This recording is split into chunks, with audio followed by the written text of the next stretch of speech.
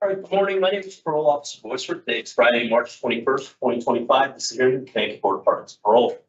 Following board members are present this morning by stating their names on the record, certified they have reviewed all statutory required documents and available pertinent information for this hearing. Good morning, Mike Pohl. Good morning, Robert Sazowskis. And I'm Ellen Zappo Sasu. Can you please state your name and your name number for the record? Good morning, Takeisha Garcia, 302-487. Thank you. This hearing is being conducted in consideration of the parole application for Takeisha Garcia, name number 302-487. She is serving a sentence of 7 years suspended after 27 months with 3 years probation for sales of hallucinogen narcotics and failure to appear first. As of day record, parole eligibility date of November 3rd, 2024. There is no victim input. There is an affirmative accountability review that shows that she is tier 2 and has a job. Utilizing the women's first needs separately and the overall score for recidivating falls within the moderate range. Ms. Garcia, this is your opportunity to tell the board why you believe you should be granted parole. You may begin. Well, during the time that I have a letter to read, but I'd like to say that during the time that I've been here and been able to sit with myself, I have learned things and been able to process those things. And I feel I have the proper tools that I need to make better decisions. And I'd like to be given the chance to prove that to you guys. I don't see anybody, but. You don't see us? No. I thought it was going to pop up, but it hasn't. What do you currently see on your screen? It says DOP York CI hearing room 3 and some names on the side.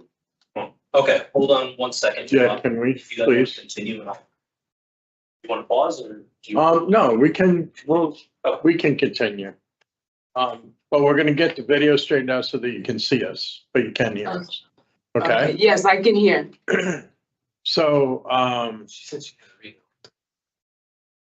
oh, did you have an opening statement you wanted to read? Yes, I do. Oh, If that's sure. okay. Thank you. Okay. Do I start now? Sure. Okay. First of all, I would like to thank you for this opportunity to be given the chance to apologize to my victims and loved ones for the damage that I inflicted in their lives, as well as the bad choices that led me here. During the time I've been here, I've been able to reflect on my way of thinking and choices I've made. Joining Tier 2 has opened my eyes to a different way of viewing and thinking, always making decisions that give me quick gratification, not taking the time to think things through, which lead to chaos and trouble in my life. Now I can honestly say that Counselor Cohen's teachings and helping with how to slow myself down and think about why I'm feeling the way I'm feeling and what I can do to change the negative to a positive.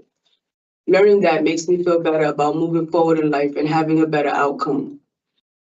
Going to Tier 2 helped me understand that when I need help, I need to reach out and ask for it, which is why I joined the Al-Anon after graduating to Tier 2. At Al-Anon also helps me to continue to work on myself and feel good about having a good support system, knowing there's others like me who can help me, as well as my loved ones. A positive and caring support system to reach out to. I plan to use all my resources and support systems to keep myself on a path of healthy and balanced life, making amends, positive and better choices towards the people I've hurt, as well as rebuild good relationships with my community and always continue to work on myself. You get to see us now? Yes, I can see you now. All right, perfect. No, we could see you the whole time.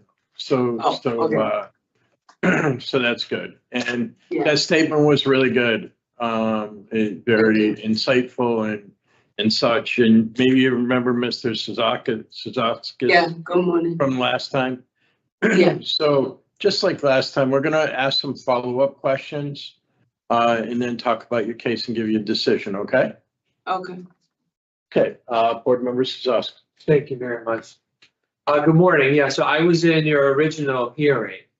And, I know that that was not the news you wanted to hear probably at the end of that hearing, that you were going to have to stay and complete programming. But I can say just from this short interaction so far, you sound much better already.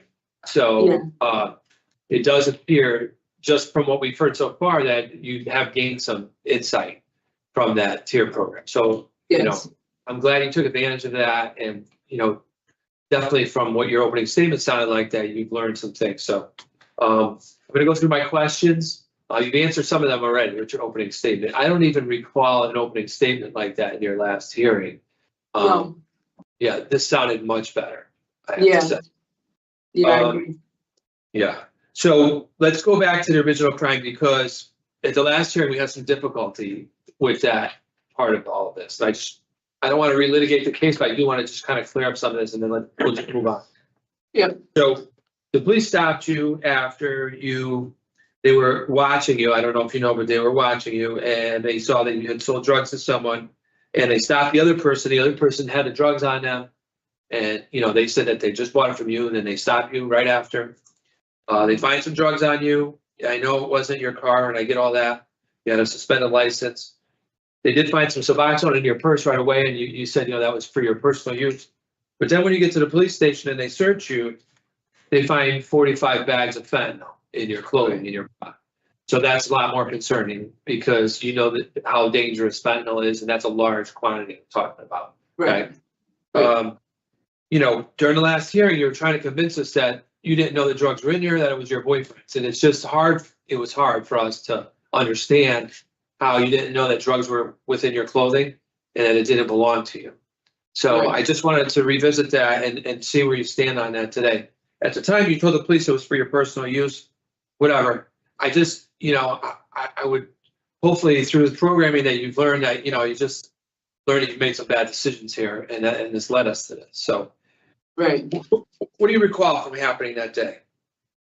I recall going to meet with somebody, and I saw the girl crying, and she got in the car. We took a drive around, and I dropped her off, and then I drove off after a little bit and was followed by the police and pulled over. Yeah. Yeah. Go ahead. And then after they pulled me over, they searched the car, which it wasn't mine, and then they took me to the police station and researched me.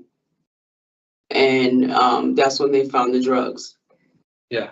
And I was embarrassed, is what I was.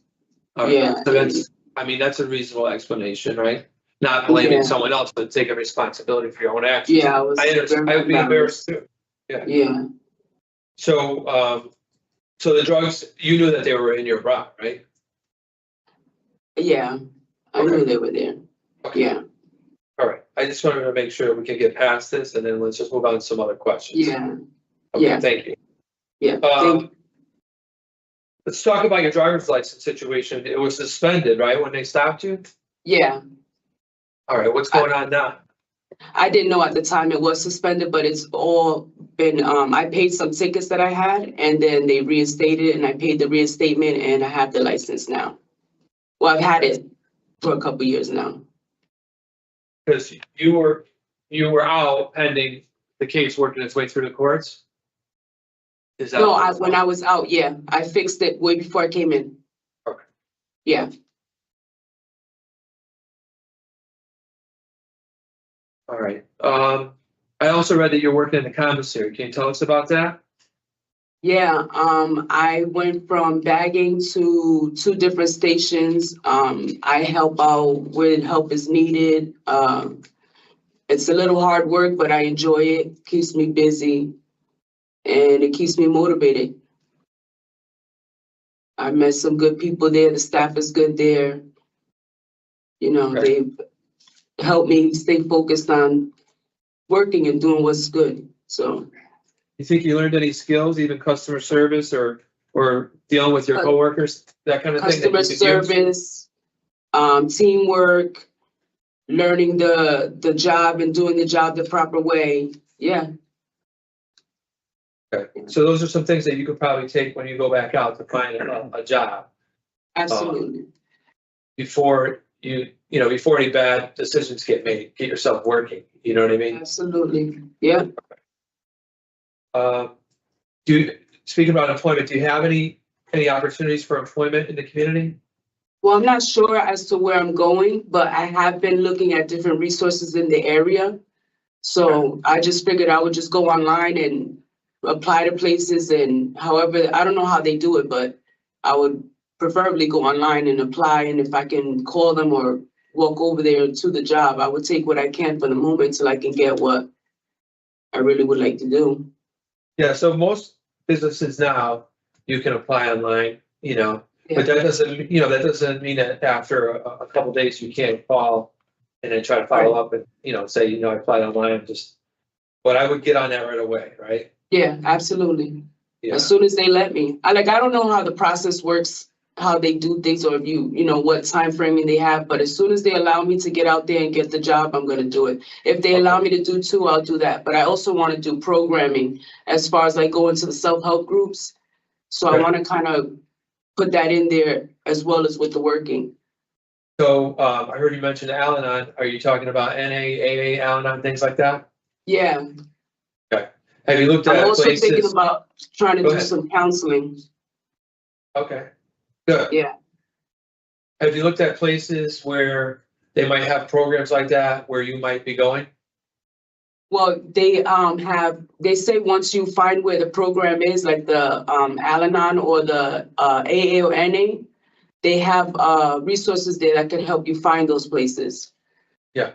So, I mean, those are very popular programs that you're describing. So most places, you're gonna be able to find somewhere in a church or some community center somewhere where you're going, you know? Yeah.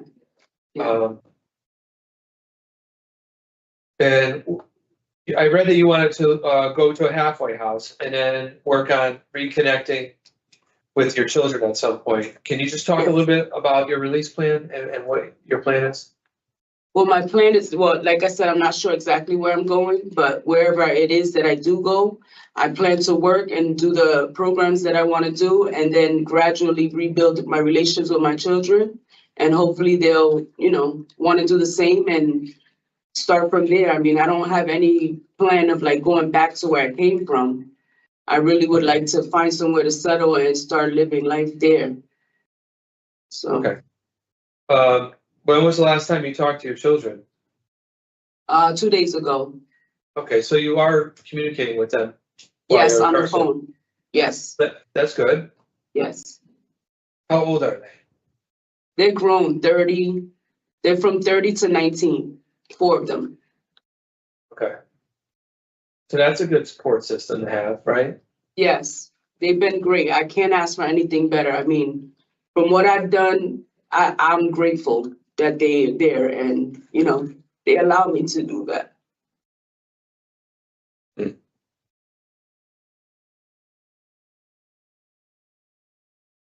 All right. Is there anything else you wanted to talk about before I pass on to my colleagues? I don't have a lot of other questions for you. We asked you a lot of questions in the first hearing, so I'm very familiar with your situation and your case and what happened. Is there anything else you wanted to say?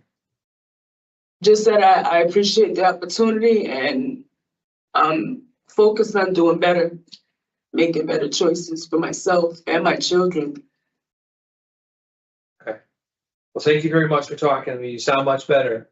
You've done well since the last hearing. I appreciate that. You're welcome. That's all I have, Mr. Chair. Thank you. Ms. Garcia, just one thing. Have you ever heard of CCAR? No. So if you go back on your tablet after the hearing, there's a orange yellow button that has CCAR, the Connecticut Community for Addiction Recovery. Okay. And if you're going to go to New Haven or Bridgeport, both of those have a really good recovery community center. Okay. And they have recovery coaches. So you have a little bit of experience with sponsorship and stuff like that now. Yeah. And you know how a sponsor like helps you through the steps and you get to talk to them and stuff like that? Yeah. But they aren't experts on resources that are available in the community. And a recovery coach is. So I know like you talked about, you know, wanting to get some counseling and stuff like that. Yeah. The recovery coach knows some counselors in the area they can make a referral to that understand addiction and any kind of issues that you're going through and stuff like that. And they also help with like a resume and, you know, where are some places that are good in this area to apply for a job. Okay. So if you go back and you take a look at that and you request a coach, it's something that just reinforces Rather than going out there, and the last time I was out there, I did what I did to get in there. You know, you had a little bit of time in between, but, you know, if you have a coach out there that can help you find the resources that you need just really quickly, Right. that would be really good for you. Okay? Yeah, yeah. Thanks for the information. Okay. Board Member Zappa-Sassy. And just to continue that theme, in the past, you've been successful when you've been on community supervision. So that says to me that you know how to use your parole officer, your probation officer as a resource. And do you feel that that's going to continue this Yeah, release? absolutely. Okay. And Absolutely. how Even would better. you, go ahead. Even better, because now I used to have well, I can't say used to, I'm working very hard on being able to reach out. Like sometimes it's just so hard for me to reach out that I reach out too late.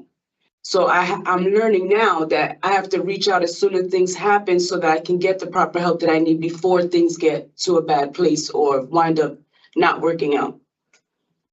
So that's one of my things that I've been focusing on is asking for help and reaching out right when I need it and not trying to figure it out before it's too late and then I wind up in a bad spot. So you had mentioned in one of the reports that I read that Tier 2 brought you to a place of self-evaluation. And I'm assuming Yes. what you just talked about is part of that process. Yes, it is. Making choices. I'm quick to make a decision without thinking it through and telling myself the goods and bads of it. It's just like, I got to do this, I'm going to do it, and that's just that. And I need to slow myself down and tell myself, listen, you have to think about this and think about the way to do it so it winds up coming out good and staying on the path of what I needed to do instead of making decisions so quickly and not thoroughly thinking it through. That's a big thing for me. So I've been able to sit back and understand that how I'm feeling is forcing me to think the way that I'm thinking. I need to regroup myself before I even get to that space. Well, I think that you're on a good path. And in the past, you had referenced that you had limited community support, but it sounds to me like you've already lined things up between your children, finding a sponsor, post-release treatment. All of that is important. And just like you're staying focused in the commissary, staying focused in the community with all of this is going to be a good path for you. So Right. I wish you all the best. Thank you. I appreciate that. Thank you. Board Member Sylvester. Thank you, Mr. Chair. So Ms. Garcia is here. I'm going to read here. I had her back in October in the original hearing. And at that time, we had recommended that she complete an addiction services program that was on her OAP. Get a job in the facility and then no additional disciplinary reports. So she's done all of those things. She is in the past has been successful on community supervised release 4 times and has never had an unsuccessful period of community supervised release. So like panel member Zappa-Sassy said, that's a pretty good indication of where she's at. Today she comes forward and sounds much better than her last hearing. And she was able to articulate what she learned in the Tier 2 program. And her release plan sounds good. She has support from her family. She's been talking to them on the phone, getting prepared for her release into the community. She explained how she needs to slow down and take into consideration the consequences of her actions before she makes decisions. It's something that she learned in Tier 2. And in the past, making impulsive decisions sounds like it led her into trouble. So I think that's probably the most important thing for her, to just slow down and before something bad happens, like she said, think it through. What the outcomes are going to be from making different decisions before she does it, and so that way she doesn't land back in the situation. So she's done well. So considering all of that. I'm in favor of granting her a discretionary parole today. Okay, I think we're all in the same place. Yeah. What would we have her do? Halfway house code D? Yeah, I had halfway house. Originally I had driving, but it sounds like that situation has been resolved, so I'm okay with not putting driving on there. So, So happy house code. yeah, and then, I mean, there was a co-defendant involved in this. I don't know if she would ever have contact with this person again. You guys want to discuss, we need to add that for this. How do you know Jasmine? My foster sister, she was her friend. Yeah, I didn't know if it was a random person. No. Apparently it's someone that she knows that's in this, or her previous life, you know? Okay, I would like to add it. Yeah, okay. And that's it, right? yeah, I think that's it right now. Can you say your first name again? Takeisha Garcia. Kiashia. In regard to Kiashia Garcia, 302-487, I move to grant parole on or after March 21st, 2025, with the following stipulations: halfway house placement, no contact with co-defendant Jasmine LaChapelle. Is there a second? Second. Those in favor signify by saying aye. Aye. Those opposed, no. The ayes have it. Ms. Garcia, you've been voted to parole. Your conditions be explained to you prior to your release. And please, when you go back, do reach out to CCAR. I will. I appreciate it. Thank you very much. Yes, Thank you. I will. See it made 302 for it.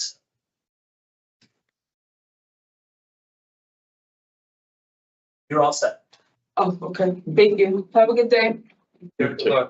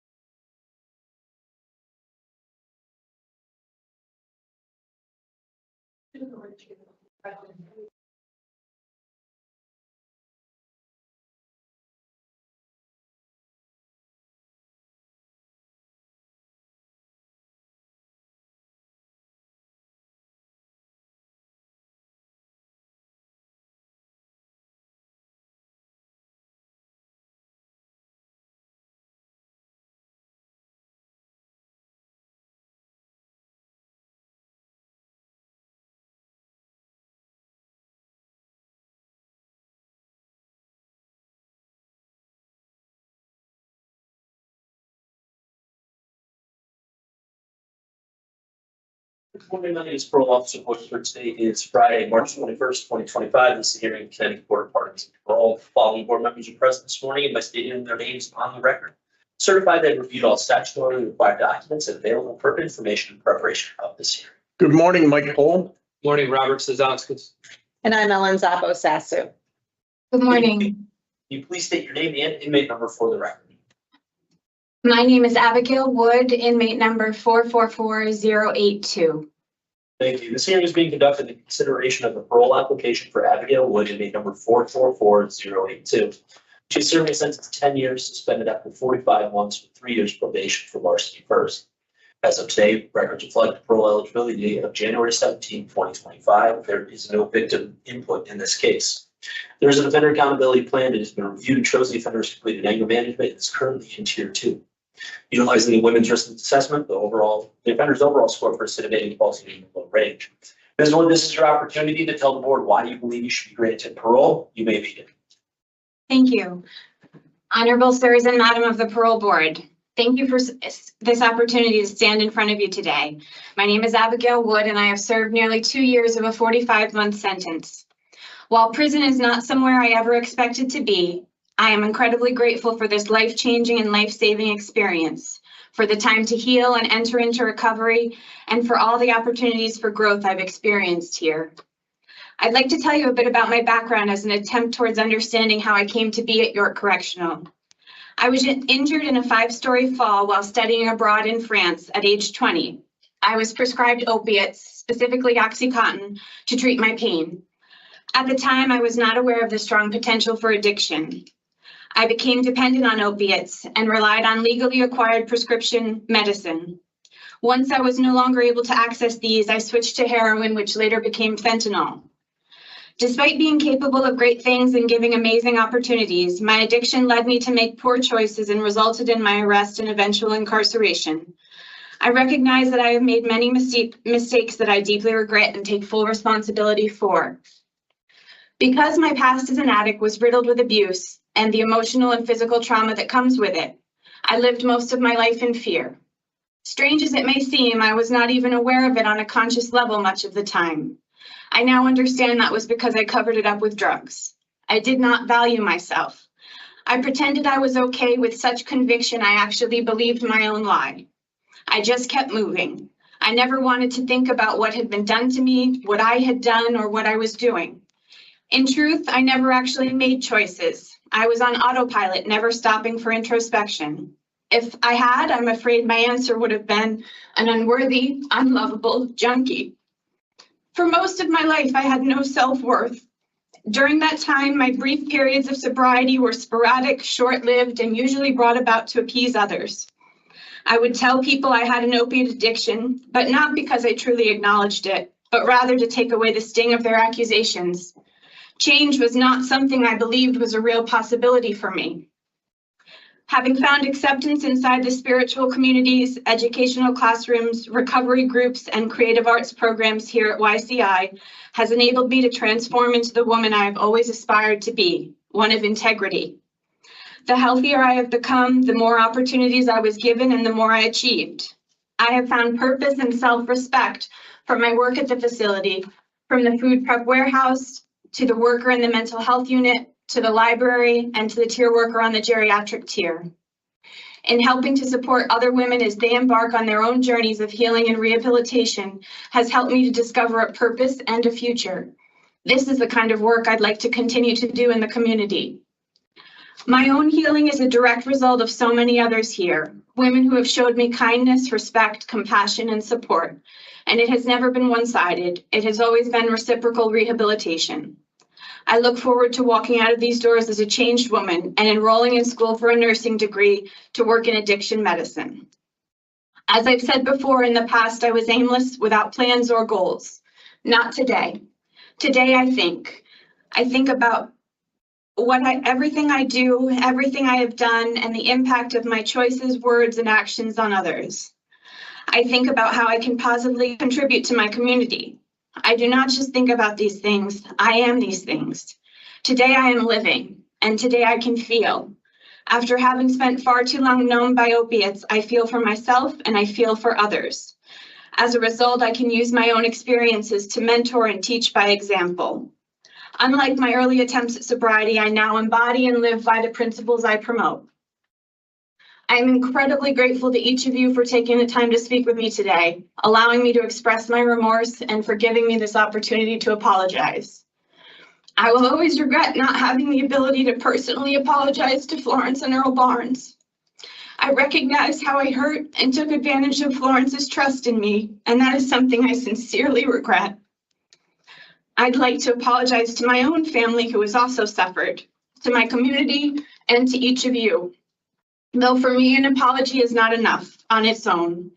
Saying I'm sorry should be a commitment to change. Today, I can say I have done that. The woman sitting in front of you is not the same one that came to YCI almost 2 years ago. Today, I am accountable, remorseful, and have worked hard to rehabilitate. During my incarceration, I have gotten to know and love myself. Today, I am completely free of opiates, including methadone. I spent 11 months successfully tapering off methadone and can honestly say I am a completely changed person as a result. I have taken advantage of every opportunity available to me to grow, learn, and especially heal. I completed the Defy Ventures program and won first place in their business pitch competition. I participated in Judy Dorwin's Justice Dance Performance Project. I am currently participating in an intensive outpatient educational program that is Tier 2. Despite it being part of my OAP, I chose to take this program as a continued care plan to better myself. I attend school and have been consistently employed. I faithfully attend Native American Services and their Wellbriety Recovery Group. I understand parole is not a guarantee, but rather a privilege, one that I hope to be granted. I will not allow where I am and where I've been to continue to define me as a woman. I remain steadfast in my recovery and spirituality and support the recovery of those who seek it. I am committed to living a life of service, thus making my life a reflection of second chances. Thank you all for your time and consideration. Thank you, Ms. Wood, for that statement. It was very thoughtful and covered a lot. What happens here is we've read about the offense. Mhm. And we've read what's happened since your incarceration.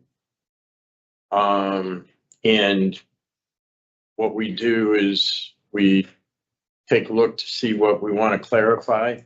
And you've done a lot of that for me through your opening remarks. We ask questions and then we talk about your case and give you a decision, okay? Okay, So, just so you know, the video is blinking in and out, so if I'm not making eye contact, it's because I can't see you. it's blinking in and out. So Kristen had probably heard that. Yeah, the other way she said we could fix this, we would have to disconnect and reconnect. So to do that, we'd have to call the officer. So Can you hear us okay when that's happening? Oh, I can hear you just fine. I just didn't want you to think I was looking elsewhere. But I am looking at the camera, so. Okay. It doesn't cut in and out. Yeah, well, when at the end of your hearing, we'll have the officer do that. We can see you perfectly. Okay, thank you.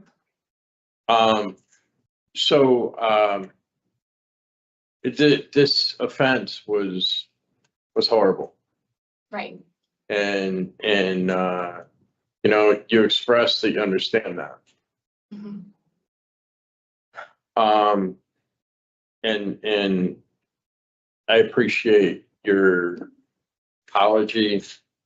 I really think that there was sincerity behind it. And that spiral, I know too many people that are close to me that went in that spiral and with Oxy, who are just really incredible people that went down a hole with that and wound up doing things that they normally wouldn't do. You know, so I can appreciate what you said, but as you said, you know, just being sorry isn't enough, right? Right. So what I see is that what you have to do is figure out how you bring about change in yourself. Mm-hmm. So that this doesn't happen again, and you start becoming a contributor rather than somebody who takes. Right. Right. You know, I heard a lot, and I know the programs there at York. Mm-hmm. And your engagement in them and the way you talked about them makes me understand that you've really accessed the solution here. Mm-hmm. I didn't know that that's what I was going to walk into. Because face value, this offense, you know, it's taking somebody's really their whole financial security, you know? Right. So let's just go through a little bit. Tier 2 is in process. When does it finish up? I believe the ending date is projected at June 2nd. June 2nd. Okay. And so with that, you still have a couple of months of work to do there. However, there's these other programs that you've been engaged in while you've been there, right? Right. So talk to me, what is Wellbriety? Wellbriety is a recovery group similar to AA or NA, but done through the lens of Native American beliefs or spirituality. Okay. And what did you learn through Wellbriety? I learned to tell myself the truth, which was a hard thing. And, you know, it's a work in progress, and it's something that I didn't necessarily do all the time. And I never had a sense of spirituality. I went to church, but it was more rote prayer, not really any thinking behind it. And, you know, it was more like making wishes, honestly. And through Terry and the Native American services, I've really become in touch with my spirituality and believe that there is a bigger purpose for all of this suffering. And I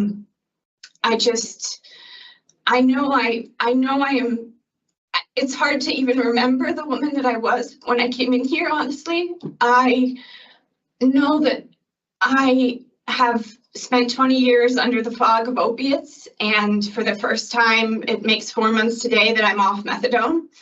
And things are just so much different and much better in my life because of that.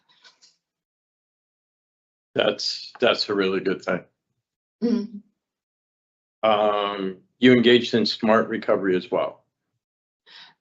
Yes, I was only able to attend one of those meetings, but I do have a pass for the group. Judy Dorwin meets around the same time, her Justice Dance Performance Project. So that conflicted. What did you think with your little exposure to that? It's something that I plan on continuing in the community. I'd really like to engage in IOP and continue to do what. What do you like about smart recovery? I liked that it was rational. You know, I wasn't able to glean much from the limited exposure I had to it, to be honest. So I can't really speak on that. Okay, I appreciate your honesty with that. Smart recovery takes like real life situations, and they talk about,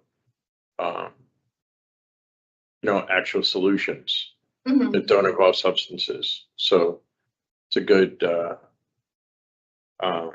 it's a good program. But thank you for doing that.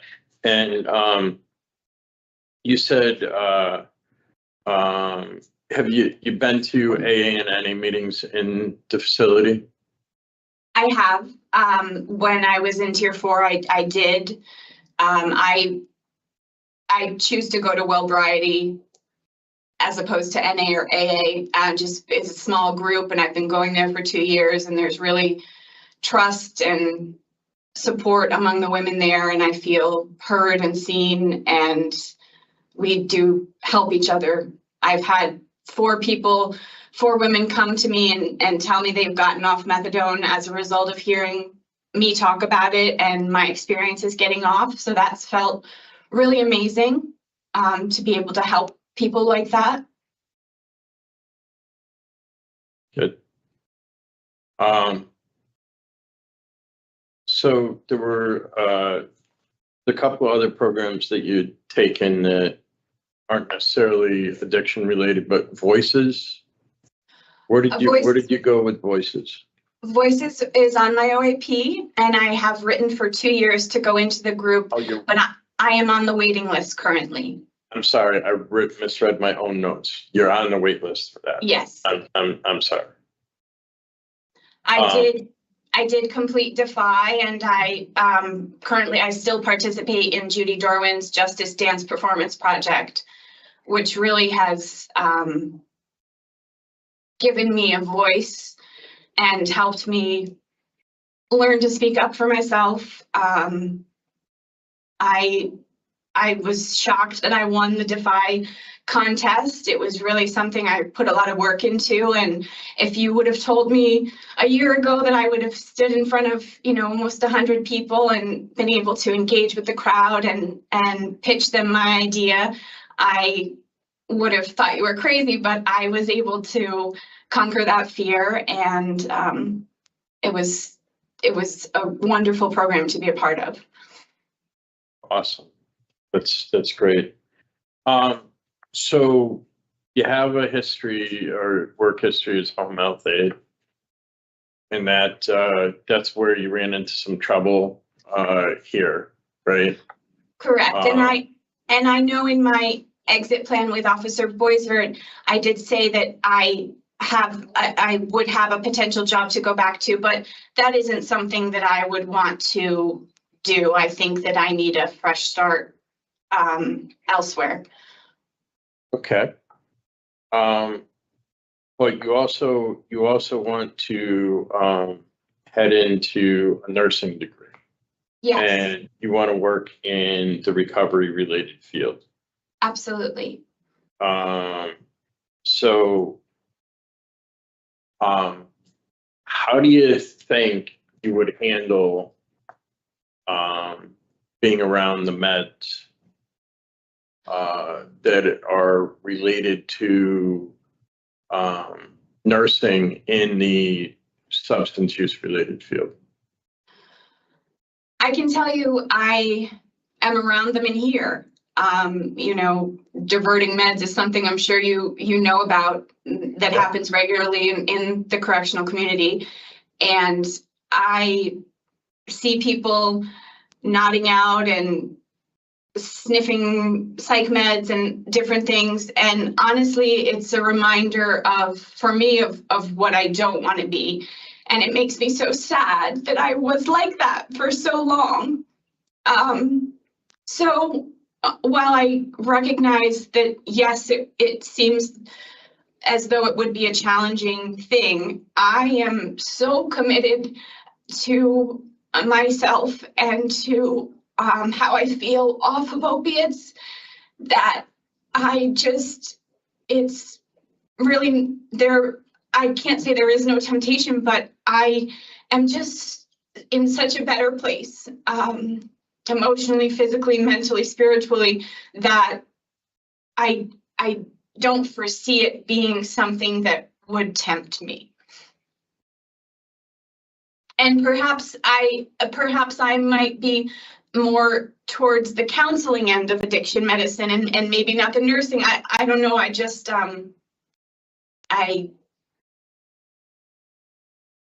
yeah, I'm sorry. It's okay. I mean, that's, I wanted to make sure that you thought about, Mm-hmm. because detox is a big thing, right? Right. And, some meds that you take, some parts of detox deal with meds that people need to be weaned from. Right. So it's like, that's, I wanted to make sure that you've thought about where you're going. Thank you.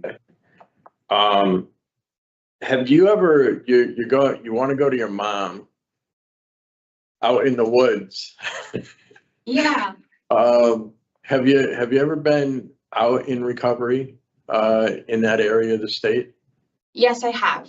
I went to 2 programs there, rehabilitation centers, and I'm very familiar with the recovery groups, Mountainside, High Watch. I have many family members, 2 aunts and an uncle, some cousins who all have significant periods of sobriety, who are active in the community, sponsoring. So I do have a great support network. Although I'm an only child, my mother is one of 10, so I have a lot of that are all in my area. I have a lot of first cousins and aunts and uncles, and people who are cheering me on and hoping I do well, who believe in me. So that's very bolstering. But I mean, that's how you do it. Right. Right? That's how you do it. And those two places are really good. Mm-hmm. Especially the prime rib on Saturday night. At High Watch, yes. So yeah, so that's good. I'm glad that you're connected like that. It's really important to the transition back into the community. Mm-hmm. I'm gonna pass it on and see what other board members have questions, okay? Okay. Board members, Sasu, questions? Thank you. Good morning. So I'd like to start by congratulating you on no longer being opioid dependent, because that is a very big accomplishment. Thank you. In reviewing some of the reports that we read, I did see that you had a series of opportunities for treatment at various locations, you know, Charlotte, Hungerford, Mountainside, Silver Hills, McCall. Why do you think it clicked for you here as opposed to all of those other high-end programs? You know, I'd never come to jail before, and I never really met my rock bottom. And I certainly did, committing the crime I did and having to come here. And there were no other options for me at that point. So sobriety was my only way of surviving this experience, and I knew that it would better me, that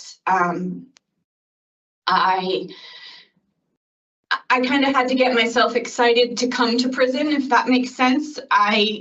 It was something that I was very scared of, that I tried to avoid for a long time and not think about, not really think of the gravity of it. But once I changed my thinking and realized, wow, this is the opportunity of a lifetime to be sober, because, you know, although I know that there are people in here who use, for me, that was never an option.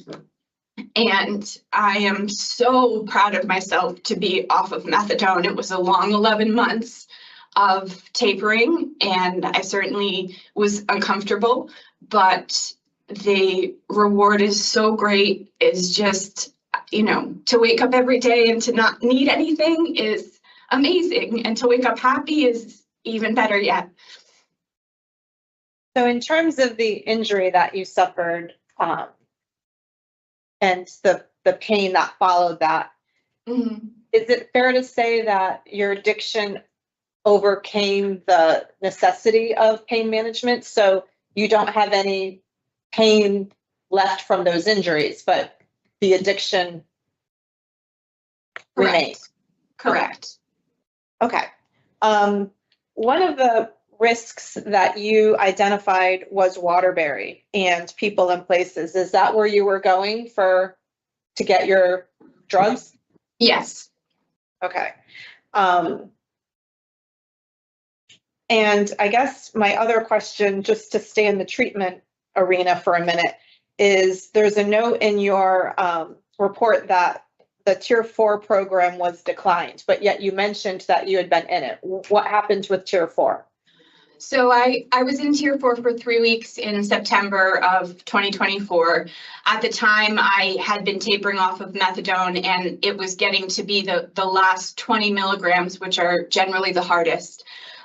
So being put in that program, for me, it was far too much stimuli, the lights, the noise, the people. I didn't feel safe, or I didn't feel as though I could safely or sanely come off of methadone in that environment, and coming off of methadone really was my priority.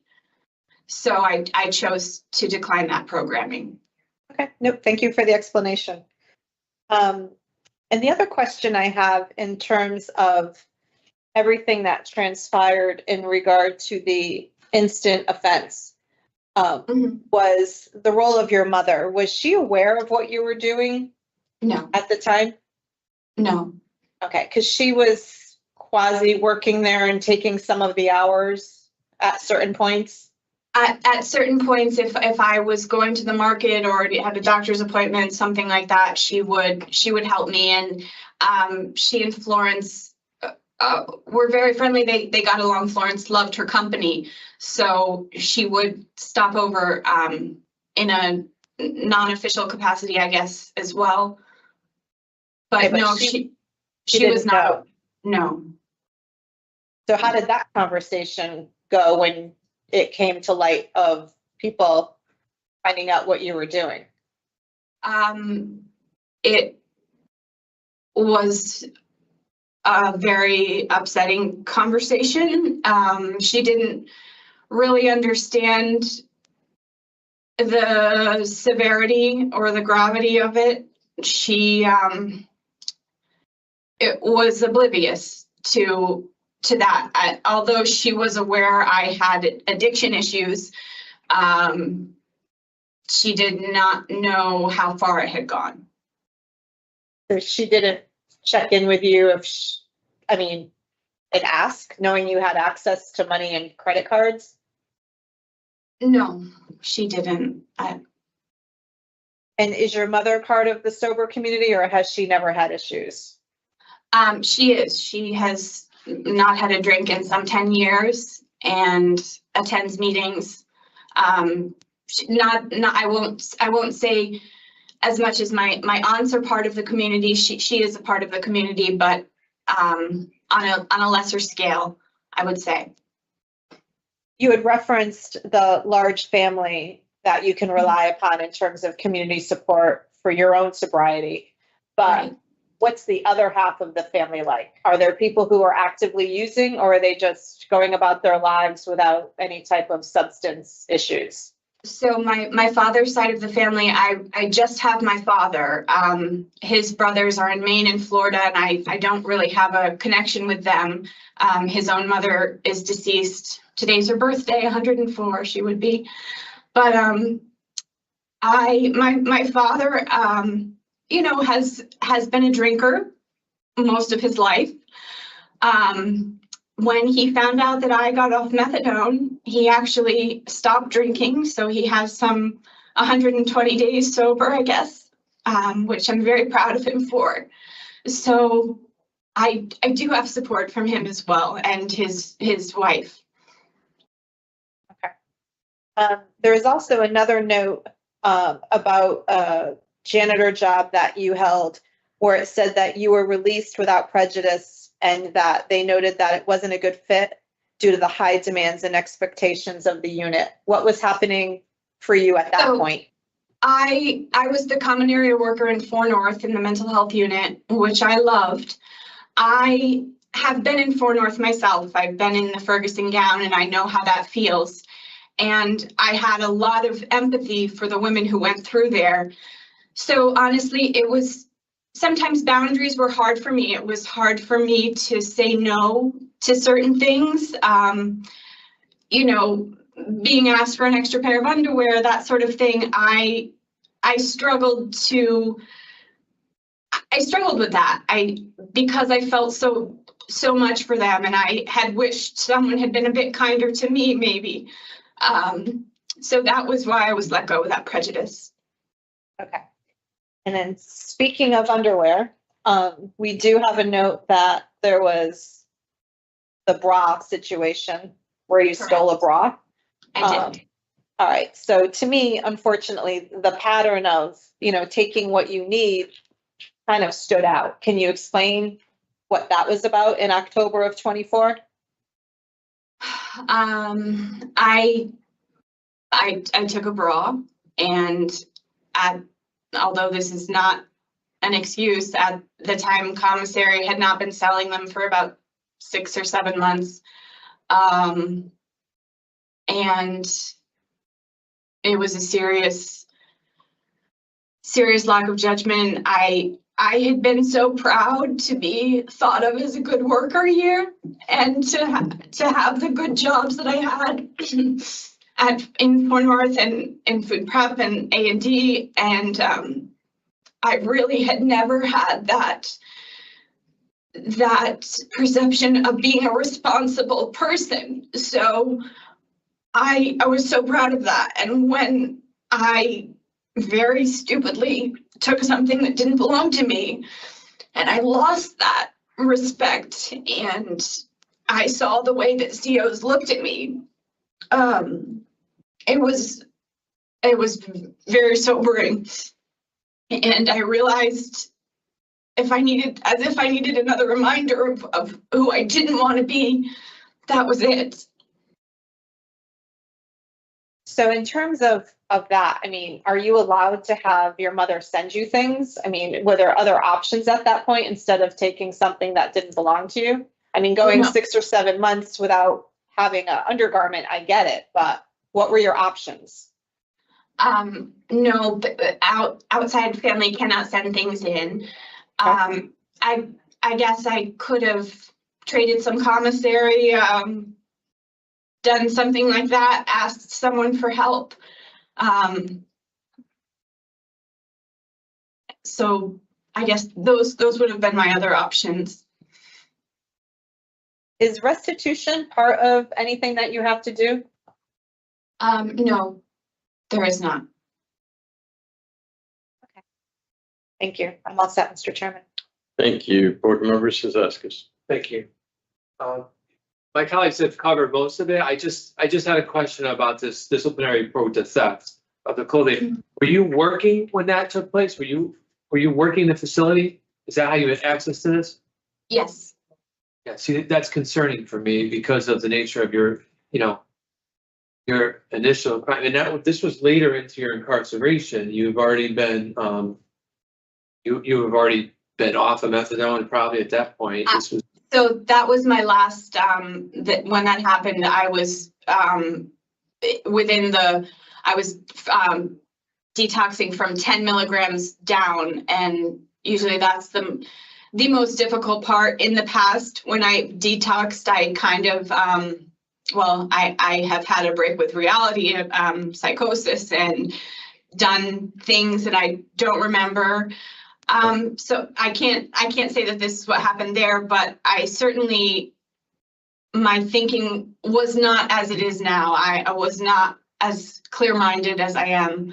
I was still. People are gonna, you've had the criminal arrest, very serious nature and circumstances of this, right? And then, this other incident, not as serious, clearly, right?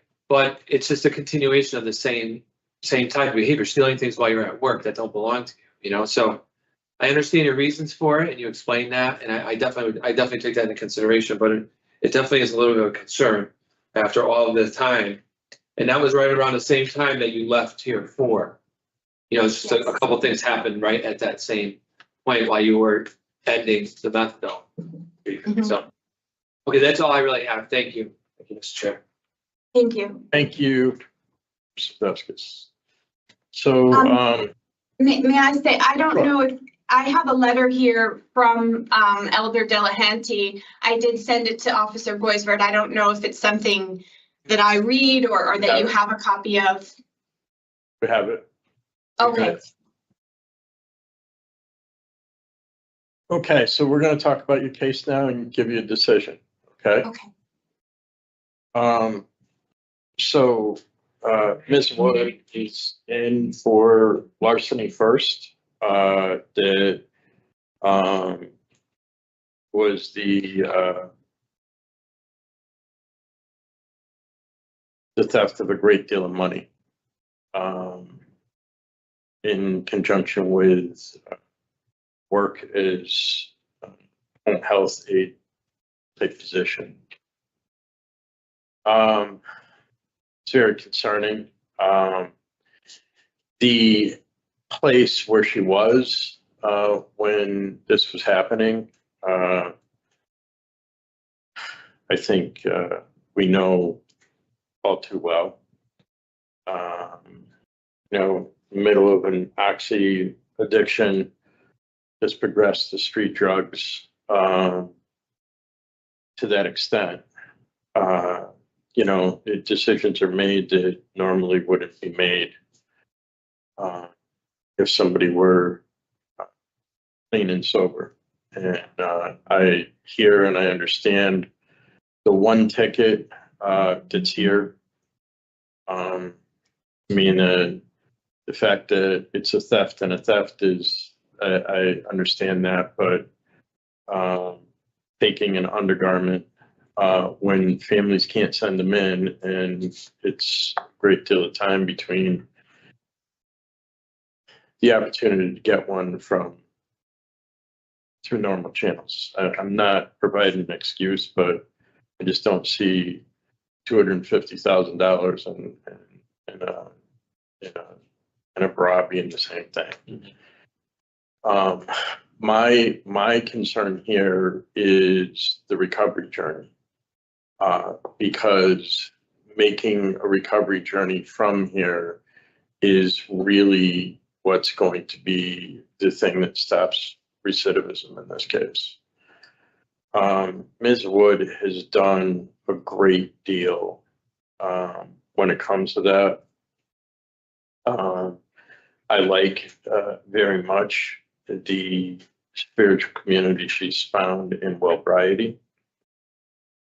Her openness to doing things, that deal with self-worth, which is something that's a big part of the center core of addiction. She put herself in places that, in terms of employment, that she struggled with. So she removed herself. That's something that's important there. And the reason why I bring that up at this point is, being in a situation and being able to remove yourself because things are something that we can't handle right now. Not saying we can't handle them ever, but we can't handle them right now, So I get taking herself out of the tier worker position. She seeks a degree in nursing, and whether she's going to use that, as she just talked about, with counseling or whatever, whatever area it is in the area of addiction and recovery. I think that Ms. Wood would do well to stay with that. I think the way people responded to her in the group, I'm not making any kind of medical judgment here, but the way she's tapered herself, rather than leaning in, she's, she wants to be totally substance free. That's a really important thing. And it's, the way people followed her in that group as she was being honest and about what was going on is important. What she did in Defy and Judy Doran, the two programs down there are really important. She wants to go to an area of the state with her mom where there are two very good programs that have a lot of meetings in and around that area. It's again an important thing. Having family that's involved in recovery is another very important thing. She rates out low, and she has no criminal history. For me, where I am in this case is that I would support discretionary parole so that she'd have some time on parole in between her release and her ultimate release on probation. Board members, Dr. Simpson. I'm not there yet, although I do believe that Ms. Wood presented much better than I anticipated after reading the files, but the nature and circumstances for me and the $380,000 is significant. And the fact that she hasn't taken voices is a concern for me, because even though the victim at stake here is now deceased, I think any type of violation of vulnerable communities who rely upon caretakers and people to come into their homes in order to maintain their quality of life at their end of life is very serious. I also believe that when we have an intersection of mental health and addiction recovery, that journey that you spoke of can be very fragile. And I would like to see her finish her programs and take voices. And I know that we're looking at June 2nd.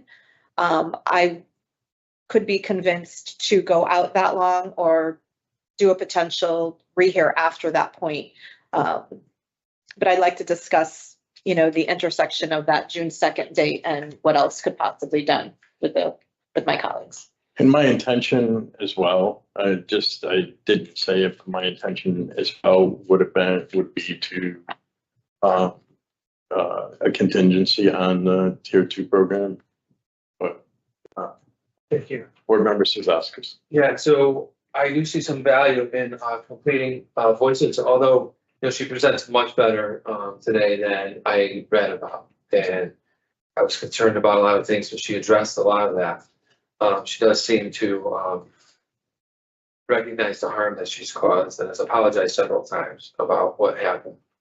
I would like her to finish voices. I don't know if we gave her contingency finishing tier 2 that she would be able to finish voices before that. I mean, I don't know if that's realistic,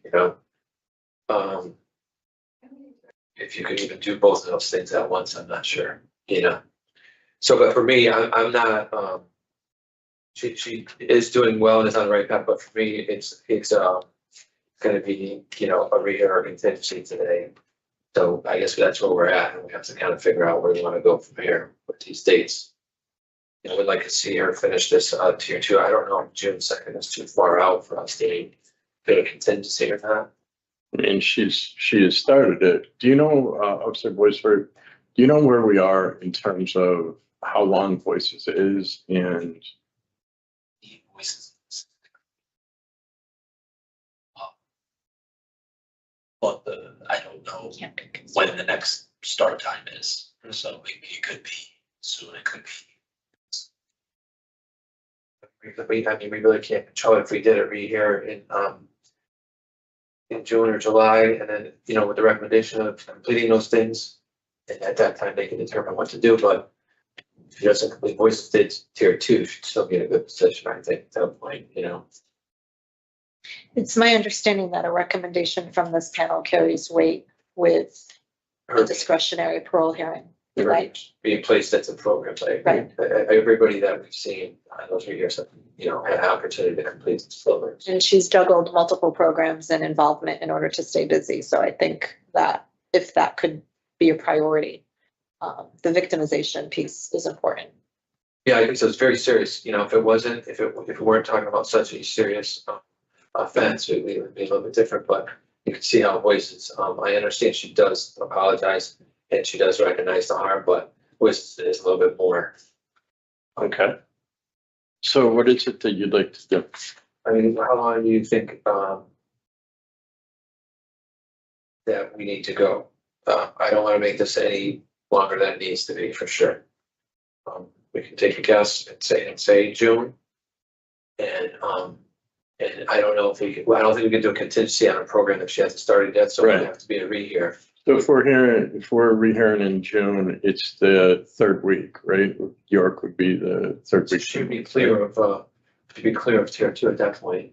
And she would potentially be well into, if not finished with voices.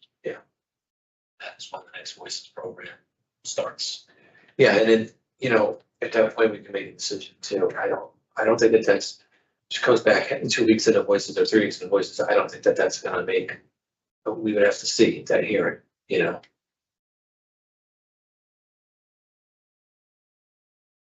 So we're good with no DRs, tier 2 invoices, finished tier 2. I'm good with that.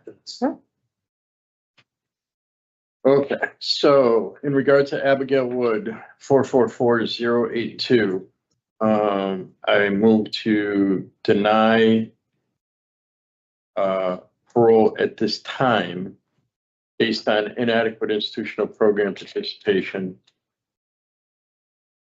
Is there another reason that you'd want to use or not. We don't have to. If we don't have to, I mean, to me, it's linked to the nature and circumstances due to the severity. And if it wasn't for those two programs, I would be okay, honestly, with her being out today, right? So that's the crux of our. So inadequate institutional program. I believe that's it. Yeah. Okay, so regarding Abigail Wood, 444082, moved to deny parole today based upon inadequate institutional program participation. And to rehear this case in June of 2025.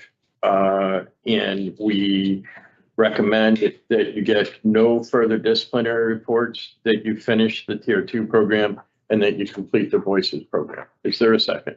Second. Those in favor signify by saying aye. Those opposed, no. The ayes have it.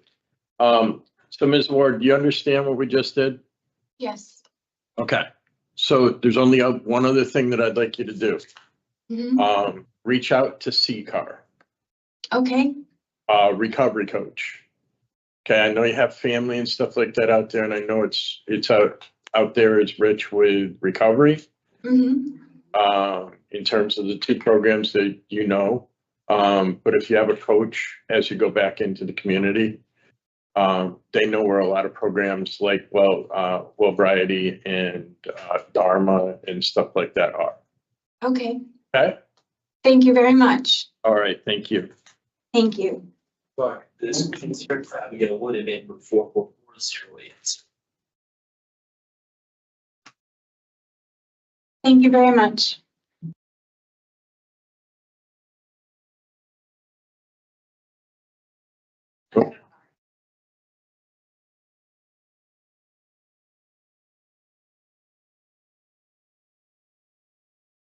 Still not.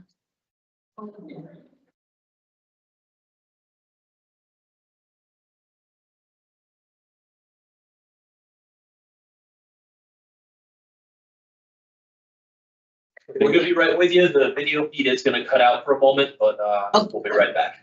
Okay.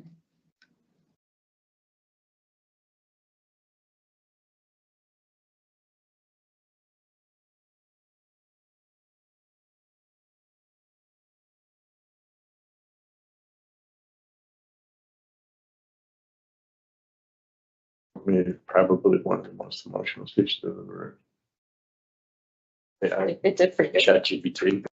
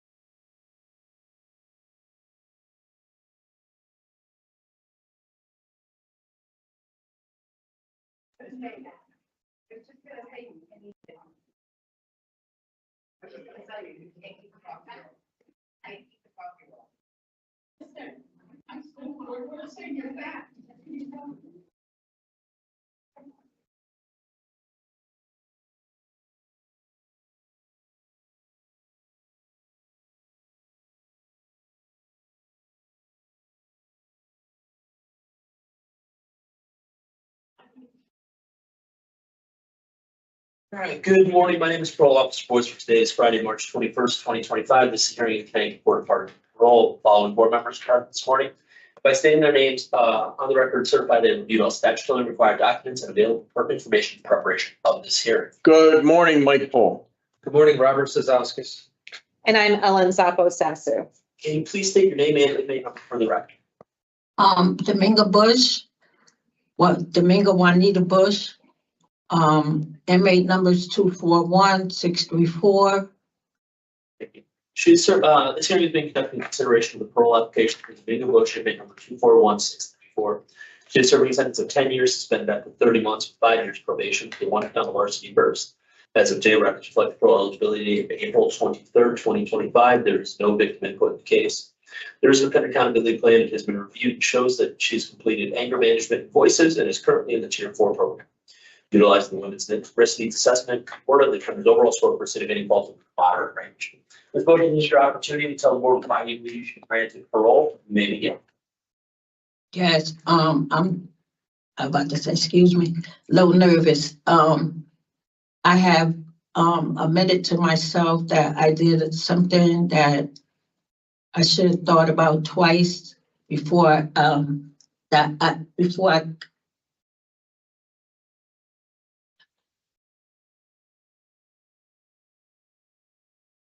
okay. I could have met today that I did took someone's money, and I could have met that it was not a right thing to do. I could have met that I have nothing to hide about what I did. I do want to apologize to the victim for what I did. But I moved forward. I came into your CI. I didn't get in trouble. I worked on all my skills. I learned new skills. I went to, I did anger management. I did voices. I did AANA. I do smart recovery. I participated in everything that was open and offered to me. I have no record of DRs, right? It's a DR.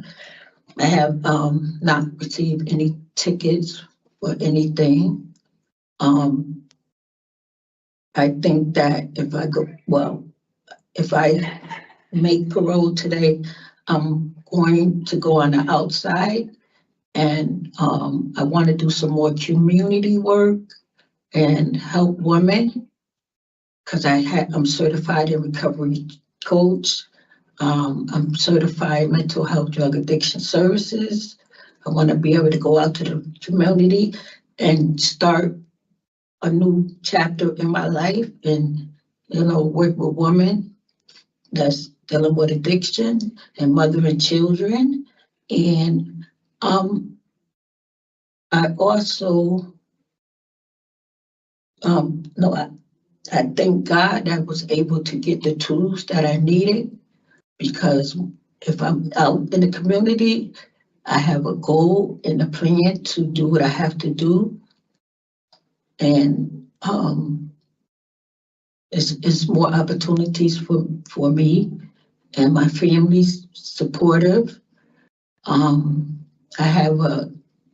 I coach here on the outside, a group, My Best Day, and it's still there for me when I get out.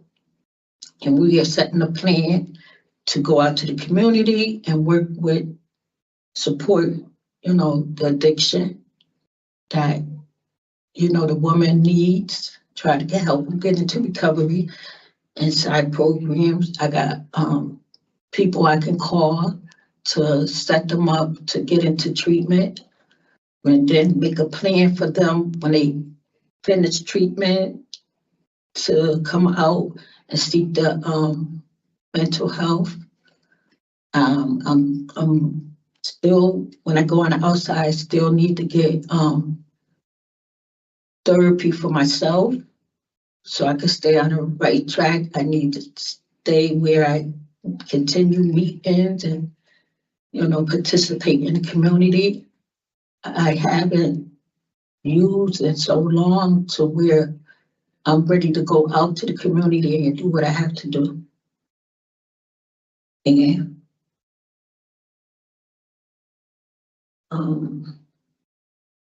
I have a big support team.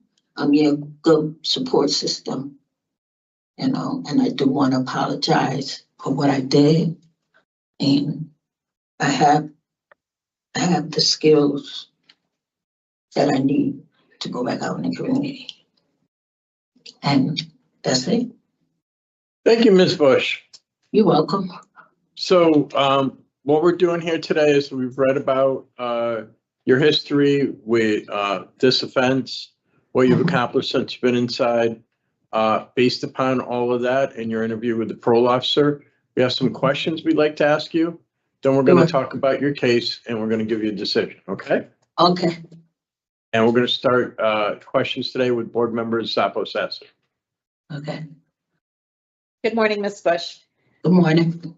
So I would just like to spend a minute clarifying the timeline of some of what's happened here. We read in one of the interviews that you stated that you have been in recovery and sober for 10 years. No, 20.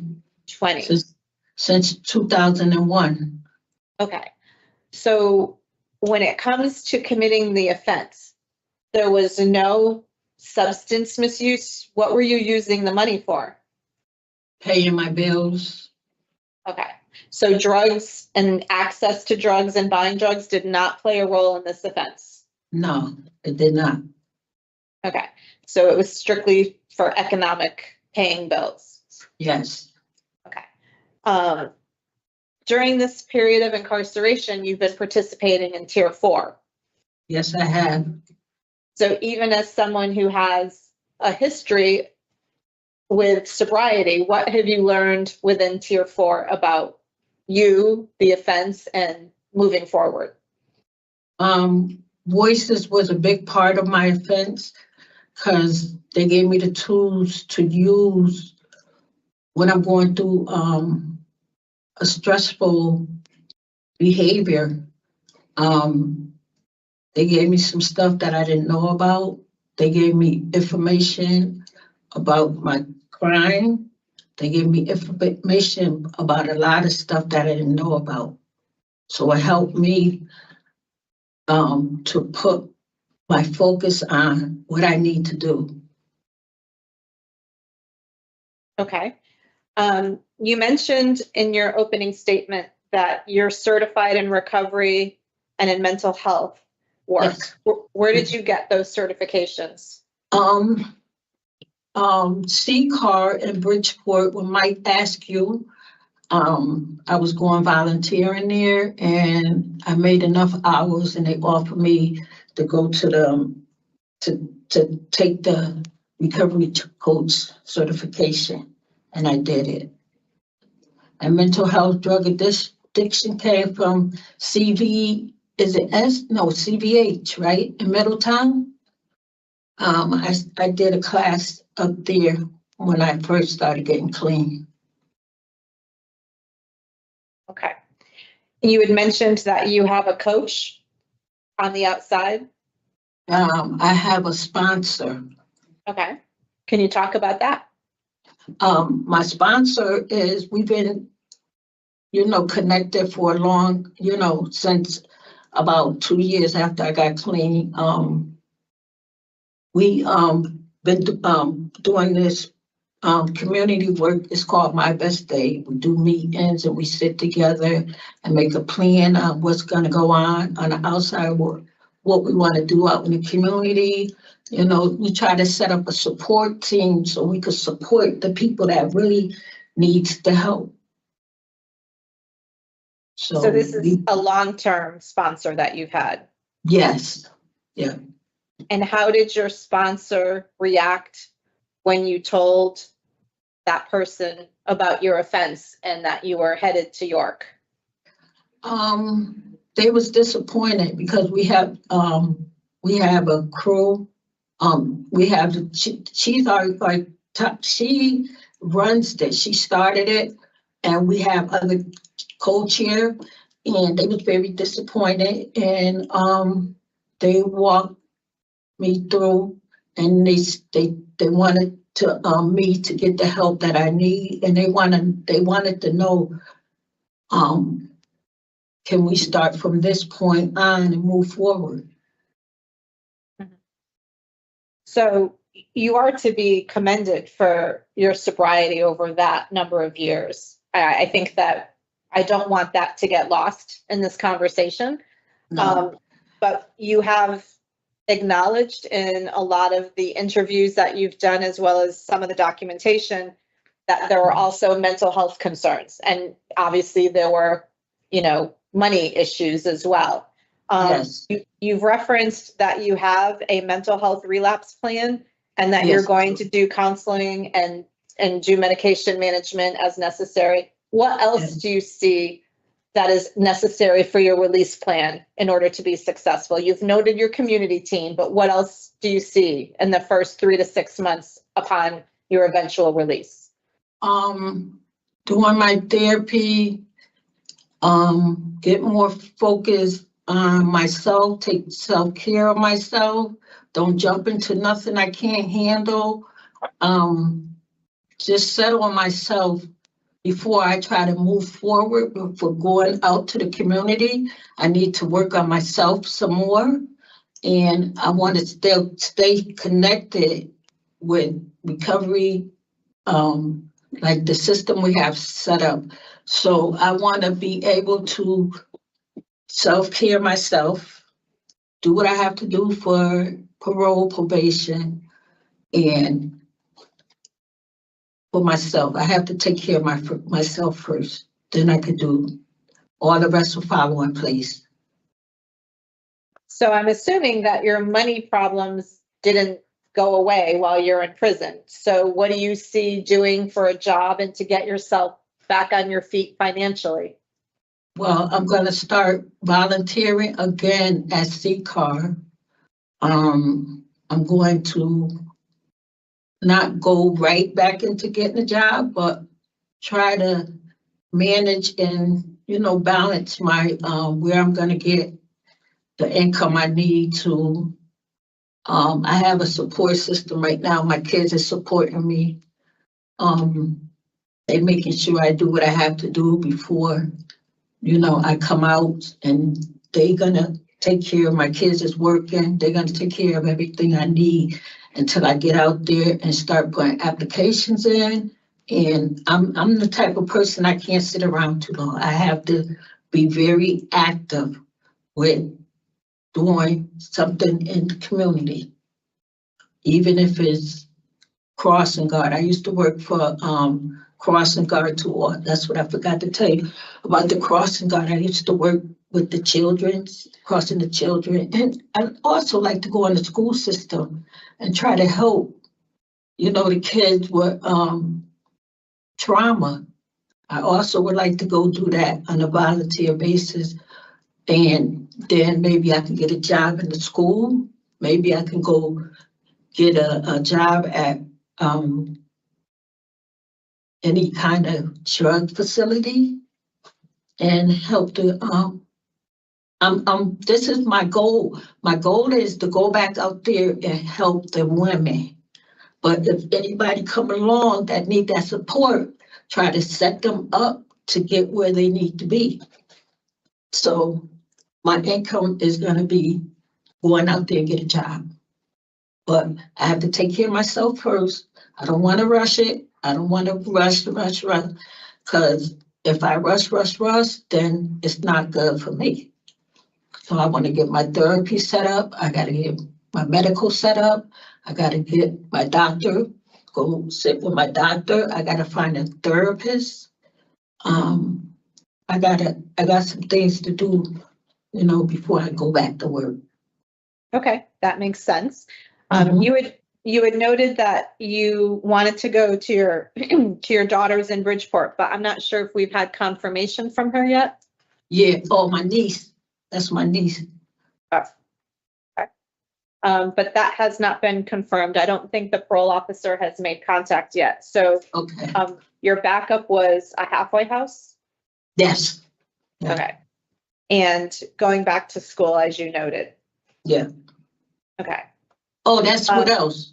I did some college. I did some drug and alcohol education, where I was going to get certified for, what's the name of the program? In New Haven, I was going to Gateway. It's a certification for drug and alcohol counseling. I was going to get certified in that.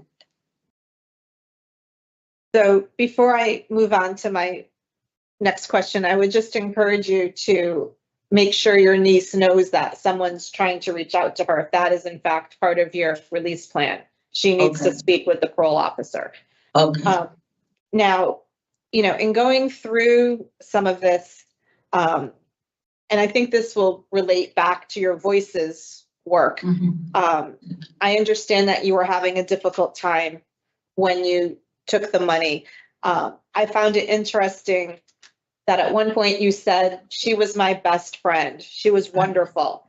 But Yes. at the same time, you felt that it was okay to take $110,000 from her. And I'm struggling with understanding why you thought that was okay at that time and how you justified that. I think I want to say this clear, and I don't want to, justify anything. I want to say this clear. I went through my struggles, and when I went through my struggles, I borrowed money from her, and then stuff was getting worse.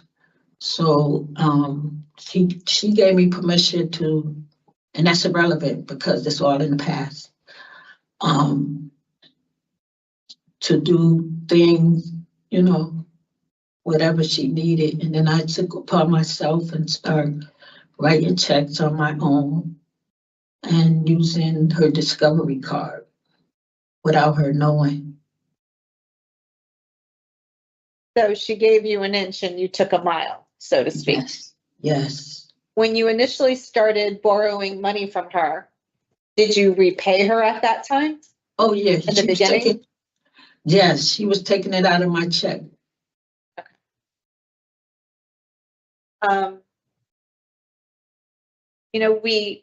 We've seen in your history that there was this, kind of a mixed bag of references. Some people described you as a wonderful person and caring, and then others said you were not reliable. You had your substance misuse and some of your criminal history, but you're older now, right? And so Yes. I guess what I'm looking for is for you to just kind of sum up, where you are today in your life, your community support you've talked about. It seems like you have a relationship with your kids. Yes. My sisters and brothers. Okay. Okay, let me think about that. I improved. Can you repeat that again? Well, I think just for you to say to me, you've talked about all these pieces, but moving forward upon your release, do you feel as if you can make a path financially, emotionally, mentally, without having any of these, past behaviors weigh you down? I would never touch nobody else's money, and I would do everything to take care of what I need. I'm not gonna touch nobody's stuff. I'm not gonna borrow. I'm gonna make me a account where it's my own money, and I'm gonna make an account where I save money. So when I do go through my struggles, I can go on my own account and get my own money. And in terms of your struggles, you're on probation for 5 years. Of course, they don't have to worry about me. But your probation officer is part of your community team. And Yes. so you've been on probation before. You've only been successful 3 of the times. The other times you were not successful. Yeah. Excuse That me. was Do you my- see Uh, Do you see this person differently this time? Yes, real differently, real differently. And would that person be one of the first people you call? The probation officer, Yes. yeah, I asked for support. I talked to my sponsor, and then I'll call my probation officer and tell her how I'm feeling at this time. And then I talk to my sponsor. I probably talk to my sponsor first. Did you have an opportunity to apologize to the victim? Well, I told the police when I did the interview, I'm honest. I'm not gonna lie. Yes, I did take the money and I was going through stuff right now. They added with somebody involved. I said, I am responsible for everything. Don't put nobody involved. I'm responsible. I blame my own self. But did you have a chance to apologize to the victim? No, they won't let me apologize to her. But I did send messages through the police department and the court system to say I apologize. If she was sitting here with us today, listening to you, what would the apology consist of? What type of message did you send via the police department and the courts? I would send this message. I would send to her, I apologize for what I did. I apologize for all I put her through because she was my friend and I can depend on her and I broke her heart and I should have been more responsible. Not taking her money, not even taking her money. Was restitution part of your sentencing, Ms. Bush? Yes. So you have to pay that back. Yes, I do. All right. I'll Thank do you it. for talking to me.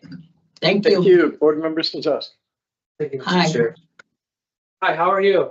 I'm okay. How you doing today? Good. My colleagues asked a lot of questions, so I don't have a lot for you. But let's just talk about Tier 4. You're in that program right now, right? Yes. How long have you been in there? I've Been a while? Yes, it's been a while. How is it going?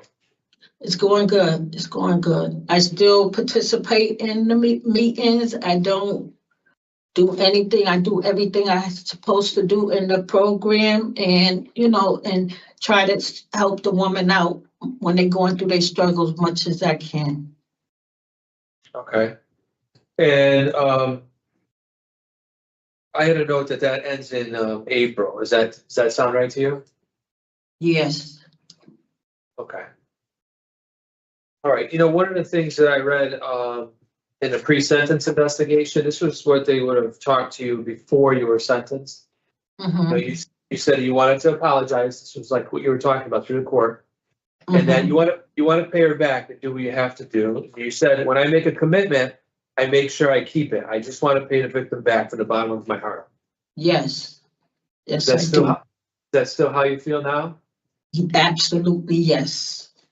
This is a lot of money. It's $110,000. You're not. I mean, it's going to be difficult for you to pay back. I could say that, but sometimes even small amounts, $5, $10 a week, it may show you're sincere about your apology. You understand that? Yes, I do. So I don't know when that time will come. You'll have to find a job and get situated first. But I would encourage you to. You said in here when you make a commitment that you're sure to keep it. Yes. I would encourage you to do that. Yeah, in some way, however you're able to. I understand that number is overwhelming and it's going to be very difficult, but you could make any kind of effort. I'm sure that people would appreciate it. Yes. Okay. That's all I have, Mr. Chair. Okay. Thank you. Thank you. Board Member Sazas. So Ms. Bush is serving 30 months. Her parole eligibility date is in April, which coincides with the completion of the Tier 4 program. She has 5 years of probation to follow for the crime that really just, it's the financial crime of the $110,000 that was taken without permission from the person that she was the caretaker for.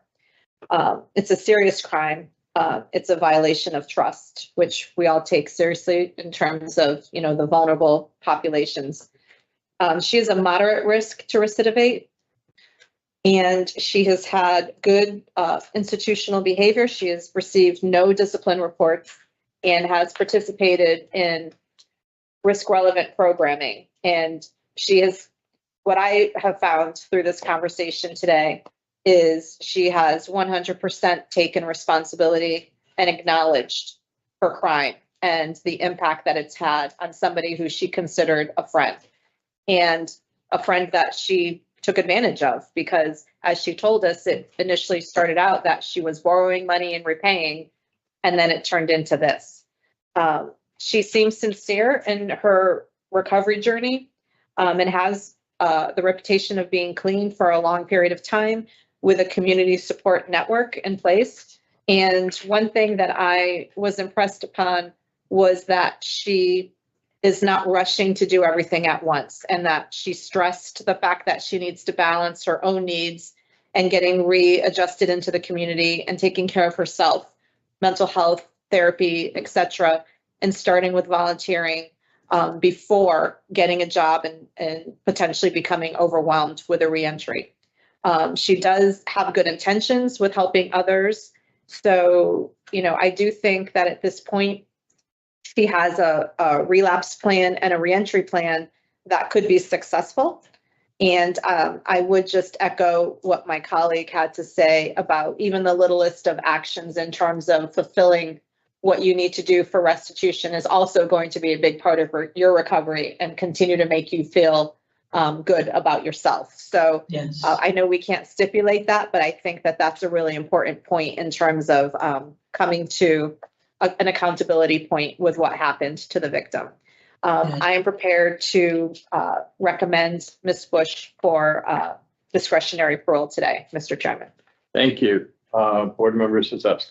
Yeah, I agree. She's done the programs, to express what she learned here today, and she has a realistic release plan. So I'm also in favor. Okay, what would you have her do? Due to the lack of response to date from the niece, I'm going to recommend halfway house placement. I don't have the name of the victim, but I would go with the no contact for that. Rosemary Yeah, don't- Cecilia. Right, Yeah, I have it. Okay, you have it. I'll get it. RC. And, I always struggle with the mental health evaluation piece because it sounds like she knows that she needs it. So I'm not sure if we have to. I Do that have one. it. You have it? I have it checked off. Okay, Yeah. good. All right. So then I would like to pursue that as well. So halfway house RC mental health evaluation contingent on tier 4. I'm sorry. Yes, completion of the tier 4 program in April, which coincides with her parole eligibility Yeah, date. she looks like she's in line to finish that. Okay, I'm finished. So- I'm finished. so regarding, say that one more time. I completed. You'll complete. She'll complete it. You will complete it. Yeah, no, I'm done, she said. We had, what is it? What you call it? Stage 3, and they said I was completed. All right, it's April. Mhm. So in regard to inmate Dominga Bush, 241634, moved grant parole on or after April 28th, 2025. Third, Is that Jesus, thank you. 23rd. 23rd? 23rd. On or after April 23rd, 2025, contingent upon completion of tier 4. Yes. And with the following stipulations that will apply to her discretionary parole. Halfway house placement if necessary, mental health evaluation and treatment is deemed necessary, no contact with victim, Don't gotta RC. worry about Is there a that. second? Second. Those in favor will signify by saying aye. Aye. Those opposed, no. The ayes have it. Ms. Bush, your parole has been granted. Your conditions will be explained to you prior to release. Jesus. Okay? Yes. Thank you, Okay. Jesus. I need to give him praise. Can I give him praise? I need to give him a praise. Thank you, Lord. Thank you. I'm Good done. luck. Thank You're you done. so much. See me praise him? Yes. Thank you. God bless you. Yes, yes, give him the praise. Give him the praise. Miss D, I love you. You're not in there.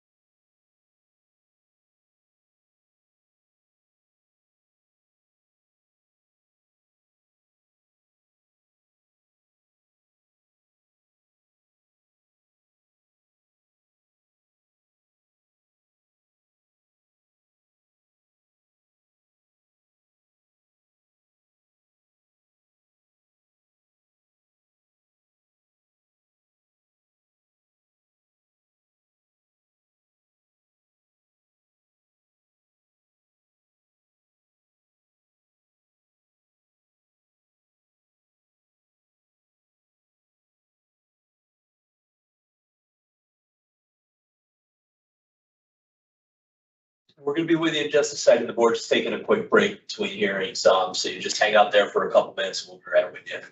Okay, thank you.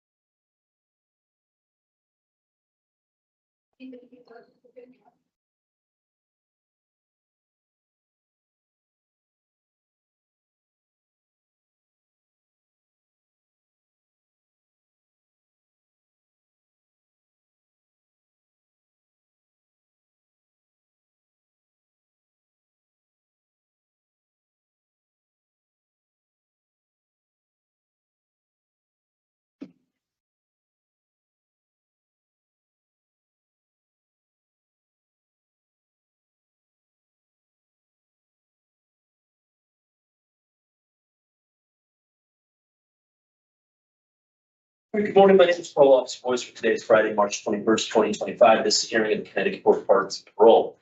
All the board members are present this morning and by stating their names on the record, certify they reviewed all statutory required documents and available pertinent information in preparation of this hearing. Good morning, Mike Pohl. Good morning, Robert Sazowskis. And I'm Ellen Zappo Sasu. Can you please state your name and inmate number for the record? Melissa Hernandez, 426147. Thank you. This hearing is being conducted in consideration of the parole application for Melissa Hernandez, inmate number 426147. She is serving a sentence of 8 years suspended after 3 years with 3 years probation for violations of the Corrupt Organizations and Racketeering Activity Act. As of today, records reflect parole eligibility of February 26, 2025. There is no victim in the case. There is an offender accountability plan. It has been reviewed and shows she has completed new thoughts and is currently in the Tier 4 program. Utilizing the Women's Risk Needs Assessment Board, the offender's overall score for recidivity falls within the moderate range. Mr. Hernandez, this is your opportunity to tell the board why you believe you should be granted parole. You may begin. Okay. Good morning. First, I'd just like to take this opportunity to say thank you for seeing me today. I've been working very hard over the last 18 months. Before I went to the Maryland Baker program, I was on the west side. During my time in Zero South, I was the tier laundry worker for over 11 months. I was also enrolled in cosmetology to earn hours for my lapsed cosmetology license. I received over 200 hours while I was there. Since coming to the Maryland Baker program, I completed newcomers. I also completed the CCAR pre-training, and I was part of the cleaning crew for about 2.5 months. Currently, I'm more than halfway through stage 1, and I chair and co-chair fellowship meetings. I'll be starting the CCAR Academy next week to earn my recovery coach certification. If I leave before the training is complete, I plan on volunteering at CCAR in Torrington and finish the 5-day training to receive it. If I'm granted parole, I'll be living with my parents and my 19-year-old son. My family understands how important my recovery is to me, and they're willing to help me along with hold me accountable when or if it's necessary. They've been a huge support the entire time I've been here. I plan on continuing to attend NA and AA meetings in my area, and my family has offered to provide me with transportation when I need it. The last time I was on supervision, I was successful and had my probation terminated early. I know I will comply with all parole stipulations and will be able to conduct myself as a positive returning citizen to society. My time of incarceration has not only taught me how to handle myself in stressful situations and coping skills, it has also held me accountable for my actions that brought me here. I have remorse for those I've harmed because of the part I played in and throughout the investigation and my charges. I also feel remorse for my family and friends that have suffered any emotional, physical, or financial repercussions because of my incarceration. I hope you give me a chance to pay society back for the choices I made and show my family I can be trusted again. I'm also planning on seeking employment and look forward to supporting myself again and giving back to the people that helped me while I was away. I also have one of my offender work performance evaluations, and this was from Counselor Flo at the Maryland Baker. This is from New Thoughts.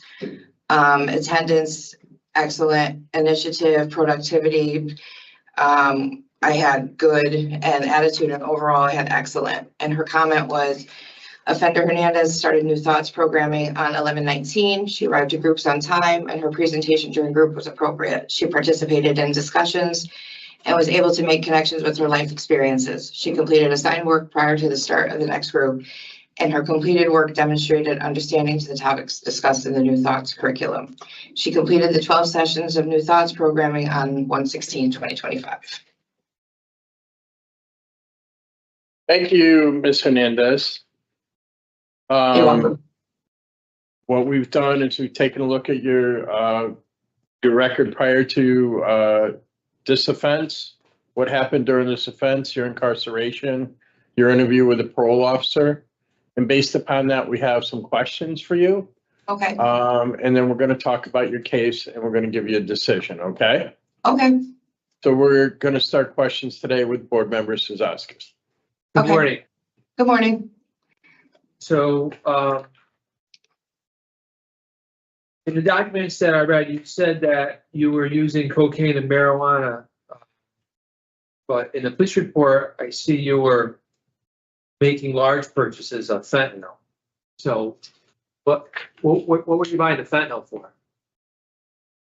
There was only a couple of times I had gotten it, and it was for a friend of mine. I never was using fentanyl. Okay. Well, one of the purchases was, I think 14 grams. And for fentanyl, that is a very lot. That is, you know, fentanyl is very strong. It's like small quantities. So a half ounce of fentanyl is a lot. Yes, I That's not understand that. for, that's not for your friend for personal use. That is for someone packaging fentanyl and selling it. You know what I mean? You couldn't possibly use that much fentanyl.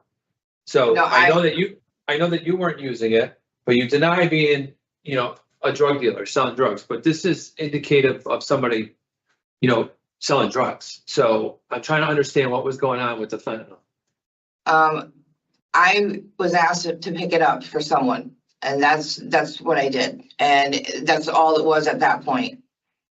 So, but That do you was it. understand that the person that you were giving it to had to have been selling, right? They couldn't have been using that much fentanyl. I had a friend that was using it like quite a bit, unfortunately, and his habit was pretty bad. I mean, a half ounce of fentanyl, like you're trying, it's at a different level. You know. I understand that, and that was the only time that I had ever picked up that much. So, I mean, do you understand that I understand that you weren't using fentanyl. You understand you were contributing though to the distribution of fentanyl through this buying it for someone else, was likely giving it to other people, and potentially people could have overdosed from that fentanyl. I mean, Yeah, it's yes, a I big do. problem. Fentanyl's Yes, a huge problem right now. It's a huge problem. It's a huge problem in Torrington. It's a huge problem all around the state, you know, fentanyl, with overdoses in particular. Yes, I do. And I think back on all of that, and now I'm actually dealing with personal issues on that, because while I've been incarcerated, my husband and I are estranged, but he also has become addicted to fentanyl. So I'm feeling personal repercussions from that, and I'm definitely feeling it, and I've lost people from it, and I understand that I could have contributed to someone by bringing that to the person.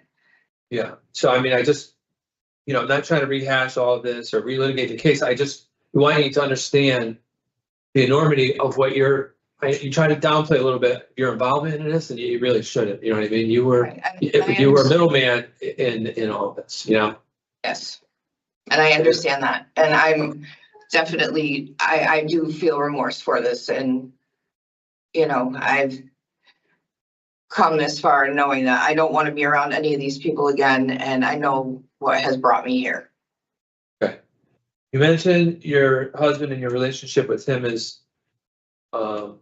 strained. I don't know, you can explain a little bit more, but what's your plan for not allowing that, you know, that situation? I'm actually in the process of, I've started my paperwork for divorce, and he has intense criminal record, and I know that he's incarcerated in New Jersey. That's the last I've heard. And I'm sorry. Yeah, I'm sorry you have to go through all that. It's not going to be easy, but whether it's him or someone else, being around people like that, I don't know if they talk to you about people, places, and things. You know what I mean? It's just not going to be a positive situation for you with your background, being around people that are still involved in that. Right, and I plan on going home, staying at my parents' house, and I don't plan on being around any of those people. I've already been given the ultimatum. It's either my mom and dad and my son, or being around people like that, and I'm choosing them. Okay. And are you gonna be in the Torrington area? Yes, I am. Be very careful. That's not, that's an Oh, area where there's a lot of trouble. Yes, Okay. I understand that, and I was living at my parents' 4 months before I came to jail, and I was actually like trying to get my life on track. I had 2 jobs, and I had started to stay away from those kind of people, and Yeah. so I was getting my life together, and then the warrant came out. So, that's what I'm saying. I'm going back to and getting my life back on track. All right, we're gonna move on to some other things now. You Okay. mentioned a new thoughts program, and you read off about your excellent evaluation, so that's good. Yes. What kind of things did you learn in that program that you think could help you when you're out in the community?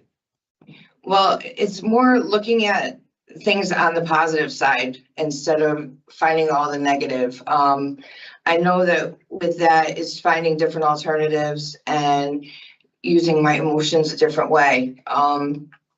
I know right now with, I've cut people out of my life that I was talking to before, and, I've really just been able to express myself a lot better with people, and even with people that are in the program.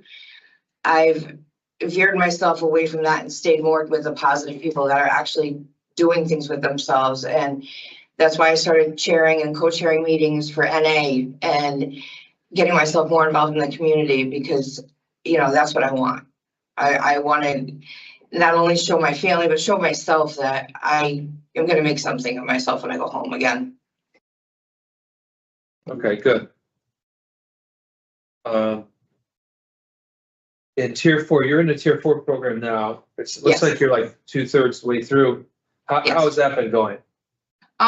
It's going well. I mean, because we've had a lot of locks, we've missed some of our classes for stage 1, but I mean, it's going pretty well. So, I mean, I like the class that I'm in. We're actually doing our projects on certain drugs, and we're going through healing and trauma right now, which is actually, it brings up a lot. And I've had my share of trauma, so it definitely it's helpful.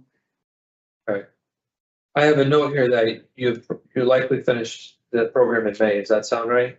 I don't know if that's when it's gonna be, because we've had classes that have been missed, so I don't know if it might be later. I'm not sure. Just double check that. You talked a lot about how you're going to stay sober in the community. It seems to be really the foundation of your success, right? Yes, If you can stay sober, it sounds like that you've already started this process before you came in, because there was a time before you were arrested and you were out in the community. yes. So can you talk about a little bit more about that? Like where, do you know where the places to go are that you're going to be living at? Oh, yes. ahead. The McCall Foundation, I've actually used them, and they're actually a very good resource in Torrington. They have really good meetings there. CCAR is actually located in Torrington as well. And I completed my pre-training. So what I plan on doing is, if I don't complete the academy here, they offer the program in Torrington, and I would be scholarshiped, but I also want to volunteer my time there as well. Okay, all right, that's good. I'm glad that you've done some research to find, take this seriously, Yes, make a plan for what, how this is gonna go when you get out. yes. So, what about work? What kind of work do you envision doing when you're Well, out, like, once you I get mean- settled and situated? I mean, eventually I'd like to become a recovery coach, but that's once I get the volunteer hours in and get the certification done. But I mean, I'm gonna see if I can get one of my jobs back at the restaurant I was working at. But I was delivering at one of the local pizza places, but I'll probably just apply anywhere that's gonna hire me. I do have my bachelor's degree, but I mean, it's in human development and family studies, but it's a little bit harder you know, it's been a long time, and I also cut hair. So I have my options, and I plan on just applying wherever I can. I'm not, you know, I'm not gonna be too picky on where I work. So whoever will hire me, that's what I'm gonna do, because I have to be able to support myself. I can't have my parents supporting me. Will they help you? Will they help Oh, yeah. support you in the beginning? You know, so Yes, can- they will. Yeah, they will. They will. You know, it's unreasonable to ask somebody to do that forever, but I'm just saying, you know, No. during the transition. Yeah, they've been very supportive while I've been here, so, you know, they'll be supportive once I come home, but they're not gonna do it forever, so. Okay, I read through all of your documents. I'm really familiar with everything that happened here. And those are really all the questions I have. I'm gonna see if my, my colleagues have any additional questions they'd like to talk to you about, okay? Okay, all right, thank you. Board members, Dr. Safi. Yes, so you just referenced your bachelor's degree from UConn. Yes, And I read in the reports that your substance abuse issues started in your 20s. What happened? So you graduate college with a degree, and then what was the trigger for things to go bad? I think some of it, I'm not even really sure. I think some of it started like when my grandmother had passed, and that was a really big effect for me. And then some of my relationships that I had with certain men, and that's really when I was triggered, and I failed relationships, people I was around, and depression, anxiety. And as long as I know I can control it, if I'm off my meds, I know that is a problem. So I plan on doing one-on-one counseling. I plan on looking into, you know, going to get my mental health taken care of when I get out as well, because you only have so much time having your meds once you leave here. So I have a therapist that I was seeing before I even came in here. So I plan on reaching out to her when I get home so that I stay on my meds and I take care of my mental health as well as my physical health. How has your 19-year-old son handled both parents being incarcerated? That's not his father that's incarcerated. Okay. So, his father's actually in the community. So, but he's actually, I've talked to him about things. He visited me here the last time I was here. The only time I did visits with my parents and my son were video, and it's been almost a year. I do talk to him from here. He holds me accountable. He knows why I'm here. And he's, you know, he wants me to come home as soon as I can, but it's a lot of trust with him, you know. We have to get our relationship back to where it was. And, you know, I mean, I've talked to him about, you know, I'm very proud of him. I have a very amazing son, and I can't take the credit for it because my parents have done a lot for him. He's been living with them since he was 7, and he's an amazing young man. He really is. I can't be more proud, but he's very forgiving too. So you know, he's does heating and air conditioning, and he's very supportive. He supports himself, but he also lives at home with my parents too. So, you know, it's just going to be a relationship I have to build back up again. Well, it sounds like when you have people that care about you and are going to hold you accountable, that's a really successful component of what your Yes. reentry plan is going to be. Yes. Thank you. Thank you. All right, board members' assessments. Okay. Thank you, Mr. Chair. So we're gonna just talk about your case, and then we'll give you a decision when we're done, okay? Okay. Thank you. All right. So Ms. Hernandez is 45 years old now.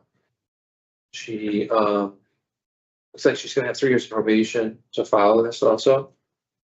And she's completed some programs, and she's in the Tier 4 program now. She's been involved in the cosmetology program.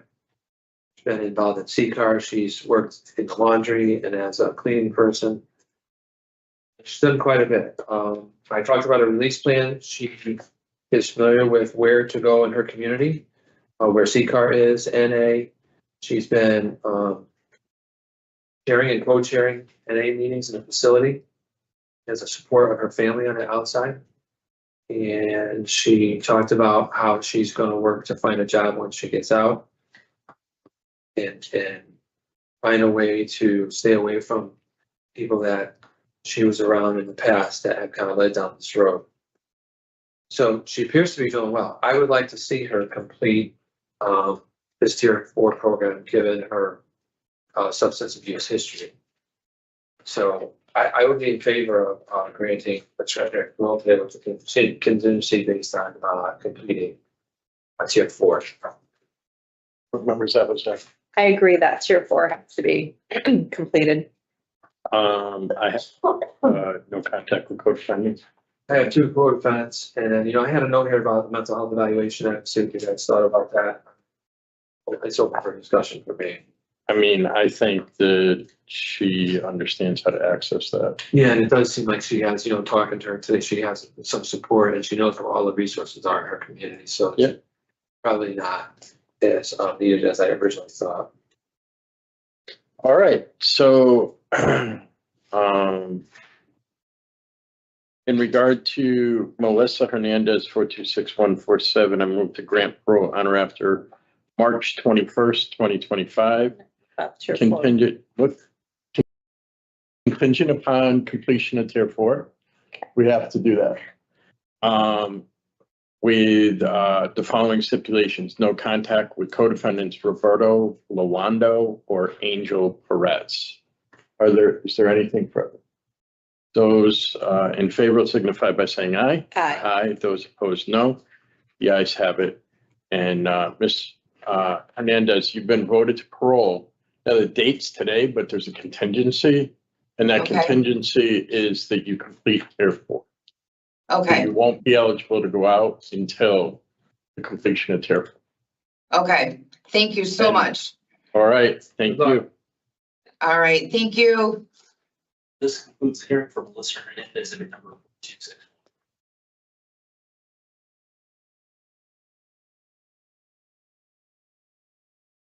Yes, I did. God bless you. Thank you.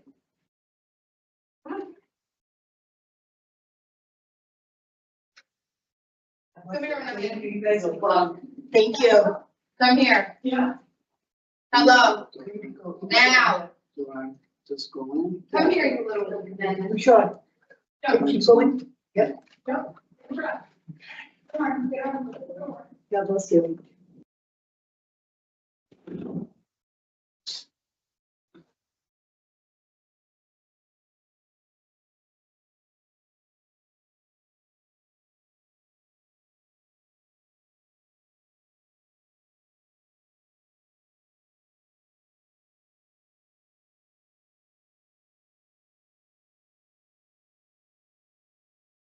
Get your mouth. All right. Let's go. All right. I'm gonna have Nina take all your plates.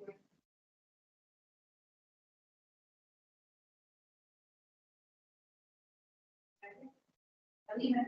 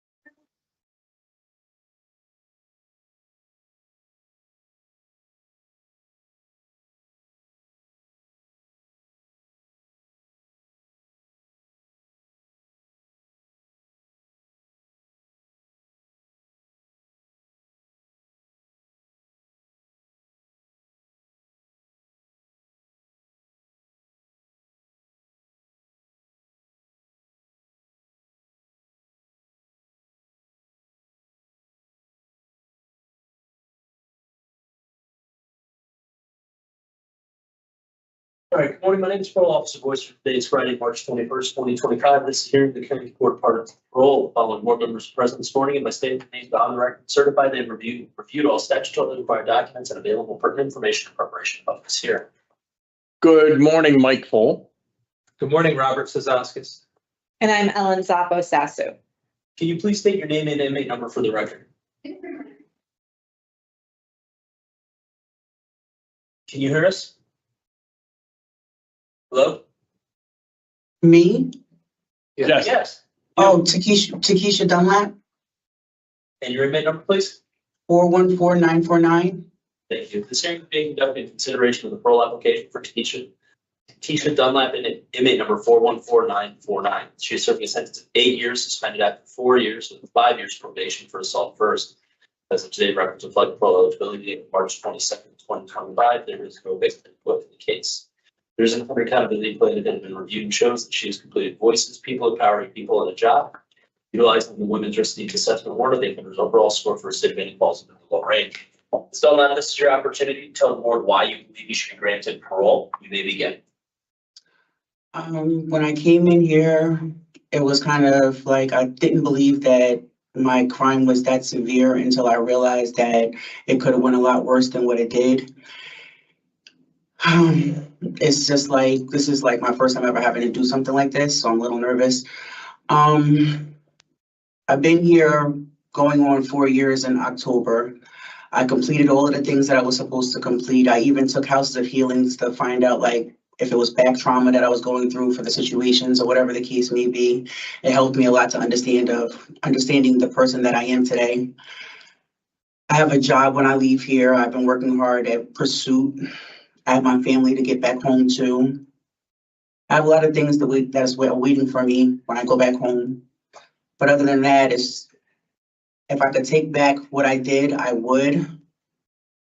I wouldn't have followed through with anything I've done. Only thing I could do now is move forward and show my kids that I've changed and I'm not an angry person. And that's basically it. Thank you, Ms. Dunlap.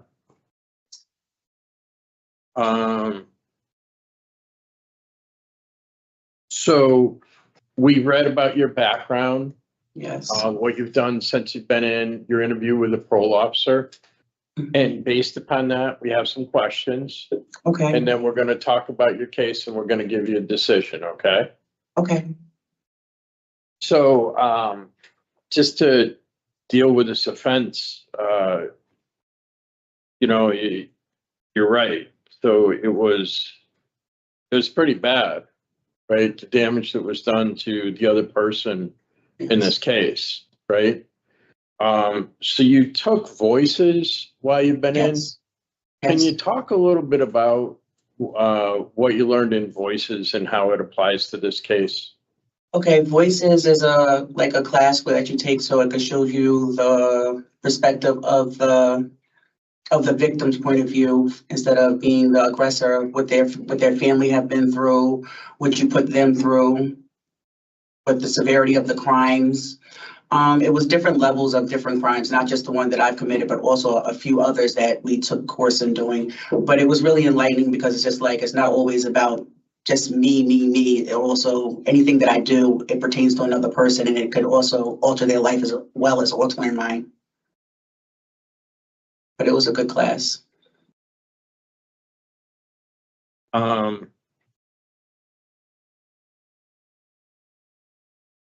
So what do you think the victim in this case went through? Well, I would say physical trauma, mental trauma. It was a lot. It's like, I apologize deeply. If I was allowed to, I would say I'll apologize to her, but I can't. So it's just like, it's scary. Like she could have lost her life, and I understand that. And it's scary. What do you think that she's had to go through as a result of the injuries? I only know bits and pieces of what actually was harmed on her. So I know that she had to go to she had to get, if I'm not mistaken, reconstruction like on her lower part of her jaw. And I guess that's something that you have to look at every day. what I also would say mental trauma because of somebody attacking you in that type of situation, so it's scary. Okay. And what do you think about you being that out of control that you would be part of the damage that she was caused? To look back on it, I truly could say that I can't believe that I really done something like that. It's not really in my character, like to fly out the hinges and harm somebody in that type of way. It's horrible. My actions were really, really horrible. It's disgusting, actually. If I could change what I did, I would, but I can't. So it's just like, all I can do is just pray on the situation and ask for forgiveness every day.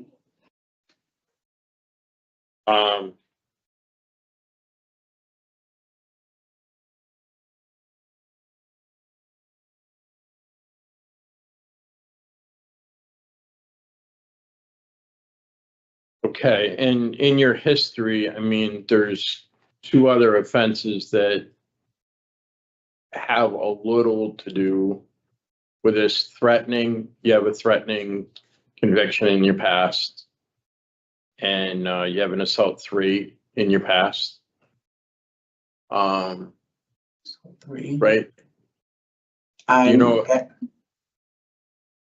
Go ahead. sure of I'm not sure of I'm not sure of those past crimes. I know one was in New York and the other one was out here and it was dismissed, I think, because I stayed out of trouble for a whole year. Yeah, I mean, there was threatening was a conditional discharge.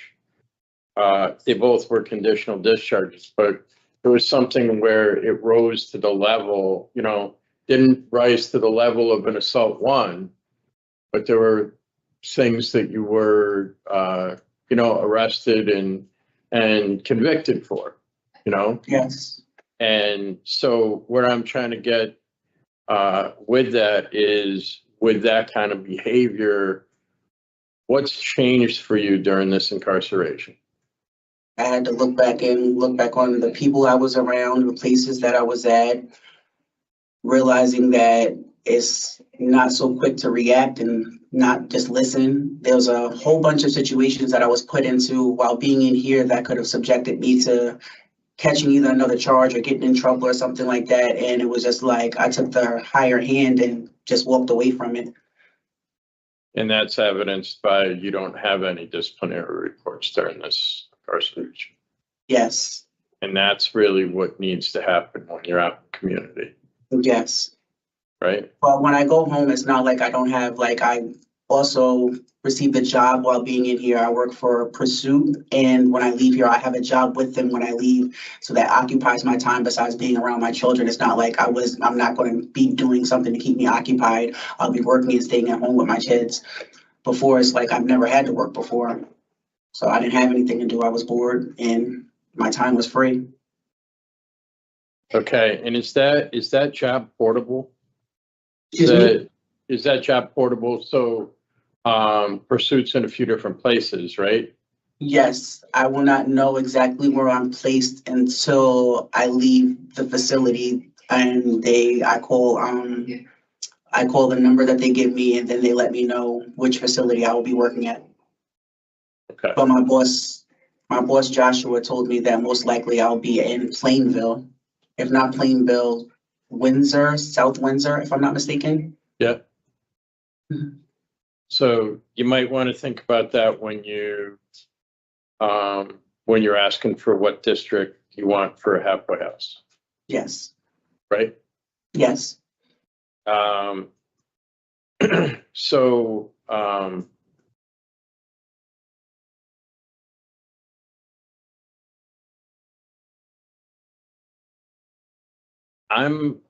I'm pretty well. I think that's everything that I need. Board members, Sasu. I just want to expand upon something that my colleague started with: the menacing with a weapon, the threatening, the assault, 3rd.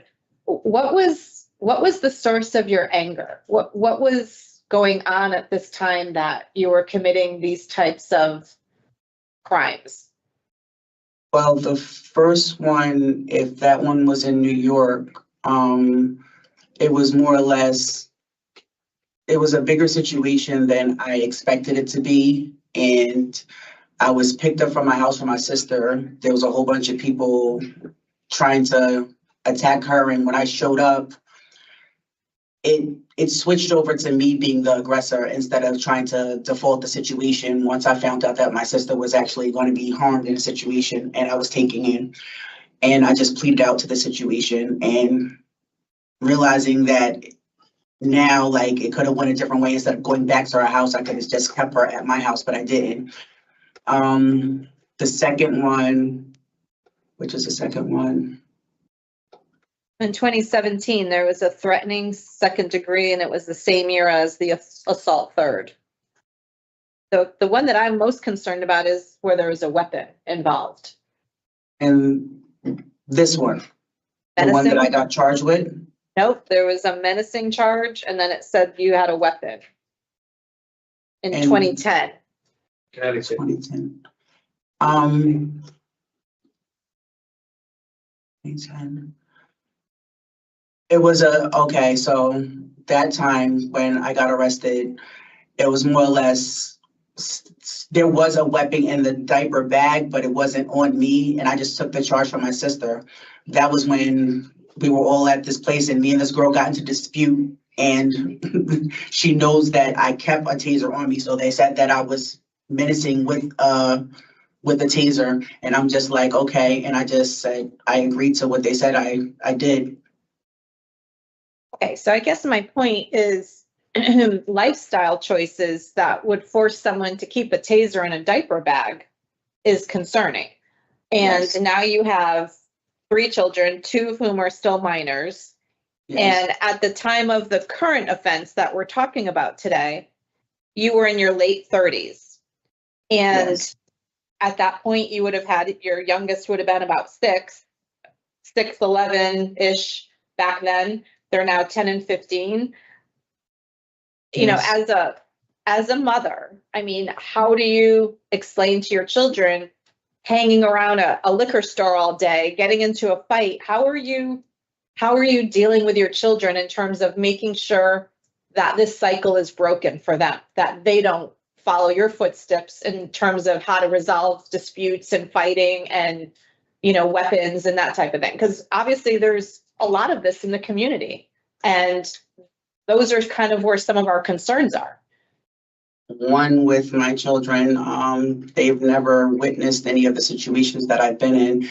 And with me telling them why I was here, I explained to them the truth of why I was here and told them that I was wrong and my action was wrong. And I tried to, like, the way I was and the way I raised my children is 2 different ways. And I understand it's kind of like a conflict, but I really teach them right from wrong. There is no them getting into arguments or getting into fights. I keep them away from all of the negative. I'm like a whole different person around my children. And with me staying out here, I'm most definitely not. After probation, I'm gone.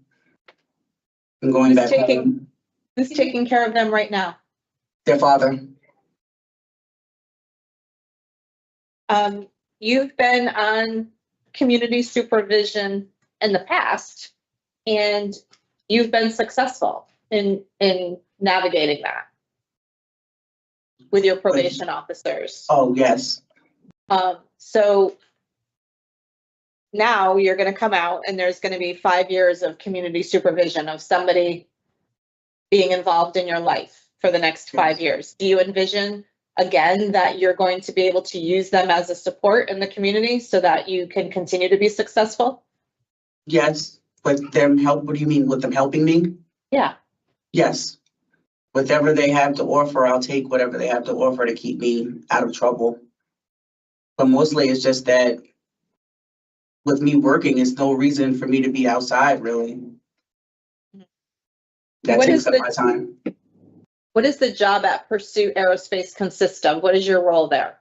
Well, with my training here, I make, in mills, and they carve out certain pieces where that they're shipped to Plainville, where they make, what they say, airplane parts. There's something like drill bits, but they're not. They're called end mills because they carve out the pieces. We actually, it's really dealing with just math. We make sure the tools are made right. We calculate how much they are. We put them in through the laser. We laser mark them to say what the tool is, what the shape is, and the weight of the tool. And then after that, we put them through the cutter, and it cuts they come in different sizes and different widths and different flute angles, and we cut them out, and then we put them in the edge prep. After the edge prep, we box them and they ship them up to Plainville. So it seems that this is something that you enjoy. Yes, a lot.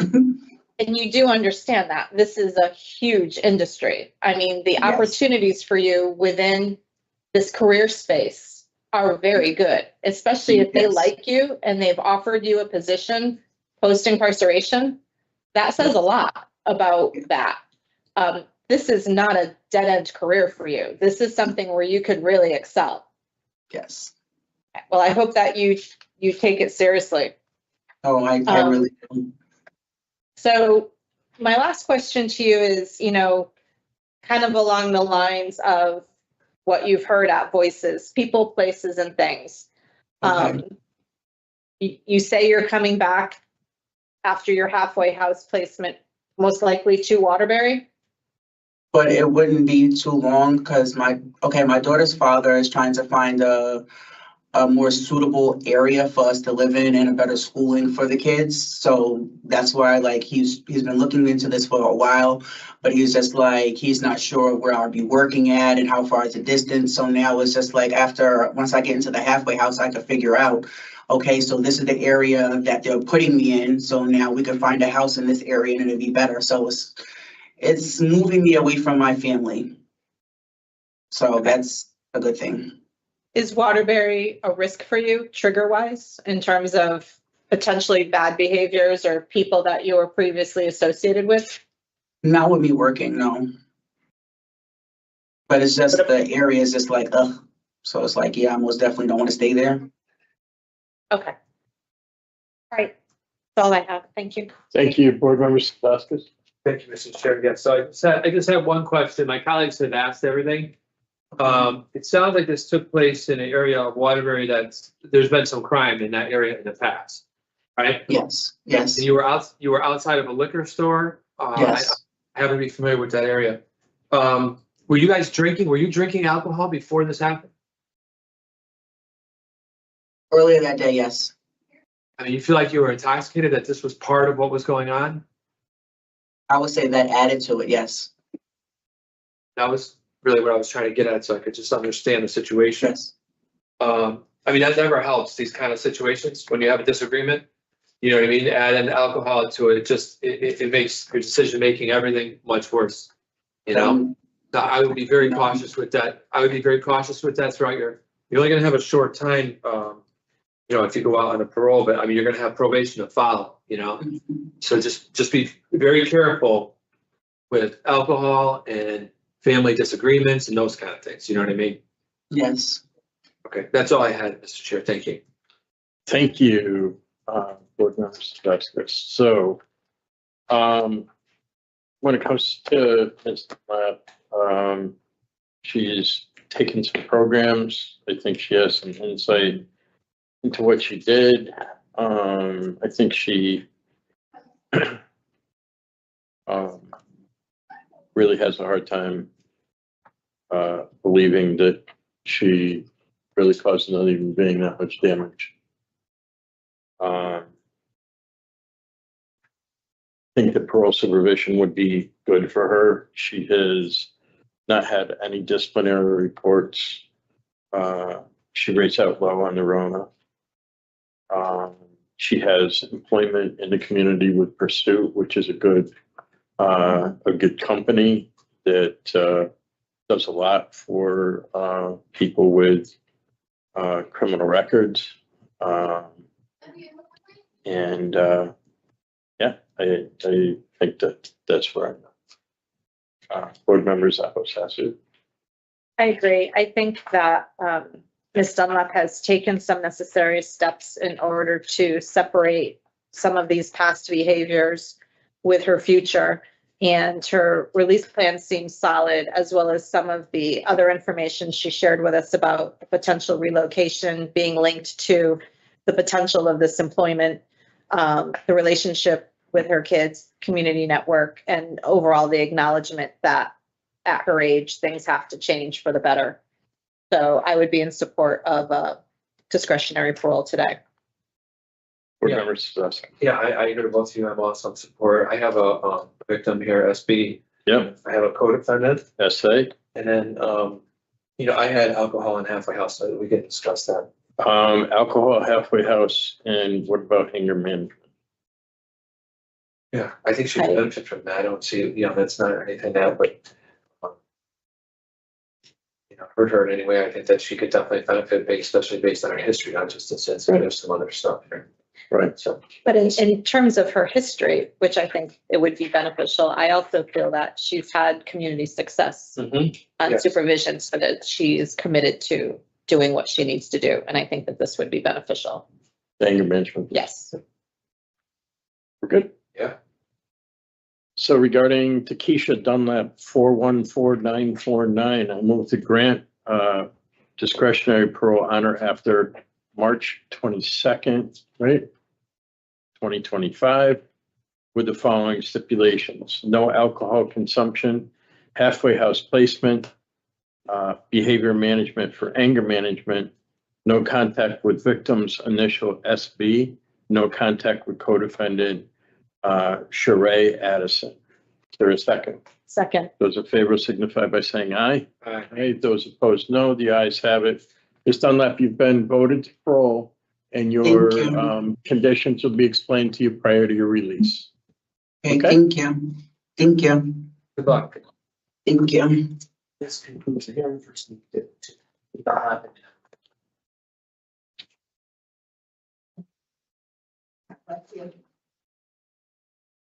Thank you.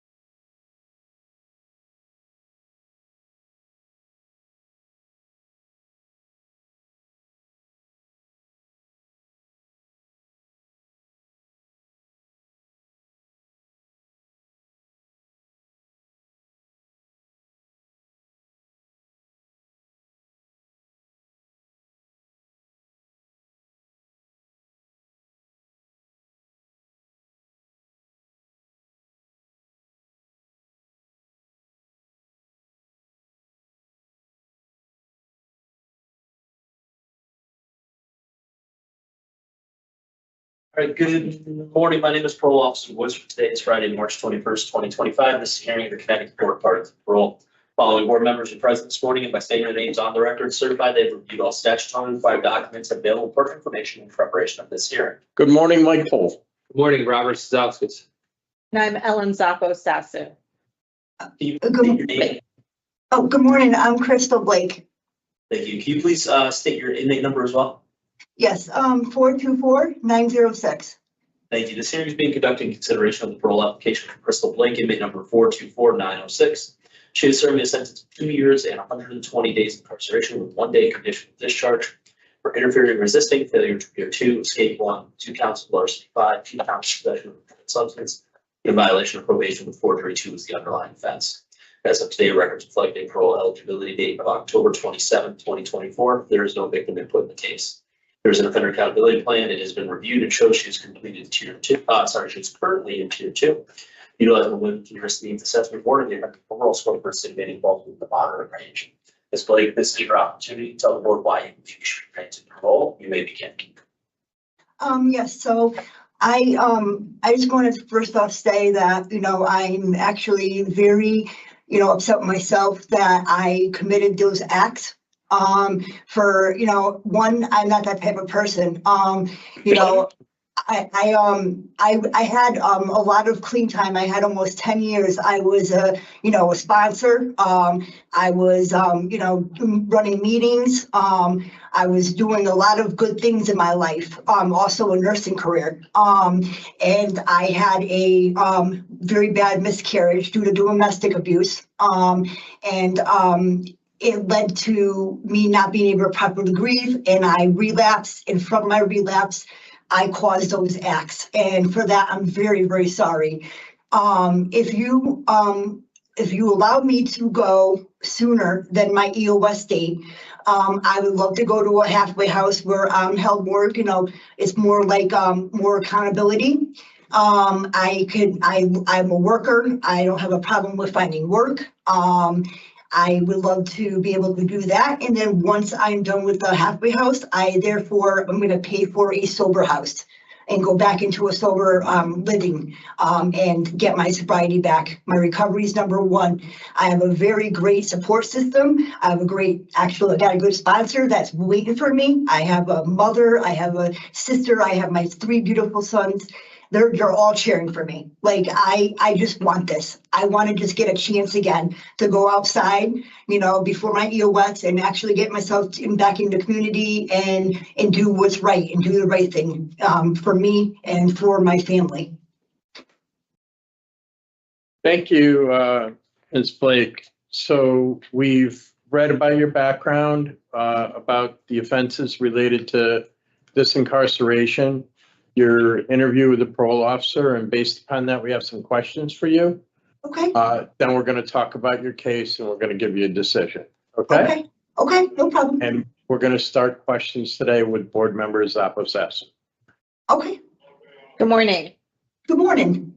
So I was hoping that you could give us a little bit more of the history. Starting back, it says in one of these reports about your access to crack cocaine and heroin at the age of 14. Okay. And you talk in this report that your use was once in a while, and then around the age of 21, it became a problem. How does a 14-year-old access crack cocaine and heroin? Let's start there. Okay, so it was, I was sexually abused. And it was actually due to my abuser.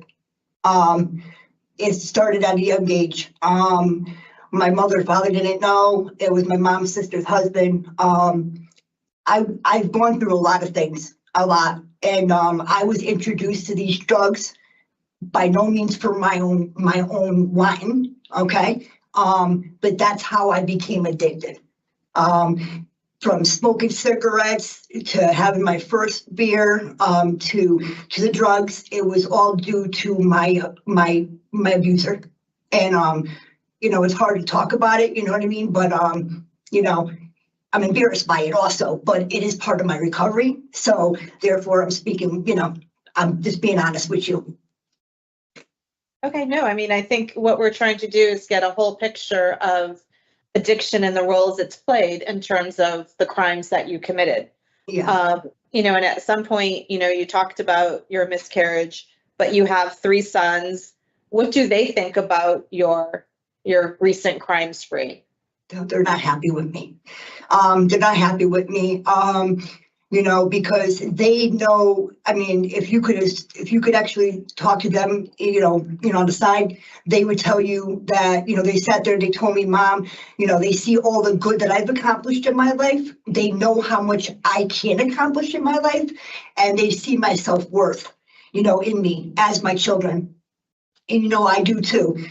But due to my addiction and due to my crimes and everything like that, they were very, very, you know, taken back by it and, you know, disappointed, you know, because they know that I, their mother, could do so much better than going back to a life of addiction, pain, and just a horrible way of existence. Addiction has plagued me. And I'm telling you right now, if there's one wish in this entire world that I could wish for, would it be money, would it be nothing, it would be to exempt or to get rid of addiction. Addiction has ruined so many lives out there, including mine. And I don't want that to play part in my life no more. I really don't. I really don't. I want to be whole again. So it appears that you have had periods of sobriety, and it seems that that's linked to when you were receiving treatment. So those were successful periods. What contributed to you being able to stay sober for that 9-year period, in addition to the Susan B. Anthony and CHR and anything else you were doing? Well, like I said, I became a sponsee, you know what I mean, to somebody. And, you know, after a couple of years of, you know, working H&I, that's hospitals and institutions, I would lead, you know, I would actually be the leader of meetings for, you know, those type of places, you know, to go in there, and I'll bring in other people to speak for meetings for NA. I've done NA jobs. I've completed, first it was my 90 and 90. First, that's your first and foremost, is I completed my 90 and 90, and I was off to my start of my recovery. Then once I've gained all that and I felt comfortable as a person in recovery, where I thought that I could help other women like myself and become a sponsor. So therefore I became a sponsor to other women. And I actually had 6 women that I actually sponsored. And I continued my time like that. Now, and then what happened was, and that's the truth is in NA, what happened was I was in recovery, and there was, see, men and women are not supposed to hang, you know, they're, women are stay with women, men stay with men. Well, this man, he came to me and he was trying to ask me out, and I'm just being honest with you, and it was due to a relationship at the wrong time. I was not then there quite ready, even with that time clean, for me to go into a relationship. And that relationship started to lead down not the right road. He became very abusive. And he just threw me and my stuff out on the street one day, and that was that. So going forward, I'm not going into no type of relationship to one, nothing to do with it. I just want to stay single. Okay. And that's the truth. I'm just being 100% honest with you. So just to clarify, the 90 and 90 that you did, that was in the community the last time when you were working, or was it in York? No. This was outside of the community, ma'am. Okay, that's what I thought. Okay. Yes. So yes. you've built upon your recovery while you've been at York, and you mentioned a sponsor. Do you have a sponsor ready for you? I do have a sponsor ready for me. And how long have you known your sponsor? Oh God, 13 and a half years, going on 14. And one of the reports talks about the fact that, you know, with everything that DOC has found and your own self-reporting, that outpatient support is going to be important for you, because obviously, you know, the intersection of mental health and addiction is very close. And you're prepared in terms of your relapse plan. Do you have a plan, and do you know where you're going to go for services? I do actually. So I'm gonna be doing, either the Wheeler Clinic or I'm gonna, something with the Yale. It's gonna, if I'm asking to go to, either New Haven Halfway House or Hartford. Either way, I'll be doing CHR or Wheeler Clinic for my, outpatient. I'm also gonna be, in the methadone clinic. I am on methadone. I'm on 70 milligrams of methadone. I feel great with it. And when I go into the clinic, when I actually get into the clinic on the outside, I will therefore take my opportunity to, sit with my counselor, and it's a thing that you have to do when you're on the clinic. So I would have reports from my counselor. I could sign a release of information. I do groups there. So that's besides me actually going back into the community and doing my outpatient, extensive outpatient program besides the clinic. But I also would like to get set back up with the Susan B. Anthony, which is in the Torrington area, so it's a little hard, but I have a really good, length of time with my counselor that supported me and Susan B. Anthony, that would be willing to take me back. But Torrington's a little, but a little further, but she has, people or different places that she could connect me to, that's in the New Haven or Hartford area. So going forward, I'm getting myself very much into that because grieving is a very important thing for me. So going back a little bit, my husband and my 2 children passed away December 6th of 2002 from a very bad, tragic car accident. And I never properly grieved from that. So when I lost my child and I had to give birth to my stillborn baby at 8.5 months pregnant, okay, due to a man that was abusing me seriously a few years ago, it took me to another world that, where I just felt like my higher power just left me, and I just felt like I just needed to numb myself. So that's where I fell into the addiction, and this is the crimes that I've committed since that. And I'm very saddened by what I've done. And I wish I could take it back, but I can't. But going forward, I want to show that I could do the best I can as Crystal, for me. And I know I can do it again. I've done it before, I can do it again. So in addition to your sons and your identified sponsor, who else is your support system? My mother, my sister Amber, and then I got my sisters in NA. I mean, ma'am, ma'am, I don't want to I don't want to be rude. I don't know if you go by Miss, ma'am. I don't want to, but if I could show you my numbers of the women that I could call at any time during the day, night, it's amazing. I mean, I have a really good support system. I really do. And they're all rooting for me. They really want to see me get back on my feet, get back in the community and do good for me because I've shown what I could do and what I want to do in my heart. I really want to get back out there and prove to myself and them that I can do this again. So are you returning to your mother's eventually to the Plymouth area? I would like to, or in that area, but like I said, once I complete the halfway house and, cause I don't know, can you stay, once you only can stay at the halfway house until your end of sentence, correct? I don't know. You don't know. Okay. So I don't either. The answer is yes. Okay, so I was planning that this is my plan. I could have went to my mother's. I could have, and I had a support system, but I just wanted to, I really just want to take this time for me and do what I think is best.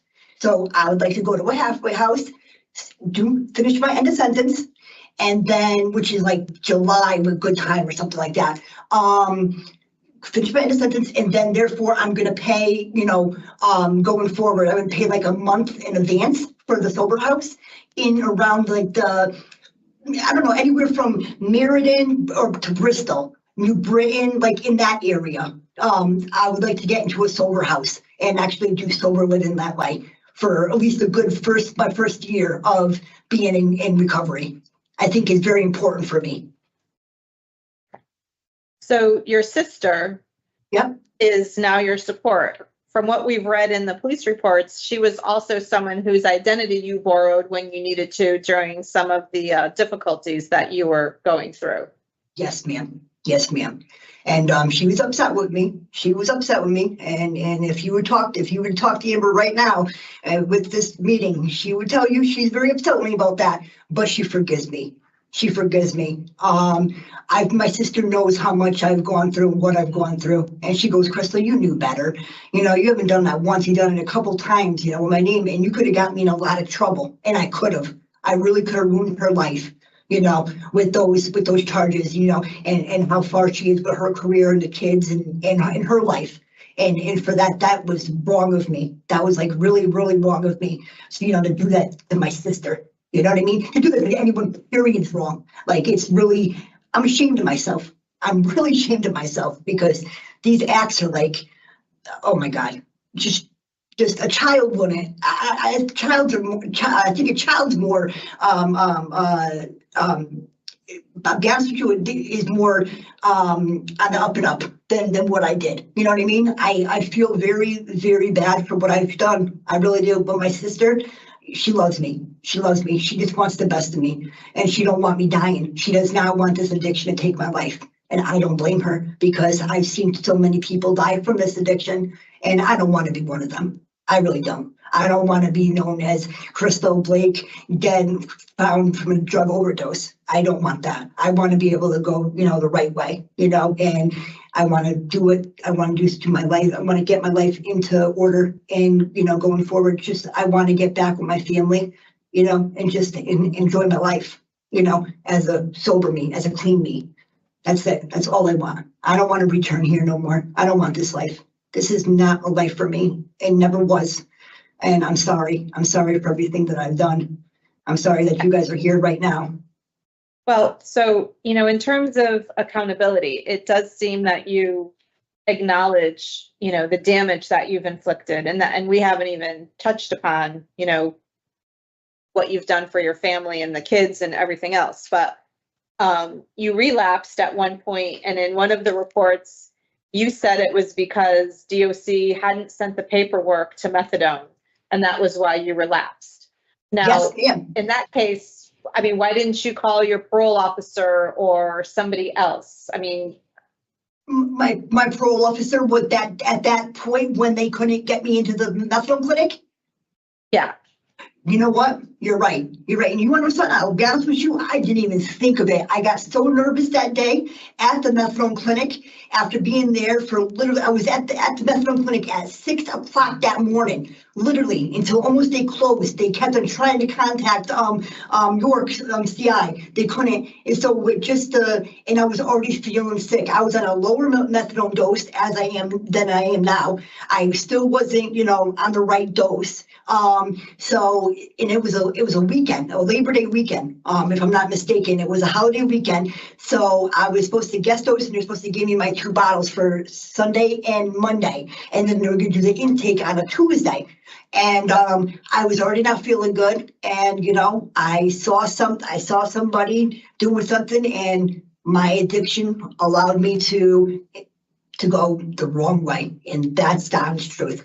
I should have stopped and, you know, just rethought what I was going to do and what would have been best for me. I mean, I could have called my mother back and tell my mother, hey, Mom, this is, you know what I mean? But I didn't. I made the stupid, foolish decision of going and using drugs. And that was wrong of me. And it could have took my life that day. It really could have. But yeah, no, you're right. I should have called my parole officer. Maybe she could have done something different for me. I don't know what she could have done, but maybe you're right. You're absolutely right. Yeah. Okay, I'm going to see if my colleagues have any other questions for you. I'm all set for right now. Okay, I thank you. Board members, yes. Thank you, Mr. Chair. Hi, good afternoon. Good afternoon. So you're in tier 2 now, right? Yes. And it looks like, according to my records, that's going to finish up for you in June, right? Yep. And then, you know, you have an estimated release date, which looks like the end of the sentence too, in July, right? Correct. Can you just, one of the things that's concerning for me is this escape charge. You were still technically, incarcerated. They gave you an opportunity to go to a treatment center outside of the building, right? Yes, the App Foundation, Yeah, and then you left. So they consider that's a disciplinary report because they consider it to be an escape from custody, you were in custody still. okay, What yes. was going through your mind? I understand what you said about the methadone clinic and then you were put in that situation. I don't agree with your decision making, but you explained it. I can understand what happened that day.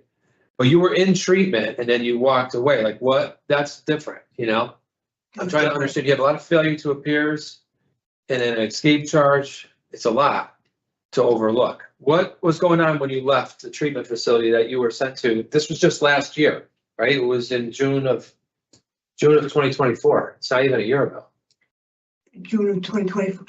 Yes, well, no, wait, it was 9/1/2023. No, it was the year before.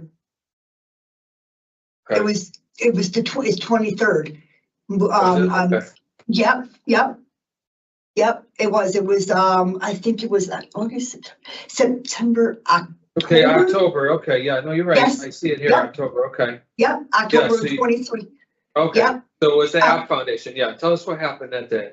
Okay, so I was having a hard time over there. There was a couple people that I knew that was there, and it became to be very uncomfortable for me. There again, not the best decision making. They said that I still had to continue to stay there and still have meetings and groups with these same people. I just didn't feel comfortable. I was not comfortable. One of them wanted to be in a relationship, made me feel very uncomfortable and not right. I tried to talk to my counselor about that, and then her supervisor stated that we'll look at something, something else. Well, another week went by, same thing, whatever was going on. So I said, listen, I would like to go and switch somewhere else, to go somewhere else. Well, nobody was helping me. Therefore, I said I made the wrong decision again. And I left the treatment center. And in the morning, that, I forget what morning, but it was in that month of October. Yeah, it was October of 2023. I just want to correct myself on the record with that. You're correct. Looks like that's when that took place. Okay. Well, I just wanted to learn more about what happened on that day. My colleague asked all the other questions that I had, so that's it for me. Thank you. Okay. All right.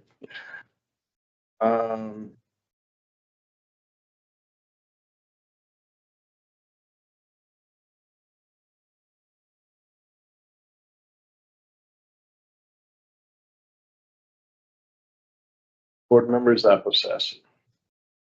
So I think, as is often the case when we meet with people, we get a larger picture of what is transpiring in their lives and what has brought them to the crossroads of addiction, et cetera. And I definitely believe that Miss Blake's story is one that is, has equal parts of tragic elements to it and trauma and grief.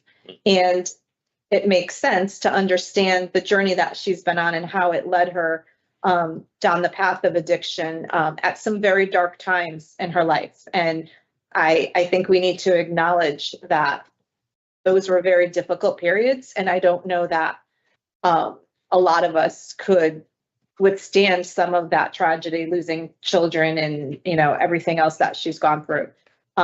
So I commend her for really kind of soldiering on and trying to find a space where she's comfortable with herself.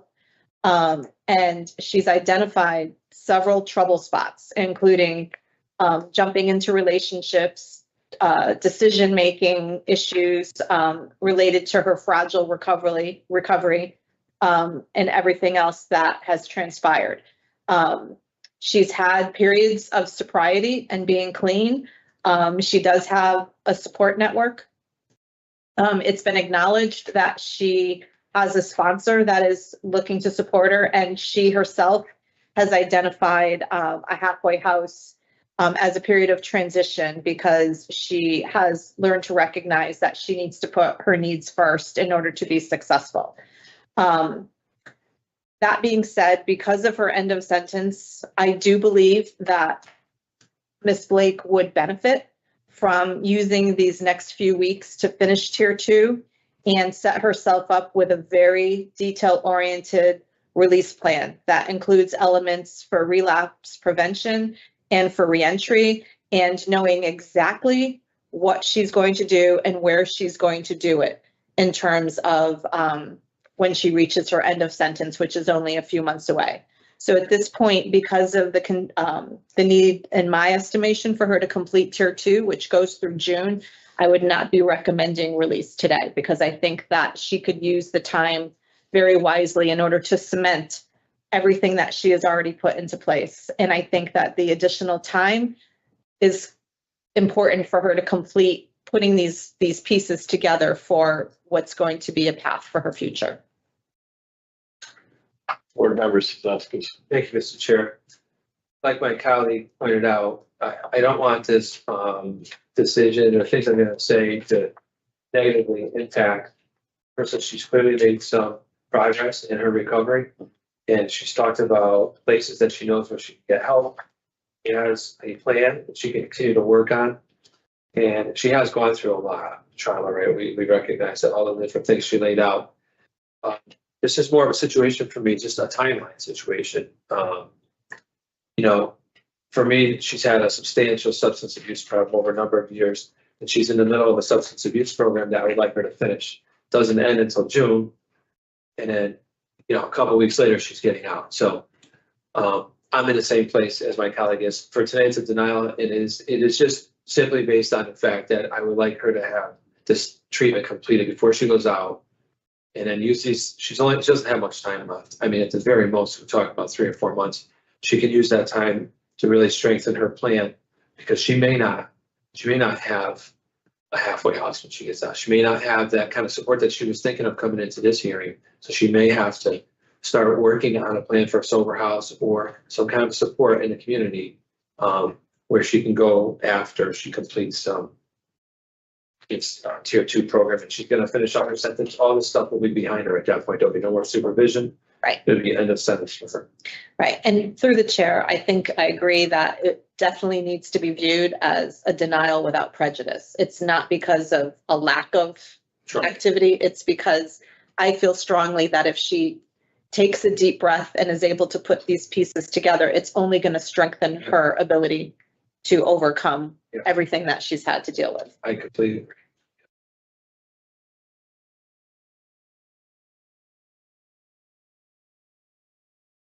I hate being in a spot like this.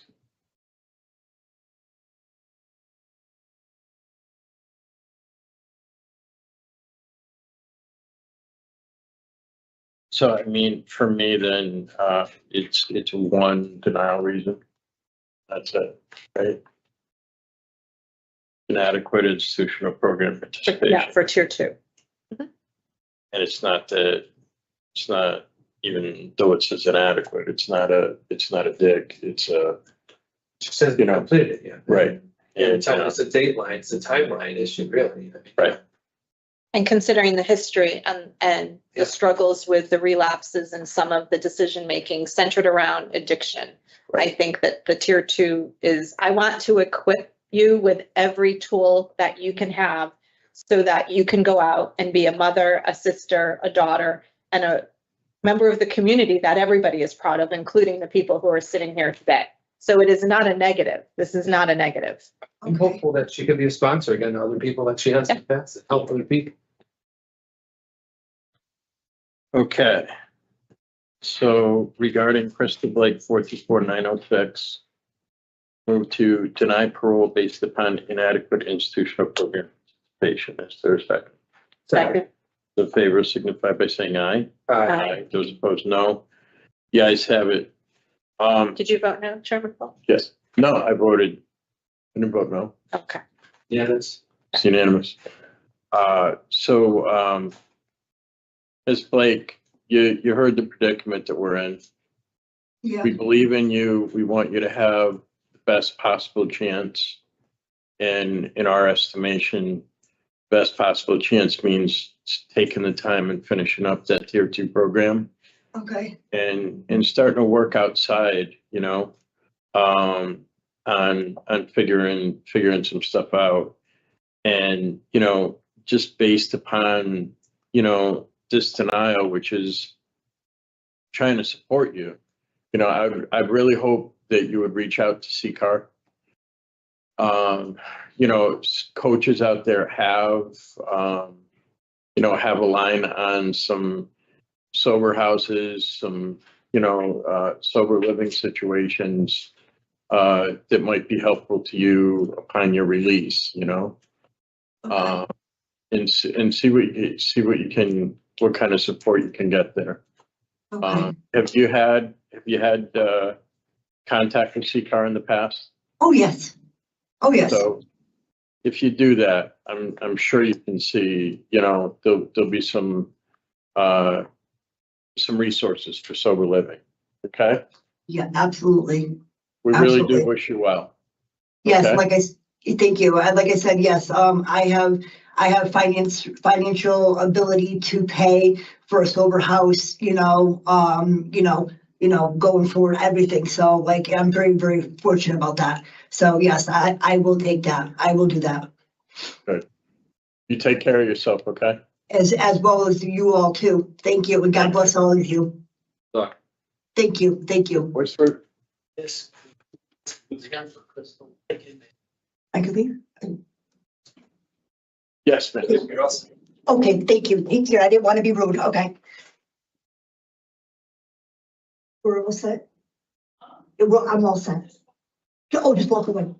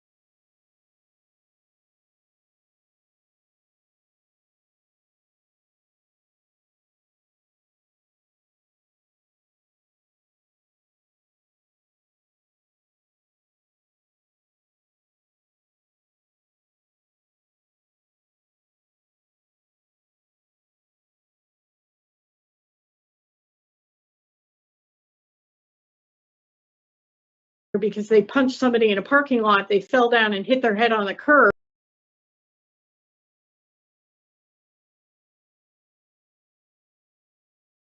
Thank you.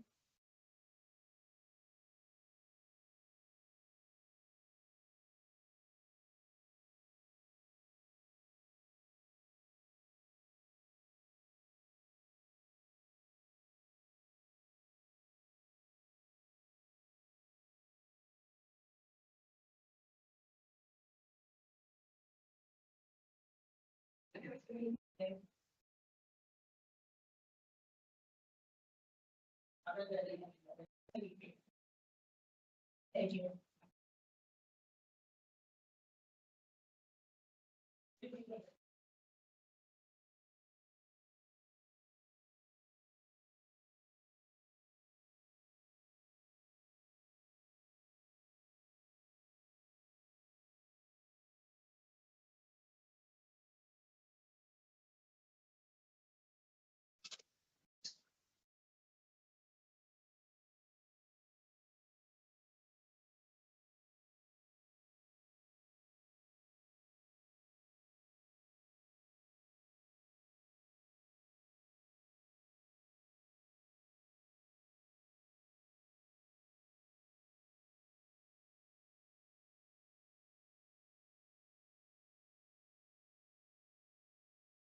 Good morning, Mr. Davenport. How are Good you? morning. How far I can find my parachute. Spirit's pretty good. Okay, we're about to begin, okay? Okay. Madam Chair, we are.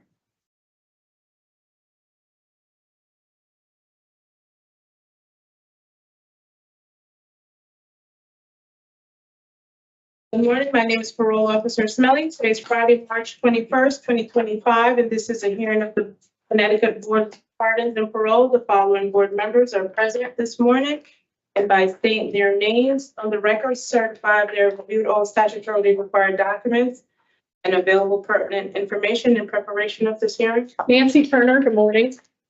Councilmember Berry, good morning. Councilmember Rodriguez, good morning. Good morning. Please state your name and inmate number for the record. Let's Edward Davenport, inmate number 101777. This hearing is being conducted in consideration of the parole application for Edward Davenport 101777. He is serving a sentence of 6 years, execution suspended after 3 years, with 2 years mandatory minimum, followed by 3 years probation for criminal violation and protective order, violation of probation with the underlying possession with intent to sell and dispense narcotics. I think we have a. Excuse me? Hold on one second, Mr. Davenport. The DUIs and the driving on a suspended license, violation of conditional release. Hold on one second, Mr. Davenport. Yeah, don't have no driving, no sales of narcotics, nowhere in life. Okay? Hold on one second, I might have. Hold on one second, sir. Nowhere there. Yes, I apologize, sir.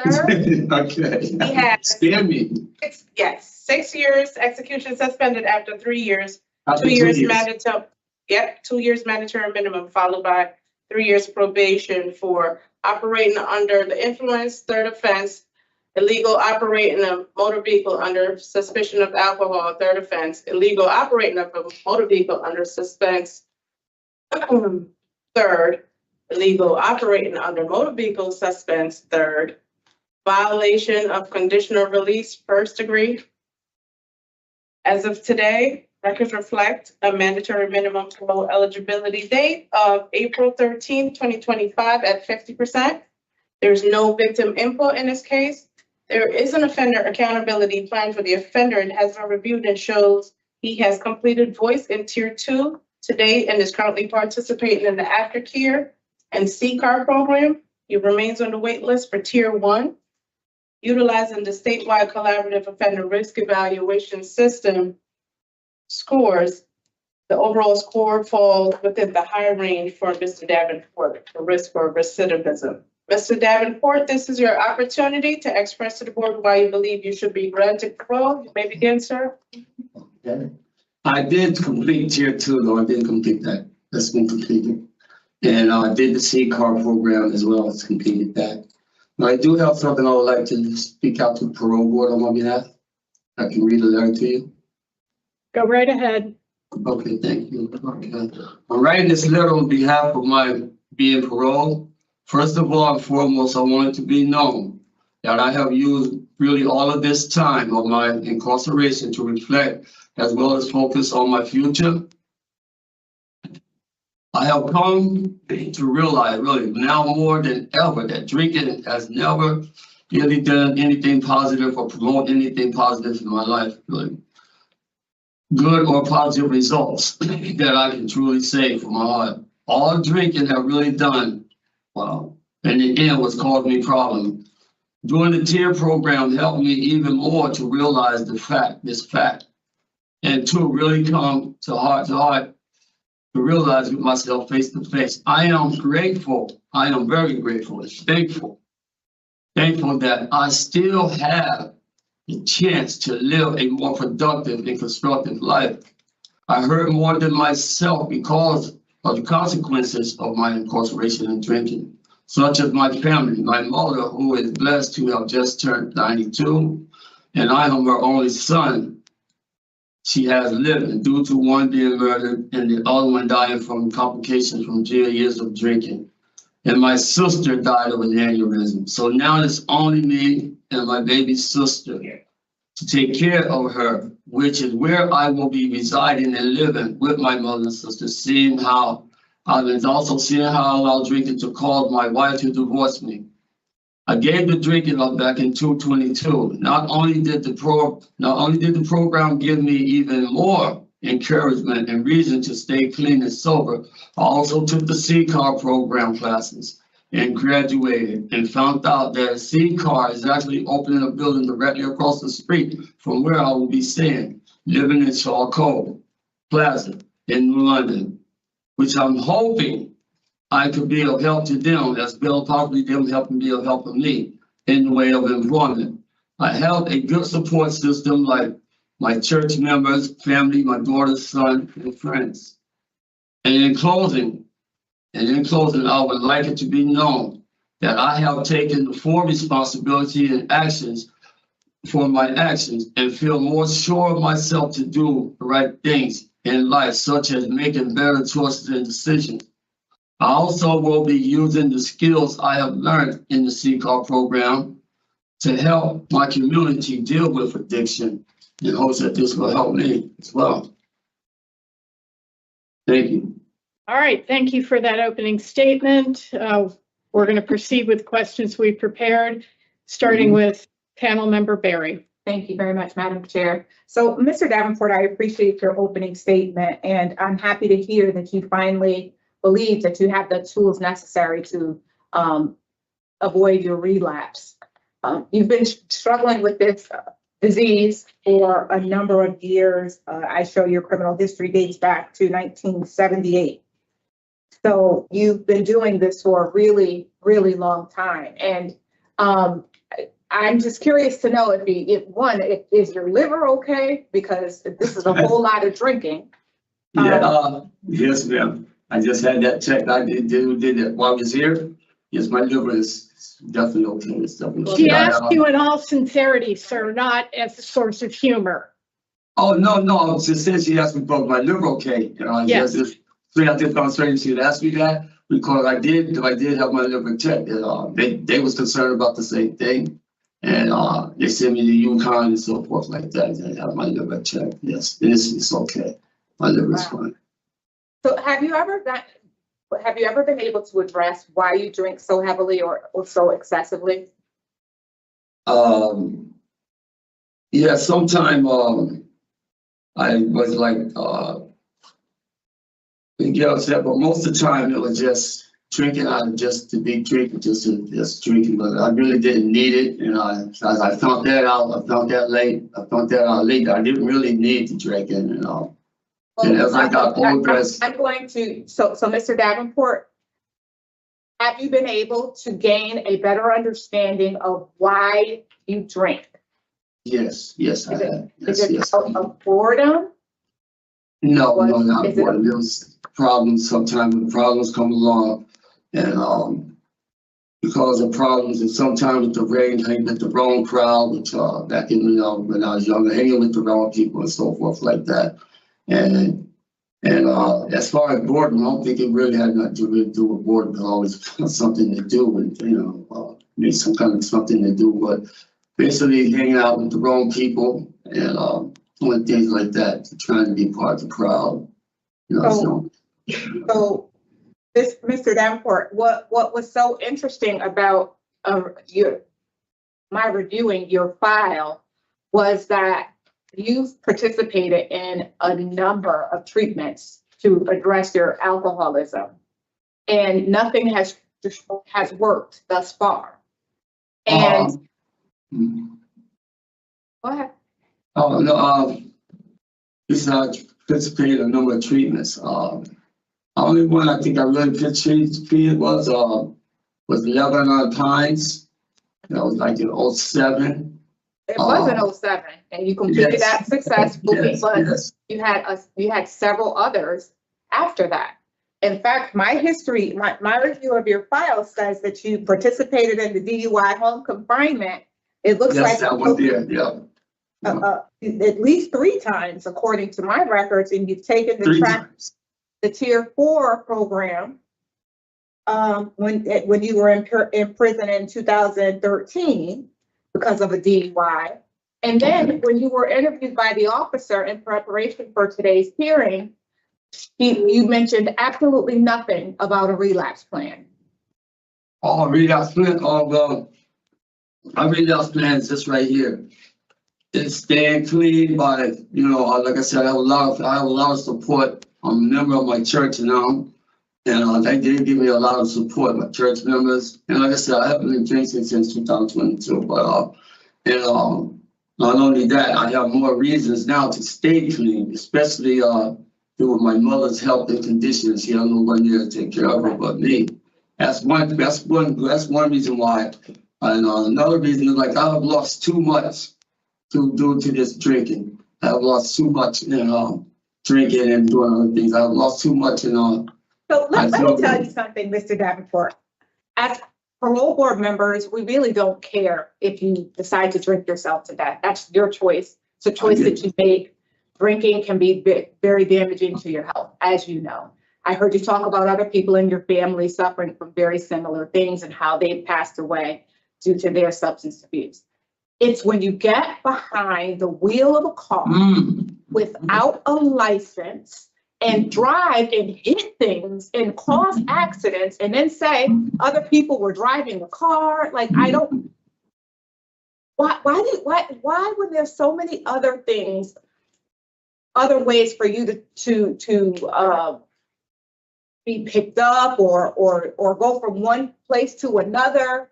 There's so many different things, resources out there for you not to have to drive.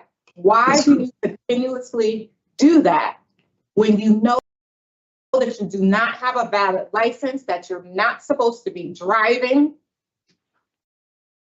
Why? That was very inexcusable, but I say other people were driving. I don't know if you're doing that, but as you just mentioned, as you just what mentioned, did you just say? I'm sorry. That's it. Other people were driving. You said. I said other people were driving. You said your son was driving a car when you hit two parked cars, and there was nobody in your car with you. I can't. I really don't understand that. I really don't understand that, but from what you just said right there, like I said, driving and get behind that wheel, I totally take responsibility for that. Like I said, I have come to realize I've lost a lot of things by being in denial like that. I don't know. So prison wasn't enough for you to be that. What prison wasn't a wake up call for you? At that time, it was and it wasn't. Because I was going through other things, and I'm thinking that drinking would take the problem away, which it never did. We're never done, And like I said, I'm older now, and I have too much to look forward to even attempt to even want to even get behind the wheel of a car. Well, I wish that I could believe that. I don't want. This time, I don't even want to really drink or be in that environment with people that does that. I used to be in an environment with. So Mr. Davenport, can I stop you? Because I'm a person that really, like, verbiage is problematic for me. So you're using things like you don't want to drink and I'm not going to drink again. And I really do think that if you were capable of doing that, you wouldn't be in prison right now. True. So it's more than just your will. You have to be every single day intentional about your sobriety, sir. And I'm not going to sit here and lecture you about this because you're 65 years old. You don't have a lot of life left to live. And if you want to continue to do life in installments, like driving a car when you know that you're not supposed to be, that's your decision. But, I mean, honestly, I based on, the fact that you participated in a number of treatments previously, you said that you went to Lebanon Pines. That was the most beneficial for you, but yet that still didn't stop you from drinking. And you've taken the DUI program a number of times. That still didn't stop you from drinking. You've taken the Tier 4 program. That's the creme de la creme of programs that VOC has to offer. That still didn't stop you from drinking. And then you come inside the prison and then you get another ticket for drinking. Well, no, that was In PhD, talks. was it? In talks, we don't have any details. Yeah, that right there. That right there, we come to find out that this was intoxicated. And if I was not intoxicated, I would take an oxys. That's what I'm prescribed to. Okay. That was was that in Oregon? I believe that was in Oregon, right? If I'm not mistaken. I don't know which prison it was in, sir. It's just. Because I know I know in Oregon, I know in Oregon, they found out that I was taking oxy. They thought it was like some other kind of drug. And they found out that it was oxy that I actually was taking. On my medication. Mr. Davenport, I really am happy to hear that you still have the love and support of your family and your children. Sounds like you have a viable sponsor. Your sister has agreed to allow you to live with her. I heard you talking about your mother who's getting old and you're wanting to be there with her. All those things they sound like they're positive things in your box, to hopefully keep you on the straight and narrow. It's just very difficult for me to say that I could support your discretionary parole when you haven't. Do you know that you've been out in the community 14 times under supervision? 14 times, I really know. I really don't know. I can't say I really have noticed that. It's like 14 times, I don't know what's happening. Well, you've been out there 14 times. That's how many times you actually were successful. Out of 14 times. I can't even recall. I really can't recall. It's Four. Really you failed 4 times. You failed 10 times. And looking at your record, I see you were driving with a suspended license 1, 2, 3, 4, 5, 6, 7, 8, 9, 10, 11, 12, 12 times since 2005. And I count 1, 2, 3, 4, 5 DUIs that we know about. And that's another thing right there. Once your license, they told me, I didn't know this till they told me, if your license was suspended under a DUI and you get stopped while your license is still suspended, it still fall under a DUI. I didn't even know that. Even But if you're not supposed to be driving. Period. It shouldn't fall under anything. Absolutely. It should fall under Uber. It should fall under. Absolutely. It should fall under Connecticut Transit, not under a suspended license because you have. You're right. You're right, Mr. I can't argue with you. You're right. You're definitely right. Like I said, I have.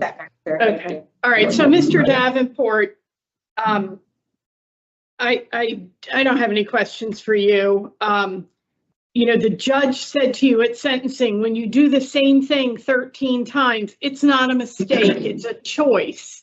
Do you remember him saying that? No, actually, I mean, to be totally honest with you, I don't know. He probably did though, but I'm not sure.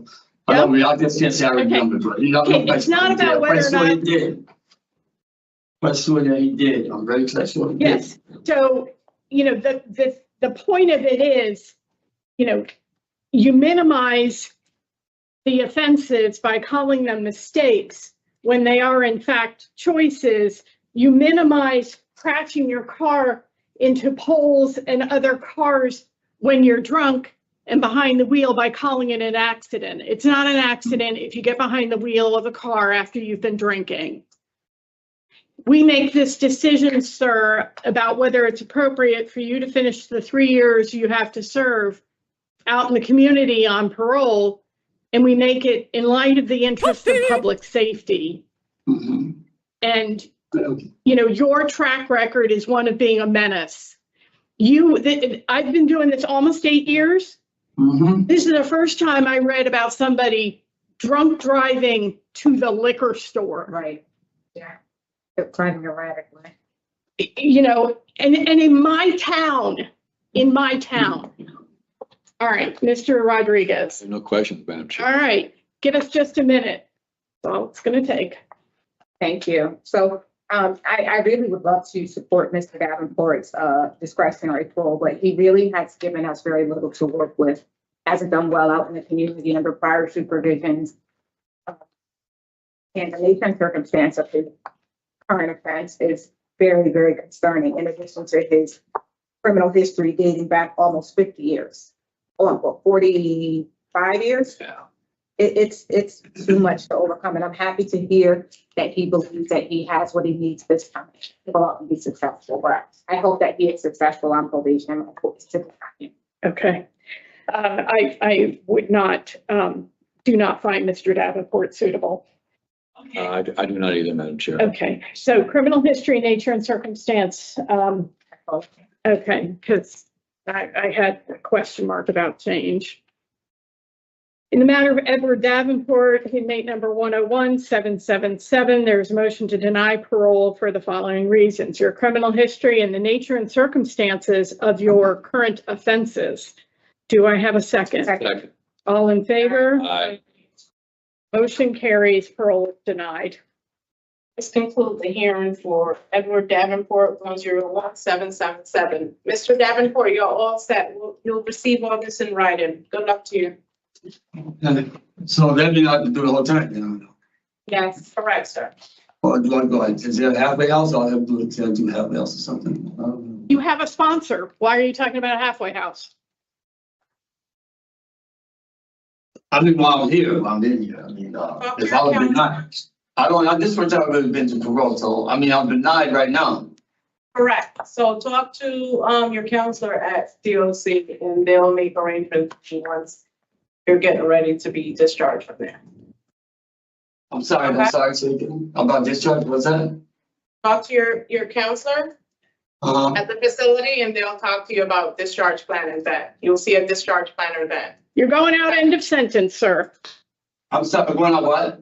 End of sentence. We're done. Thank you.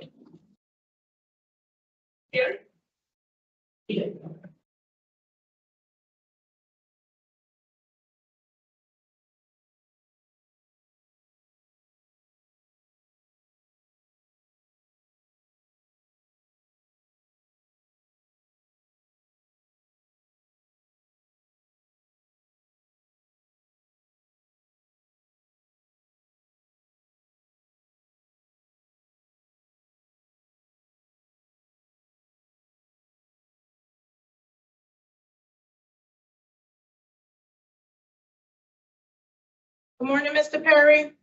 Good morning. We're about to begin, okay? Yep. Good morning, my name is Parole Officer Smelly. Today's Friday, March 21st, 2025, and this is a hearing of the Connecticut Board of Pardons and Parole. The following board members are present this morning and by stating their names on the record certified they have reviewed all statutorily required documents and available pertinent information in preparation of this hearing. Nancy Turner. Panel Member Barry. And Member Rodriguez. Please state your name and inmate number for the record, sir. Michael Perry, 296577. Hearing is being conducted in consideration of the parole application for Michael Perry, 296577. Madam Chair. So, Mr. Perry, we do not have the necessary police reports to conduct this hearing.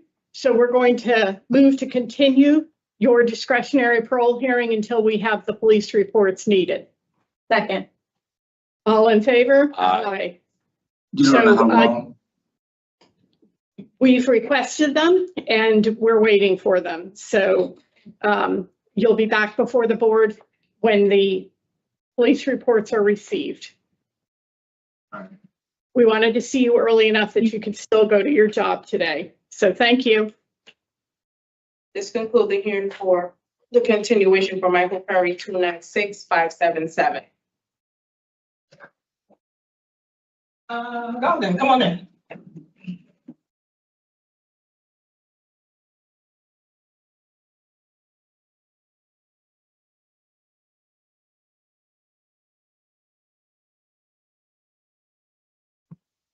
You can sit in the chair or here. Okay, all right, thank you. Okay, thank you. I get where Thank you. You want to say where you say right? Yes. Good morning. Mr. Gadlin, good morning. Good morning. If you prepared a statement for us, please have it out and ready to go. Yes, ma'am. Thank you. I'm fine. Ready. Good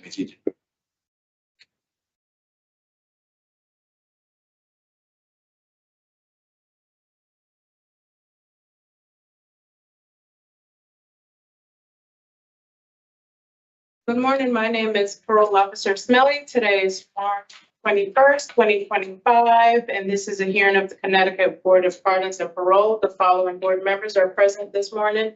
And by stating their names on the record, certify their review of all statutorily required documents and available pertinent information in preparation of this hearing. Nancy Turner, good morning. Good morning, I'm Panel Member Barry. Morning, panel member Rodriguez. Please state your name and inmate number for the record, sir. Larry Gatlin, 235-154. This hearing is being conducted in consideration of the parole application for Larry Gadlin, 235-154. He is serving a sentence of 20 years, execution suspended after 10 years jail, followed by 25 years probation for sex 2 with victim under the age of 16, illegal sexual contact with the victim under the age of 16, tampering with witness, and bribery of a witness. Excuse me. As of today, records reflect a parole eligibility date of June 12, 2025 at 50%. There's no victim input in this case. There is an offender accountability plan for the offender. It has been reviewed and shown he has not completed any of his recommended programs to date. He remains on the wait list for short track sex treatment, a job, addiction services, and voices. Utilizing the statewide collaborative offender risk evaluation system, the offender overall score falls within the moderate range of risk for recidivism. And utilizing the static 99R, the offender overall score for sexual offense recidivism falls within the low range. Mr. Gadlin, this is your opportunity to express to the board why you believe you should be shown to parole, sir. You may begin. Well, I'm just taking this opportunity to say that I know that all my actions have consequences, and I'm living the consequences of my actions. I just want to say that I'm sorry to the victim and the victim's family. I know I haven't completed any programs or did anything, but I've really been working on myself. And that's it. I know how this goes for the most part, I heard, so I'm not expecting too much. I just wanted to take this opportunity to say I'm sorry. Oh, I'm glad you did, sir, because you didn't speak at sentencing. So if the victim is listening, I hope those words provide some measure of comfort. So we have read the available documents, looked at your criminal history, and prepared questions for you. After we're done asking questions, we will discuss your case and you'll have our decision. I will begin the process, and I'm glad, Mr. Gadlin, that you don't have high expectations, because the nature of your offense is so concerning and egregious that the fact you have taken no programs does not position you well for discretionary parole consideration. So what we do at these hearings is make a decision about whether you're suitable to finish the 10 years of your 20-year sentence that you have to serve in prison out in the community under supervision before you begin 25 years of probation and 10 years on the state sex offender registry. So without programs, it's hard to determine that you're suitable. I do want to recognize that you've had no disciplinary issues during this period of incarceration. But you got the bribery and tampering with a witness charge to compound your sentence. So you do know that you have 2 standing criminal protective orders against you until the year 2099? Yes. Okay, why don't you tell me what you understand that means? That means I should have no contact, phone or otherwise, with the victims. Okay, and that includes social media? Yes, any contact whatsoever. Right, and through a third person, right? Because this is family involved. So you cannot send the victim messages through other people in your family. Okay, yes. Okay, all right. Okay. So it's important that you're very clear on what the protective order prohibits you from doing, so you don't end up back here on a violation of that protective order. Okay. Just very briefly, your sister, you want to sponsor to her home? Yes, ma'am. Okay. They haven't been able to reach her yet, despite messages being left. Have you told her about the sex offender registry obligation? She would know that her address would have to appear on the registry? Yes. If you were living there? Okay. It's important.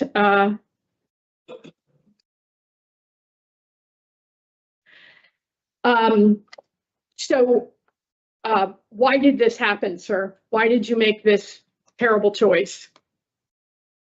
I have no excuse that it happened. You know, Well, it didn't happen. You made it happen. Yes. And I'm trying to understand what was going on for you at the time, that you would think it would be all right to do this to your own child. I can't explain it.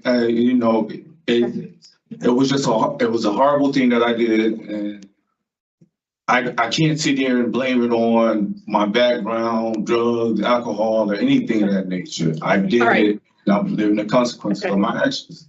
All right, and they will be long-term because you have 25 years of probation ahead of you.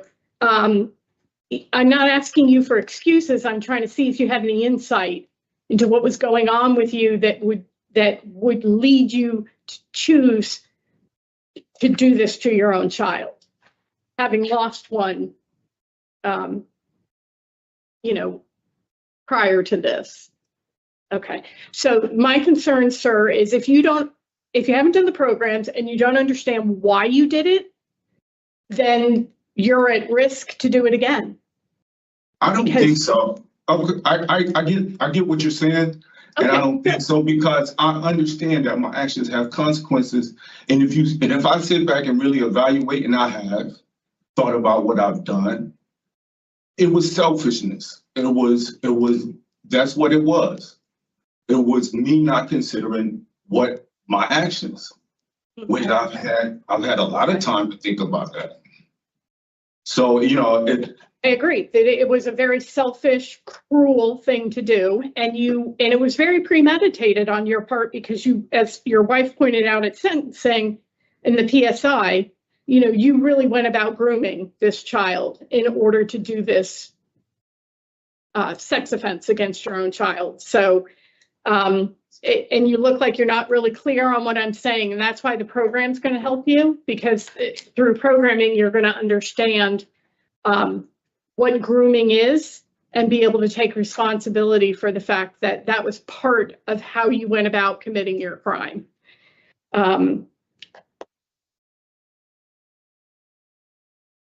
So I know you haven't taken the Voices program, and I think that'll be important for you to really appreciate the harm that you did to your own child. What do you think you've put her through? You read about it in the pre-sentence investigation. What do you think the impact on her life has been? I ruined her life. I ruined everyone who's involved in this, who knows me, who knows them. I ruined everyone's lives in one way or another. Well, you're harmed. Hopefully people recover and heal and are able to move on, so their lives are not, as you described, ruined, but there's a lot to overcome and a lot that will be triggering going forward in terms of relationships and intimacy and trust. So I'm wondering if you have any sense of those kinds of harms caused. I can't imagine what the victim has been through since it happened. So I can't explain to what they went through. I really can't. I just know that I hurt a lot of people, and I'm sorry for that. Well, Mr. Gadlin, these are first steps. Acknowledging your crime, taking responsibility, apologizing. These are all really positive places to begin work on yourself. And there's a lot of programming ahead of you that you need there in the facility and when you're out in the community. and a lot of restrictions that are going to be placed on you because of the choices that you made. My last question has to do with your abuse of alcohol and other substances. Do you consider yourself to have an addiction, sir? I've abused drugs and alcohol. Yes. That wasn't my question. Do you consider yourself to have an addiction?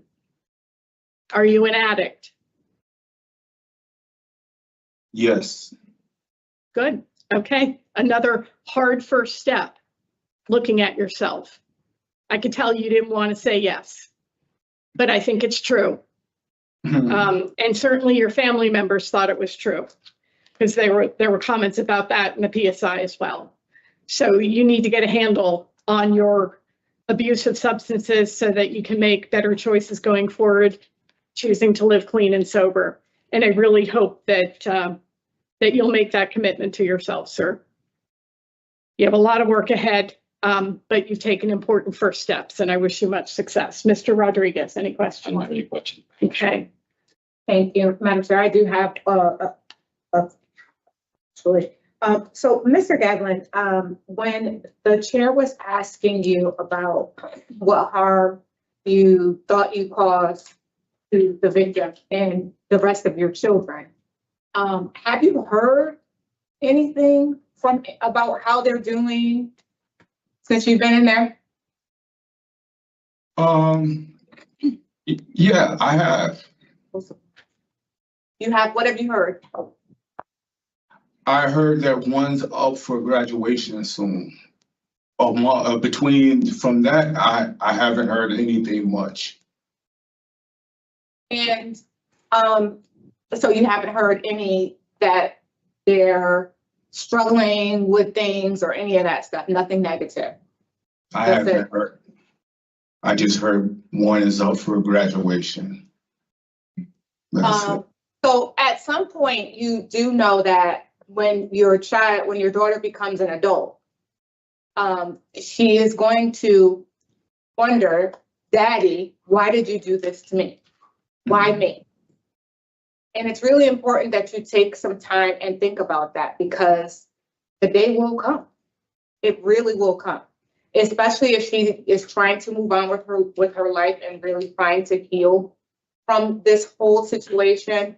The time will come. What do you think you would say to her if she asked you that? You know, Dad, you were supposed to protect me. You weren't supposed to harm me. Why would you, what would you say? Especially, I'm sure her mother had to answer those questions. Yes. If I had to say that right now to her, I would tell her that I dropped the ball. I wasn't the man that I supposed to have been to her. For protecting her from all the hurt, harm, and evil of the world, I became that hurt, harm, and evil. And I'm really sorry for that. And I can't sit here and explain what was going through my mind at the time that I committed these offenses to her. But I want her to know that it was me and not her. It was me all the way, and it was never her. And I'm sorry for that. That's it. And if me explaining it now, that's what I would tell them. I think that that's a good start. But unfortunately, when you do say that, because she will ask, you really have to put some action behind that. You really have to have shown, and again, you have a protective order until 29, it's a lifetime protective order. So, should she decide that she wants to have some sort of relationship when she starts having children, when she's getting married, all of those things, and she wants answers, I just think that you should be prepared. It's going to be a difficult conversation, but it's going to be one that eventually will happen. Yeah. Okay. Thank you, Madam Chair. Okay. So, Mr. Gadlin, please give us just a few minutes to discuss. So I think I started to lay the ground with my comments to Mr. Gadlin that, to be suitable, We need to see some change. We need to see that he is benefited from programs, that he has insight into the choices that he was making that caused tremendous harm. And we don't have that yet. We are hearing, Mr. Gadlin start to reconcile himself to his crimes and his problems. And hopefully through programming, he can prepare himself to be back out in the community, to be successful on probation, and to live out the rest of his life without reincarceration. So at this point, it's a deny for me. Just the crime itself, and then his subsequent response to trying to silence the victim was troubling. And he's had at least 2 prior incarcerations. So hopefully this period he can really work on himself. Where are you, Thank you, Mr. Madam Chair. Madam Chair, I also have Mr. Gatlin denied nature of the circumstances of this offense. Just where I read this, and it really, they took responsibility. He hasn't taken any program to kind of really get in touch with what are those things that are what we're driving some of this. And I would want to see some programming done, and it was not there. So I'm really not supporting his discretion rule today. Councilmember Barry? I also have Mr. Gatlin denied because he didn't participate in any programs of the nature of his offenses. However, he's not done with his sentence 2029, so I would not be opposed to him coming back after this program. I have given a rehear some consideration, and I would be comfortable with March of 2028, which splits the difference of the time remaining. I have him in till 2030. Yeah, well, it's estimated he is in August. I have it in November 21st, 2029 as an estimated date if he doesn't get any tickets. So I was thinking more of 2 years, but Mr. Rodriguez, what are your? If you could do if you would do the programming, it would be something I would consider. He has a lot to do. Right. He would have a lot to do. I mean, and he's got wait lists. He's got, ideally with a drug score of 4, he'd be doing tier 4. Yeah. He'd be doing track 1, not the short programs. So there's some investment of time required while he awaits these programs. And honestly, 2 years of discretionary parole would be a tremendous gift. Yeah. Given the egregious nature of these crimes.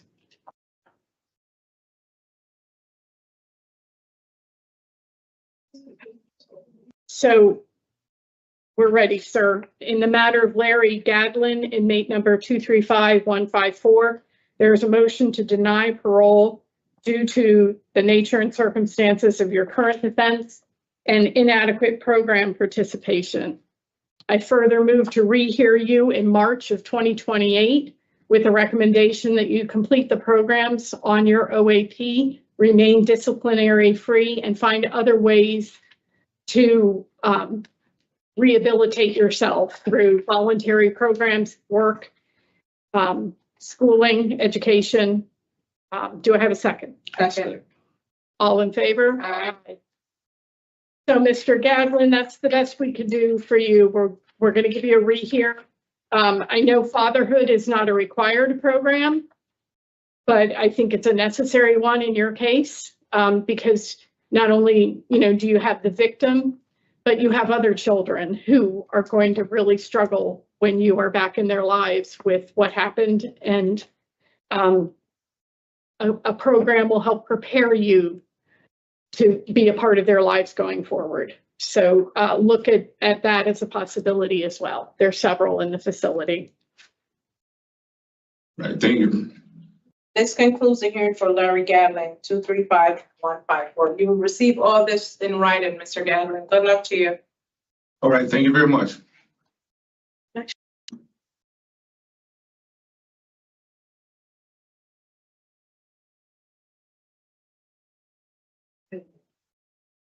Gomez?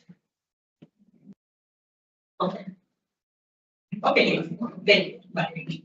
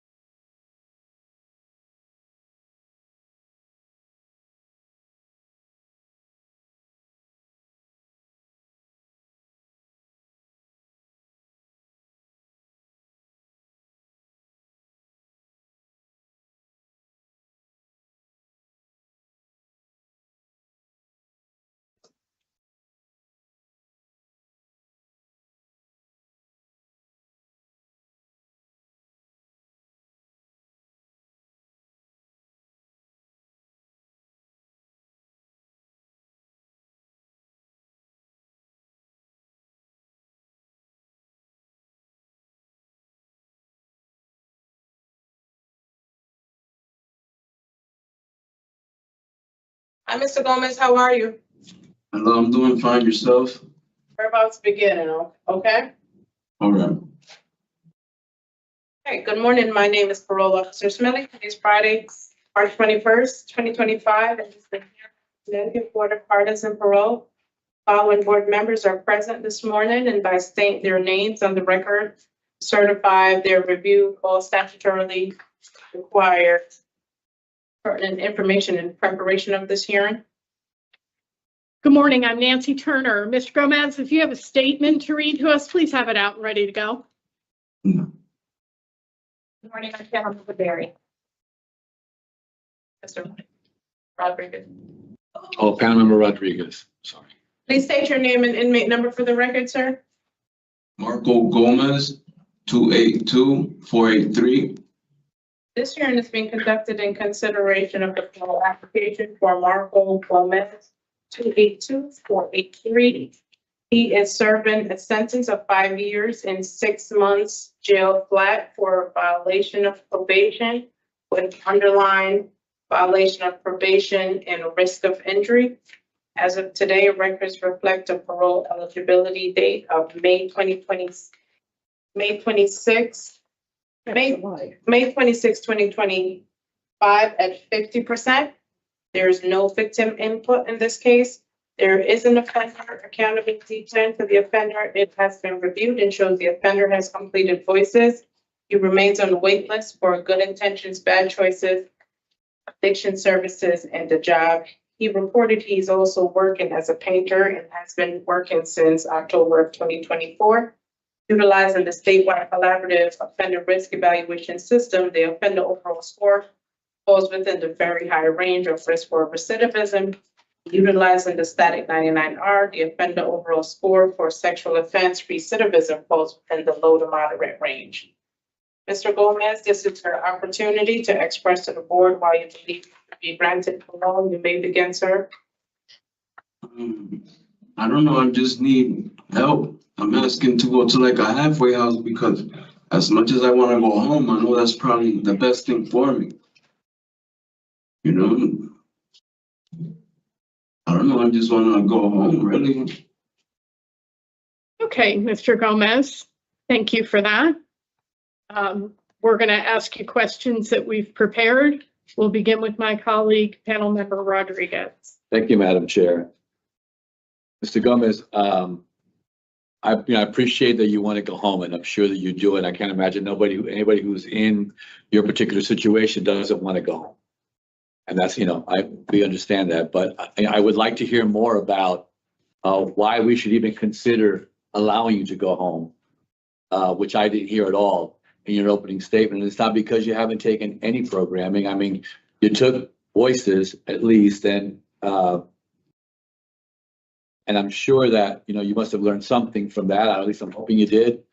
And, you know, you did have some victims in this particular situation prior to this violation of probation. And I didn't hear anything about those individuals at all, or that individual.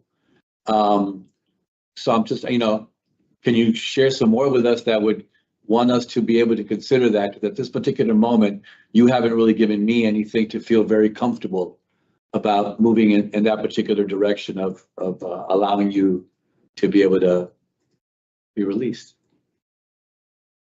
I don't really know like what to say. Like, I'm just asking for help, you know, like I'm not asking to go home. I'm asking to go maybe to like a halfway house. And not even at the. I'm sorry, this is your third incarceration, correct? Yes. And you've taken programming, because I looked and I saw that you've taken programming. Yes. What did you learn from that program? Which programs are we talking about? You took voices. I saw you took a prior good intentions, bad choices, even though it's been added again to your OAP. Yep. You know, what have you learned? You haven't taken a serious addiction program yet that would help you with your substance use problems that you have.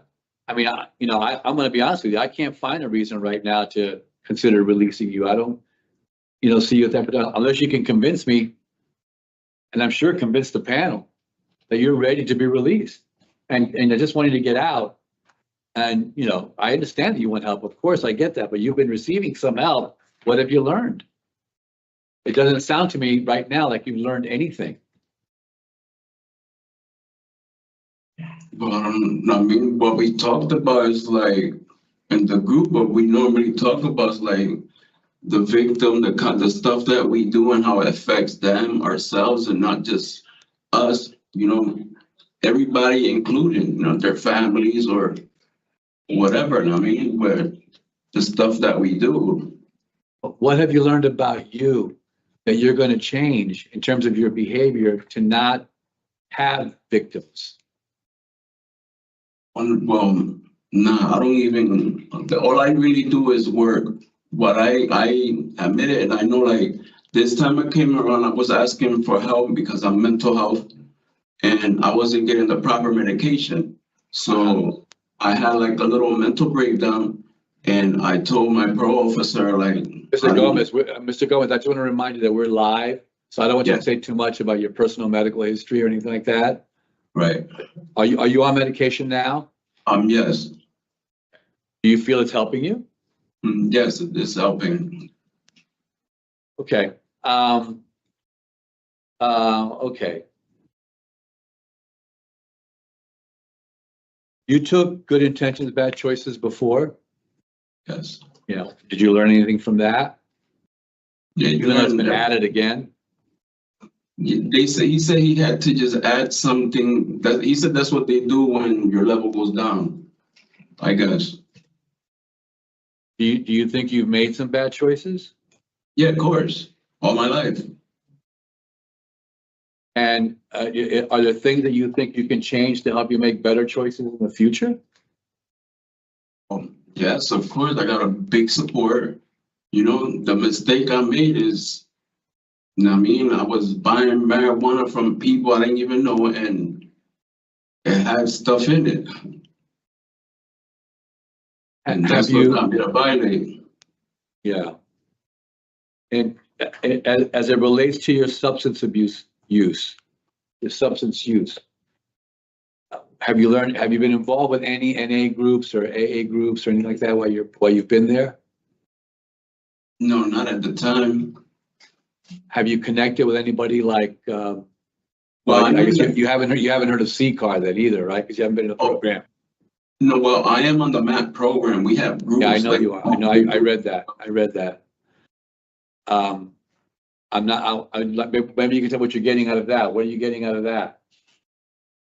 I don't know. We most of the time just talk about ourselves. Like, it was like a card and we read about it. We'll read the question and then we, say what we feel.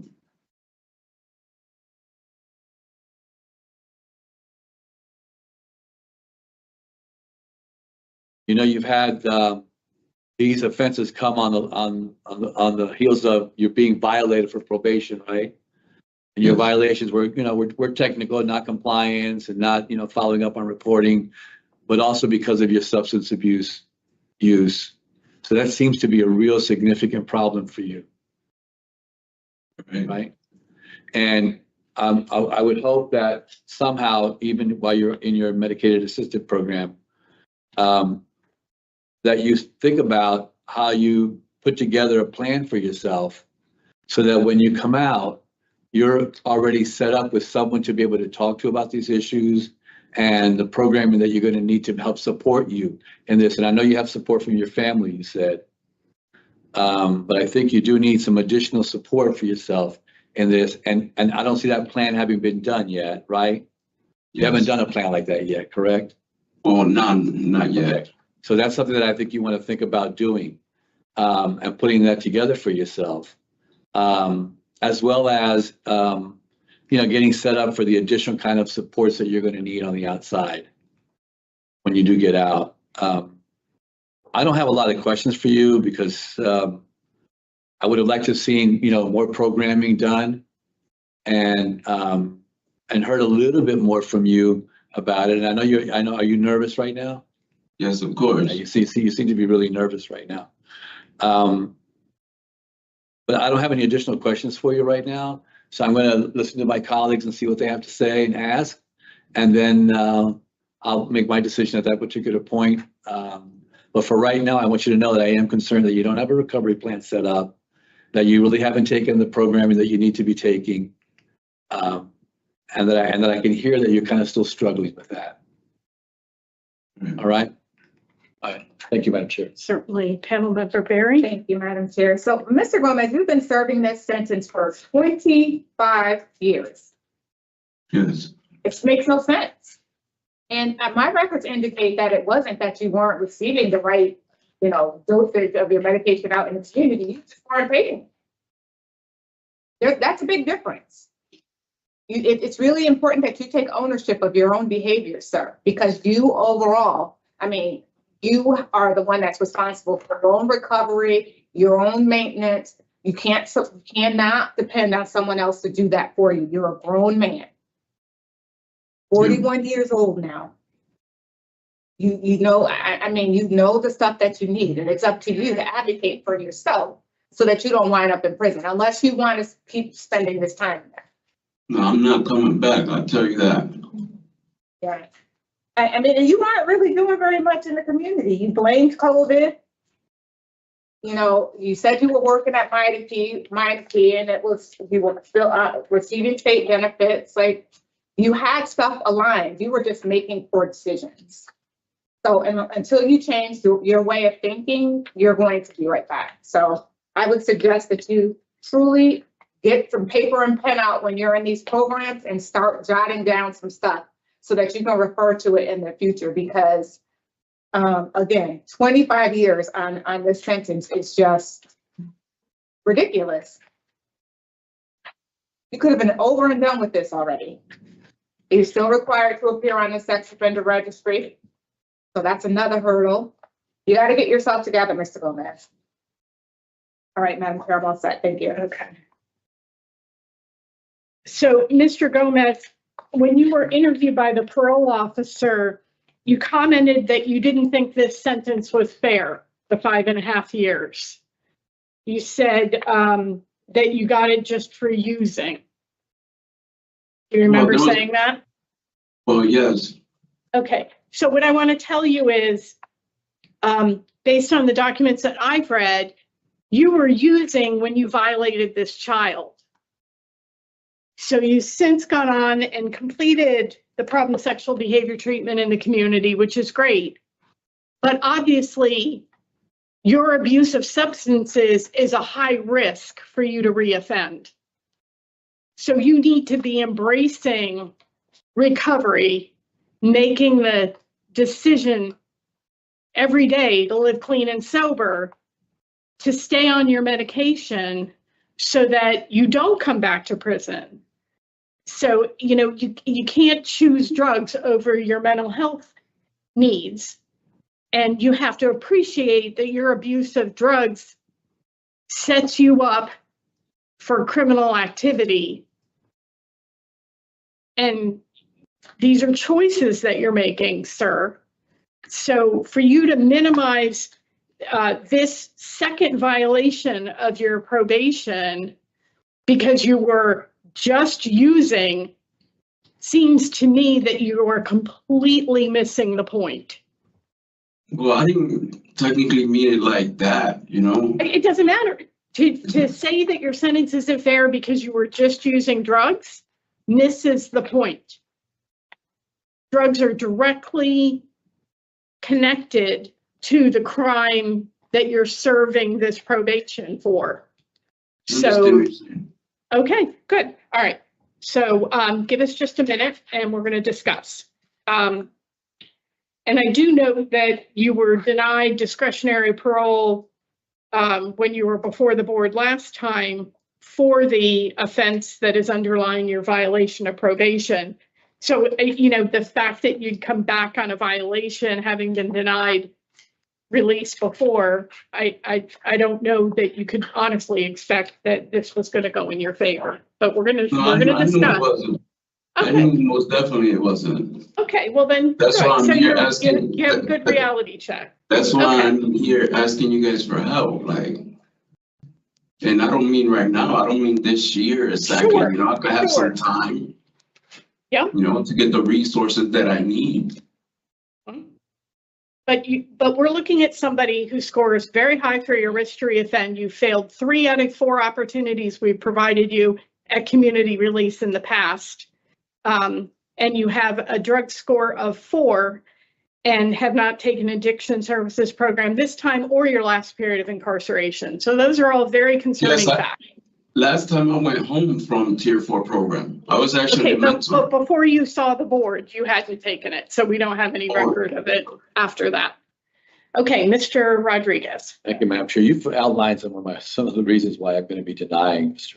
Gomez today. And I understand he does need help. He truly does need help with this. And he will be halfway house eligible by DOC in August of 2026.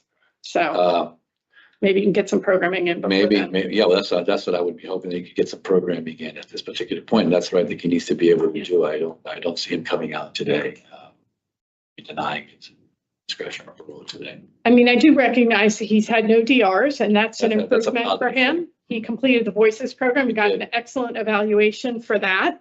He's been working in the facility, so you know he's on a positive path, but he needs some supports in the form of programming. Yeah, panel member Barry. I don't have to grant it either. Okay, what are the reasons that I said in it? That's the program participation. And I had to poor performance on community release. Yeah. How about criminal history? And criminal history. All right. So in the matter of Marco Gomez, inmate number 282-483, there's a motion to deny parole for the following reasons: your criminal history, your poor performance while on community release, i.e. your 2 violations of probation, and inadequate program participation. Do I have a second? Second. All in favor? Aye. So, Mr. Gomez, we weren't able to grant you discretionary parole today. We wish you much success. Keep up the work on yourself that you've started there in the facility, and thank you for meeting with us.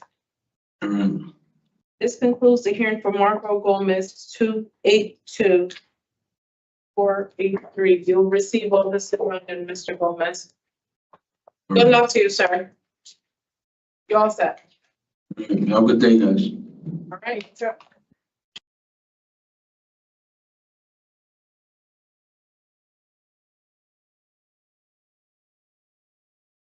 Kinney? Would you?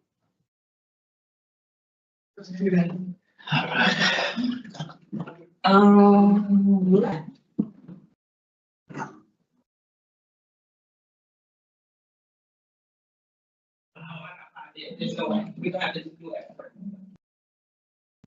So, because of the door, is it Officer Rodriguez here? Is it Officer Rodriguez right here by the door? You should manage it, right? Right now, they're working on it. More action, you see that much. 5, 6, 5. I did.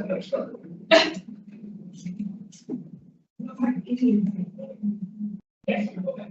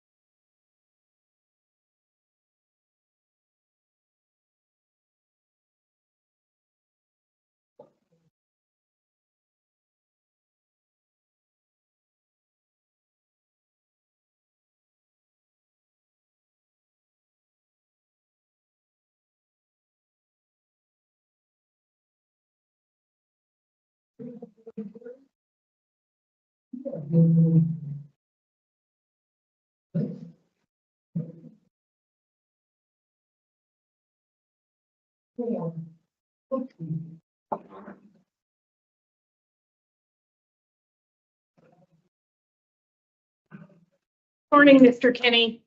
Good morning, how are you? Have you written a statement for us? Something you want to read? I wrote my, Okay, just have it out ready to go. We're not there yet, but I want you to be prepared. Let's not waste time. Okay. Go ahead.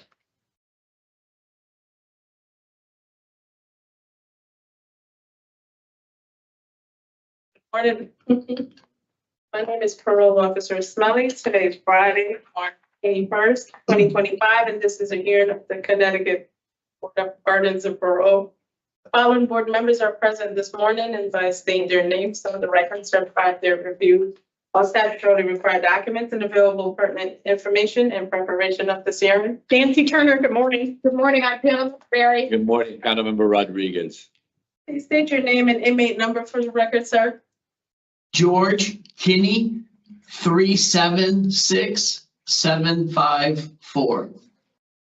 Hearing is being conducted in consideration of the parole application for George Kinney, 376754. He is serving a sentence of 36 months jail flat for violation of probation and underlying possession with intent to sell, dispense, and possession of a controlled substance first.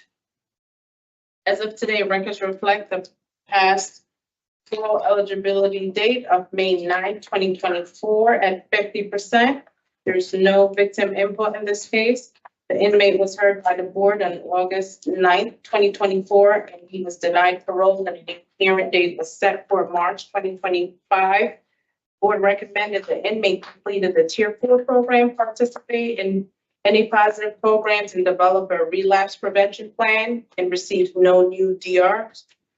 Since his last hearing, Mr. Kinney has completed Tier 4 on 3/7/2025 to date, utilizing the statewide collaborative offender risk evaluation system scores. The offender overall score for recidivating fall within the moderate range. Mr. Kinney, this is your opportunity to express to the board why you believe you should be granted parole. You may begin. Well, I wrote down my relapse plan I wrote down. Okay. Sir, are you doing aftercare?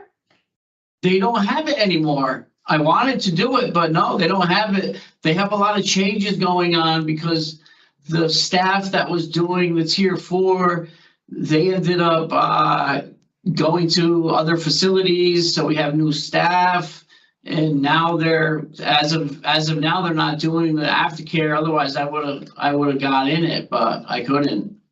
Okay. Thank you for clarifying that. Yes. You know how this works because you were before the board last year. Yes. So we're going to begin with my colleague, panel member Barry. Thank you, Madam Chair. So, Mr. Kinney, I appreciate that you were able to comply with the last panel's recommendations to successfully complete the Tier 4 program. Was that your first time taking that program?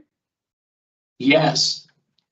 And so aside from that, what other treatments have you participated in to address your substance abuse?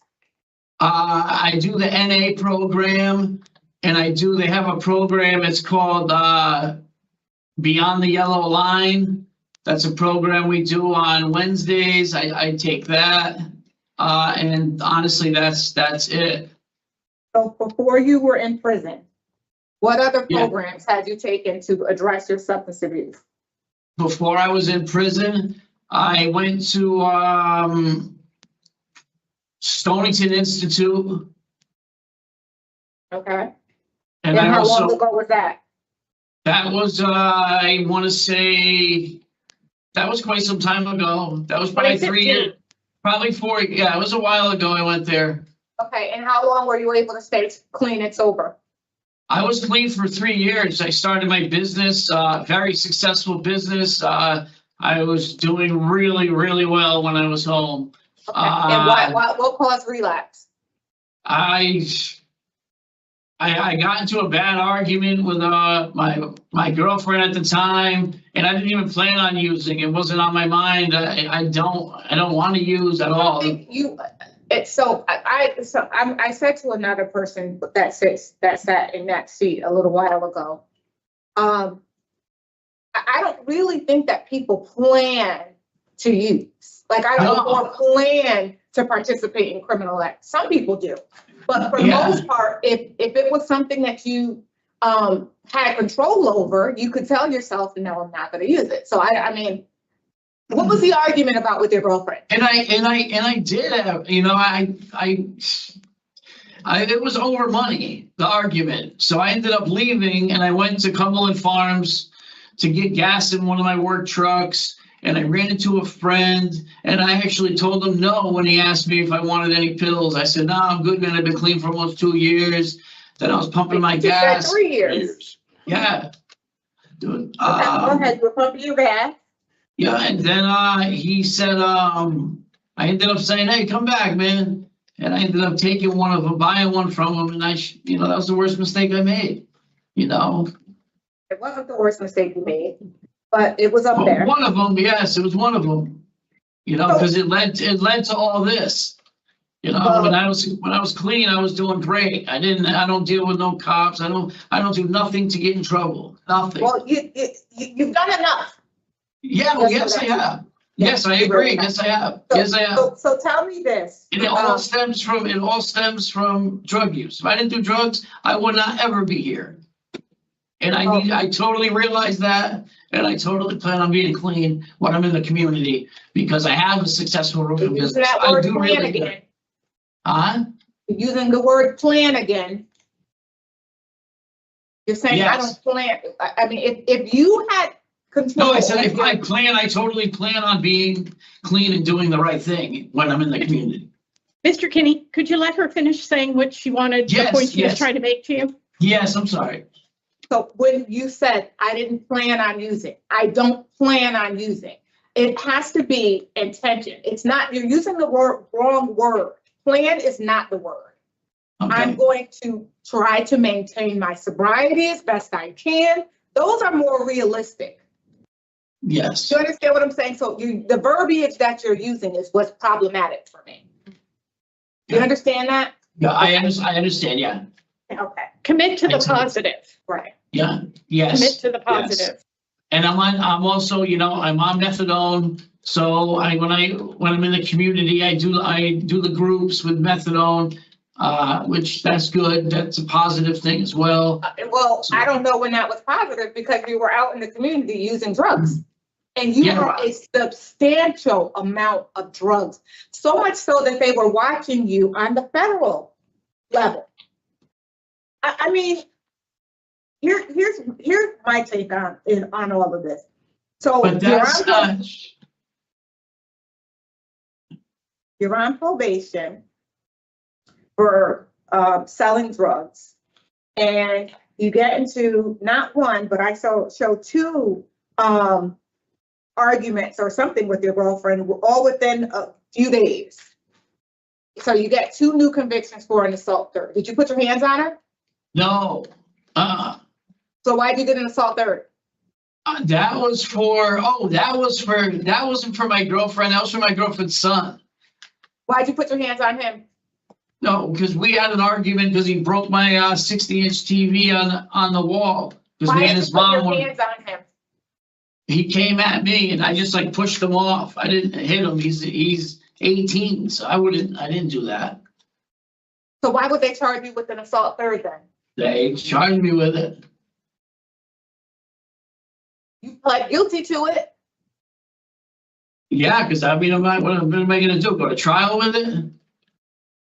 Yeah, that you do have that right. You do understand that. No, I understand. I wasn't gonna do that. I wasn't gonna do that. So then you go into your probation office and they suspect that you're still using. So they do a check of your house and they find 4 grams of crack, over 15 grams of fentanyl, and a Whizzinator. Why do you have a Whizzinator? Yeah, because I was gonna use it for my urine deprivation, but I never. Were you supposed to be using drugs on probation? No, I was not. Did you No, I plan was on not. using drugs on probation? I'm just asking. No, I did not. There's that word again. I'm just saying. I just, for someone who, listen, I really do feel as if that's something that you decide that you want to do for yourself is use drugs, because eventually there's only 2 outcomes, either death or prison. Yes. Death or prison, that's on you. But my whole thing is when you're selling stuff that's killing people, that are putting people in prison and contributing to that cycle of abuse where families are taken apart because these people, just like yourself, they don't want to struggle with addiction, but you're adding to that to support your own habit, which is just as selfish. 100%. 100%. I mean, honestly, on your last panel, I'm glad that they wanted you to do the Tier 4 program. I think that that's the best program for you. But I honestly feel like, Ms. Chance, you have really, you've done so much. You've had 5 opportunities out in the community. You've failed them all. And the amount of drugs that you've had, sir, you were only out for 21 days and you were violated. I can't support that. I can't condone it. I think that you already. I wasn't out 21 days. 21 days. I was out over 2 years and I violated. Well, according to the report. Not 21 days. The report that I reviewed says 21 days. That's false. I'm telling you that And then you were also on federal probation. Yes, So I was almost, because I had 4 months left of 3-year. I was on federal probation, gave me 3 years. I violated that probation at 31 or 32 months. So the information you have, 21 days, that is false. That's not true at all. You were on probation for your assault thirds, right? Right? No, I got that when I was in probation for assault thirds. I pled out to that while I was in the time I'm doing right now in jail. That wasn't when I was home. No, I violated my probation. I had 3 years probation. I had 4 months left of a 3-year probation and I violated. I was home for 2.5 years. Then I violated. I definitely didn't violate at 21 days. That's crazy. That's not what the report says, sir. That's not. It's not true. I'm telling you, it's not true. On 2/22, you received a technical violation conviction for an assault third. They gave you 3 years. By February 7th, you were testing positive for drugs. And then on February 22nd of 2022, you were pulled over. You had a Whizzinator, 4 grams of crack, 15 grams of fentanyl. That's 21 days. With a child in the car. Because you went to Hartford to buy drugs. Yes, I did. I went in my truck. My truck broke down, and my girlfriend had to come and pick me up because I was broke down on the side of the road. I'm just saying but yeah. No, I totally understand. I totally understand where you guys are coming from. Okay. Okay. Panel member Rodriguez. I don't have any questions. I mean, my concern, I was on the panel, and one of the things we asked him to do was to not get any tickets, and I said he already got a ticket in August of 2024. I mean, just with that alone, you know, and with what I've heard from the discussion between panel member Barry and him, I am not, I don't have any questions. Mr. Kinney, have you ever done domestic violence programming? No, I haven't. Do you think it would be helpful to you? Of course I do. Okay. You are end of sentence in October. Yes. Has DOC talked to you about halfway house yet? I'm halfway house eligible. I'm approved right now. Okay, great, because you don't have a sponsor out in the community, correct? I actually do. I just got one, but I'm just gonna do I'm just gonna do the halfway house. Okay, all right. Well, then we're all set. You're approved, and DOC is prepared to release you to a halfway house. Yeah. Okay. So give us just a few minutes. Madam Chair, I'm glad that he was able to do the program. I really do hope that it's beneficial for him in the long run. It sounds as if he really aspires to stay clean and sober. I just need him to put his money where his mouth is, and actually follow through. So I would not have voted to have him return for another hearing. I think that the nature of his crimes, the amount of drugs in his possession, and his being on dual supervision is too much for me. With the 5 failures, it's a denial for me. Okay. And where are you? Denial from me as well, Madam Chair. Okay. And I'm hearing nature and circumstances and offense on state and federal probation. Anything else? Okay. All right. So in the matter of George Kinney, inmate number 376754, there's a motion to deny parole for the following reasons: the nature and circumstances of your offense, and your offense being committed while you were on state and federal probation. Do I have a second? Second. All in So what favor? you have me do tier 4 for? I did tier 4. Why'd you have me do tier 4? You told me to do tier 4 and come back. Because you need it, sir. What was the point of that? Because you need it. Are you Yeah. not committed to your own recovery? Yeah. Yep. Okay. And you got It's a different panel, and we see the facts in the case different the way we Yeah. see them, and Yeah, you I are know. already approved for halfway house? Yes, I am. All right. Have a good So- day. Thank you. Yes, Not more you to as well, talk sir. about. Great. This concludes the hearing for George Kinney, 376754. Would you please?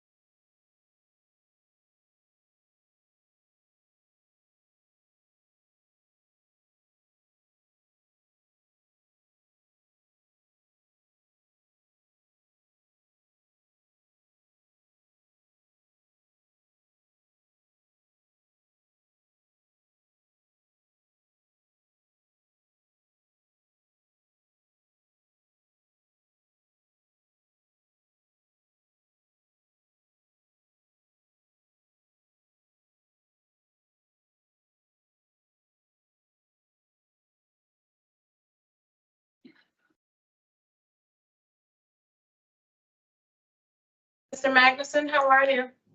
I'm good. How are you? Let's begin, sir. Good morning. My name is Parole Officer Smelly. Today is Friday, March 21st, 2025, and this is a hearing of the Connecticut Board of Pardons and Parole. Following board members are present this morning, and I state their names on the record, certify their review of federally required documents and available pertinent information in preparation of this hearing. Nancy Turner, good morning. Good morning, I'm Panel Member Barry. Morning, Panel Member Rodriguez. Good morning. Also present is our Office of Victim Services Advocate, Ms. DeJesus. Please state your name and inmate number for the record. Jason Brian Magnuson, 284-633. This hearing is being conducted in consideration of the parole application for Jason Magnuson, 284-633.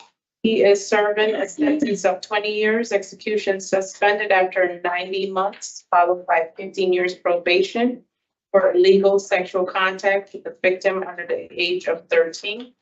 As of today, records reflect the past parole eligibility date of September 26, 2023 at 50%. There is victim input in this case. The inmate was heard by the board on September 26, 2023.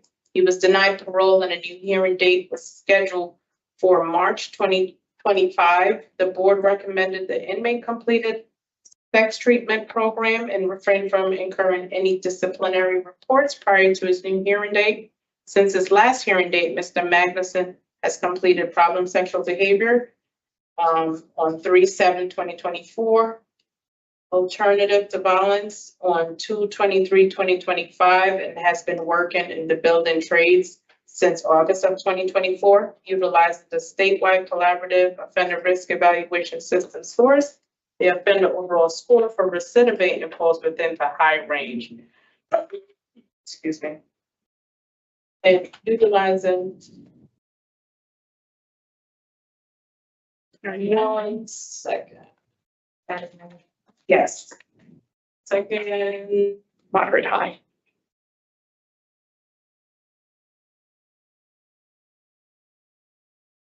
I apologize, 1 second. Utilizing the static 99R, the offender overall score for sexual offense, recidivate falls between the moderate high static 99 range. Mr. Magnuson, this is your opportunity to express to the board why you should be granted parole, sir. You may begin. I think I should be granted parole at this time because I completed the sex offender treatment program.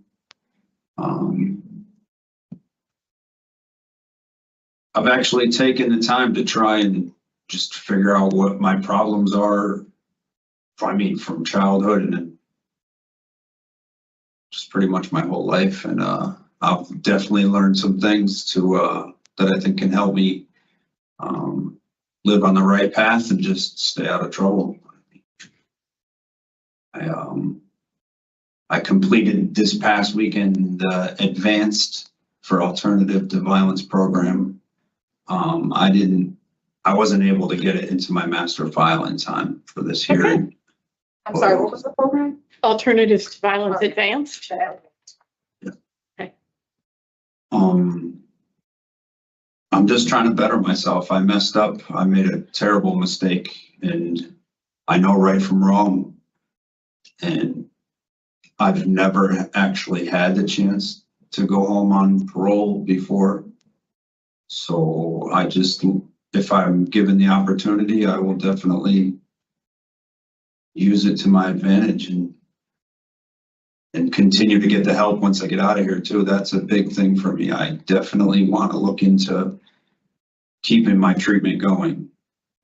I mean, I'm sure I'm going to be stipulated programs, but I want that. I want to keep going with that because it's just something that's going to keep me in my right frame of mind, keep me focused. I don't want to have to come back. I don't want to mess up again. It's just, I'm going to be 43 years old and it's time for me to grow up for sure. I wholeheartedly support that sentiment, sir. So I was not on your previous panel, but you know how this process works. And you may remember panel member Barry. She was part of your prior panel. Yes, ma'am. So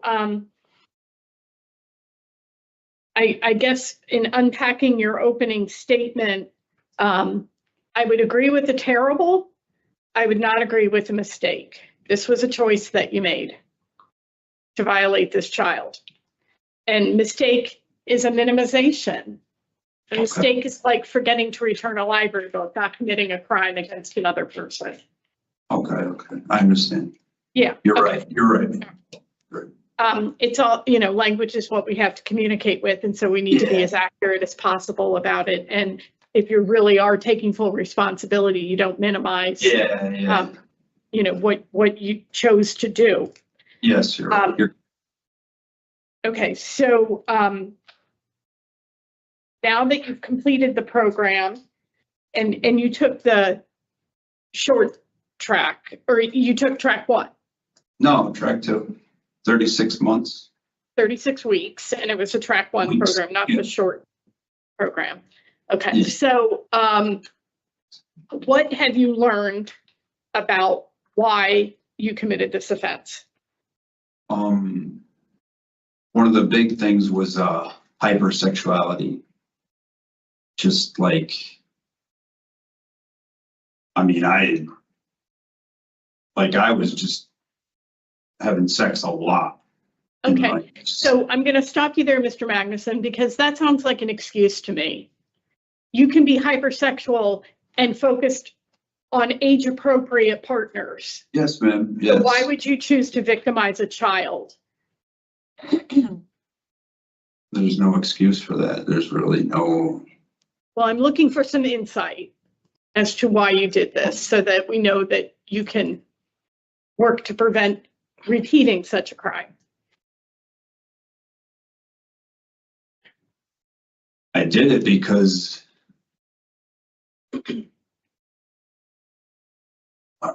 I don't really know. It's something I did. I'm not trying to make an excuse for it. I don't have an explanation. It was just, okay. And it wasn't something that I kept doing either. It was like, it happened that one time. It wasn't like it wasn't something. Okay. So I don't. And again, to couch it in, it was a one and done, is also a minimization, because the victim was harmed and you are paying a price for that. Yes, and you ma'am. have 15 years of probation and 10 years on sex offender registry for that one and done. Yes. So, but that wasn't a to have minimization. completed- That was me doing something wrong. I understand that. But it's the part of you that's saying it was just once. It doesn't matter. It was harm and it was a crime. Whether you did it once or 5 times, but so you've completed this program and you seem to distance yourself from the reality of your crimes by asserting that you're not a predator because you're not searching for victims. That was something that you asserted when you were interviewed by the Connection. But you didn't have to go searching because you had access to a child to victimize. That doesn't make you any less of a predator. Yes, ma'am. And I'm concerned because we are making the decision today about whether it's appropriate for you to finish the 7.5 years you have to serve of this 20-year sentence out in the community on discretionary parole. And we have to make that decision in light of the interests of public safety. Yes, ma'am. And you've completed the program, the most intensive that GFC offers, and you still don't understand why you committed this offense, which makes it a risk that you could reoffend because you don't have the insight to work with. It's not that I don't have the insight. It's just like I was trying to explain to you that I have an issue with sex as far as like, obviously there was no discrimination for the sex I was willing to have. And that was my biggest problem. Like I couldn't control myself. And I've gotten a lot better than that since I've learned through the program because, I mean, I know, like I said before, I know right from wrong. So I know that I messed up and it's just. Are you telling us, Mr. Magnuson, that when you committed this crime against this child, you didn't know what you were doing was wrong? I mean, that's not it. I mean, you isolated the child, you went to her bedroom, you covered up to make sure that you wouldn't be found. So that says to me that you knew what you were doing was something you shouldn't have been doing. Yeah, I'm not trying to say that.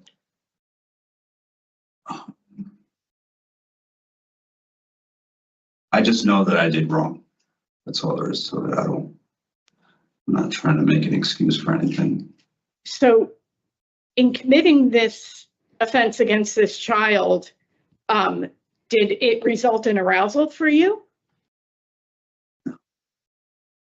Okay, so I'm trying to understand the hypersexuality part of your reason for committing the crime. So you would violate a child and not get gratification? So then why were you doing it? It was more like I got gratification from it later on. Like thinking about it later on. Okay. I know that you indicated that your triggers are pornography and the internet. How are you going to manage that out in the community? And I don't really, if it could be monitored or I just not be around it for a while, that would be a good thing until I can get more treatment. Because I definitely want to. Essential, yes. Yeah. Yes, ma'am. I mean, I really want to, because the questions you're asking are very valid to me. And I want to learn more about where that came from, what I did. I really do want to look into it. I mean, the program that I took was a great program, but at the same time, with other guys in the class, it tended to be hard at sometimes. And that's not an excuse of why I didn't learn what I could have learned, I guess, but it was hard because some of those guys are, I don't know, like some of them were making judgments about certain things and it was like, you're in the same class as me. So. Well, sure, there's a sort of ranking or hierarchy, if you will, of offenses, the worse to the, less worse. But violating children is pretty, yeah. And I'm sure what you learned in that group is that most of the people sitting there had been victimized as children. Yes, ma'am. So, that contributes to the feelings that they might be expressing in the group. And so what I hear you saying, Mr. Magnuson, is that based on that vulnerability, you probably didn't disclose as much about yourself and what you were learning about yourself because of the judgment in the room. Yeah, with the other guys around it. Well, the problem sexual behavior treatment that you'll be stipulated to out in the community, whether it's on discretionary parole or on probation, is going to be in a group setting too. Is it? Okay. Yeah. Yeah. So you're going to have to, figure that out for yourself in order to really still benefit from the program, but being vulnerable to the truth of yourself and what you did. Yes, ma'am.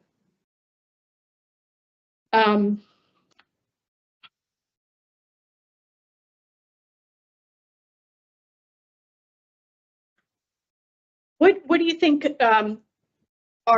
we've touched on pornography and the internet. Do you have any other high risks that concern you about that could bring you to reoffending? No, ma'am, not at this time, no.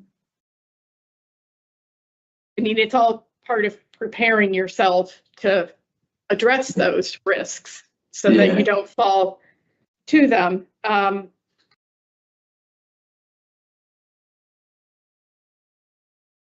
There was comment that was included in your in the evaluation of your time in the Track 1 program, they did note that you took it seriously, trying to understand your own behavior, and that you're in the action stage. You identified some of the risks as having a stable living place, drinking, and sex with multiple partners. Yes, ma'am. So those would be some high risks for you, correct? Yes, yes, ma'am. Yes. You do not have a sponsor. Do I understand that? No. Okay. No, ma'am. All right. But you have a girlfriend. Yes. Okay. And she knows about the crime for which you're serving this sentence? Yes, ma'am. Does she have children? No. We did read a letter from the Wine and Spirit distributors.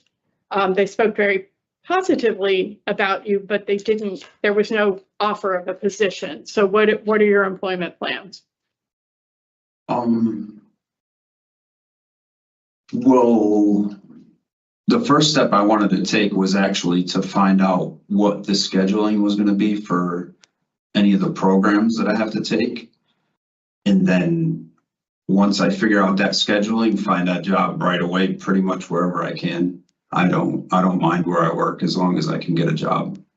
I'm willing to work anywhere. And now that I'm in the building trades, I'm actually learning. I'm doing electrical right now. I've learned how to do siding, hang up drywall. So I'm definitely trying to expand my skills and what I can do for work. Okay. As far as like whether it's in construction or even if I've worked stocking shelves before in a grocery store third shift. So even if I have to do that, but I did read about your warehouse experience, and you know, the construction field is, you know, usually growing, so that having those skills will benefit you tremendously. You have a standing criminal protective order against you until the year 2070. Can you tell me what you understand that means? Stay totally away from that person. I mean, no contacting her no matter what. No electronic contacting, no trying to talk to a family member through them to her. None of that. Yeah, third party contact, nothing through social media. Okay. Nothing. Good. So you've remained DR free since your last hearing, completed programs, and are you still working as a janitor? Yes, ma'am. Yep.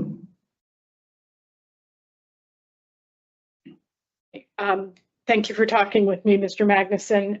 Panel member Rodriguez. Question, Madam Chair. I don't, Madam Chair, thank you. Okay, so at this point, Mr. Magnuson, we're going to turn the hearing over to the Office of Victim Services. You are not to speak. Yes, ma'am. Ms. DeJesus. Good morning, board members. I do have a brief statement. I spoke to the victim's father, and the following was relayed to me. Quote, he should complete the 7 years incarcerated. My daughter is now 11 years old, and I think it's only fair. To do that to a baby who was 5 years old, he should have gotten more time. He should complete the time ordered by the judge incarcerated, end quote. I'm sorry, can you say that very last part again? He should complete the time ordered by the judge incarcerated. Okay, thank you. You're welcome.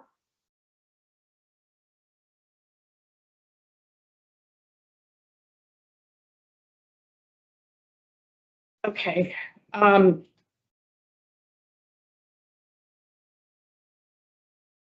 at this point, Mr. Magnuson, we're going to discuss your case. And we just need a few minutes, so give it, you know, just Yes, ma'am. Sit quietly, please.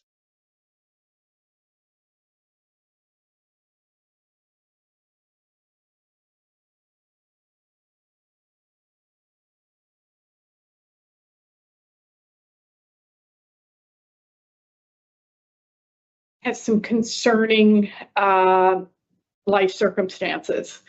He, we don't often see a moderate to high risk for reoffending with a sexual offense.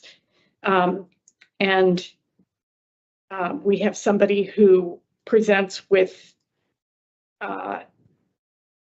no stabilizing factors in his life. He doesn't have a job offer. He doesn't have a sponsor. And he clearly needs to continue engaging in treatment in the community.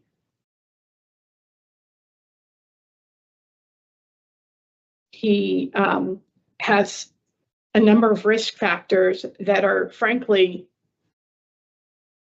just life facts, how we live our lives with the internet, with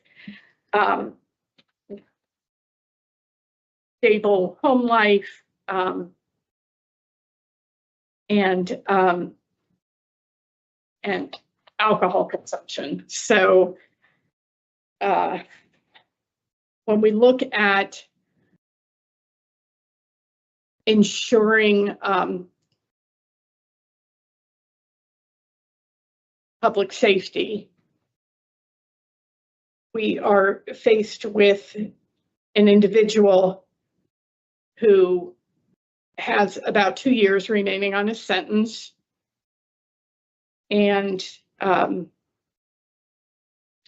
I believe would benefit strongly from the oversight of parole in ensuring that he complete the necessary programs to add to his rehabilitation and his accountability out in the community, both with the sex offender registry and with the conditions for his supervision that will be a starting point for him to go about living respectfully in the community.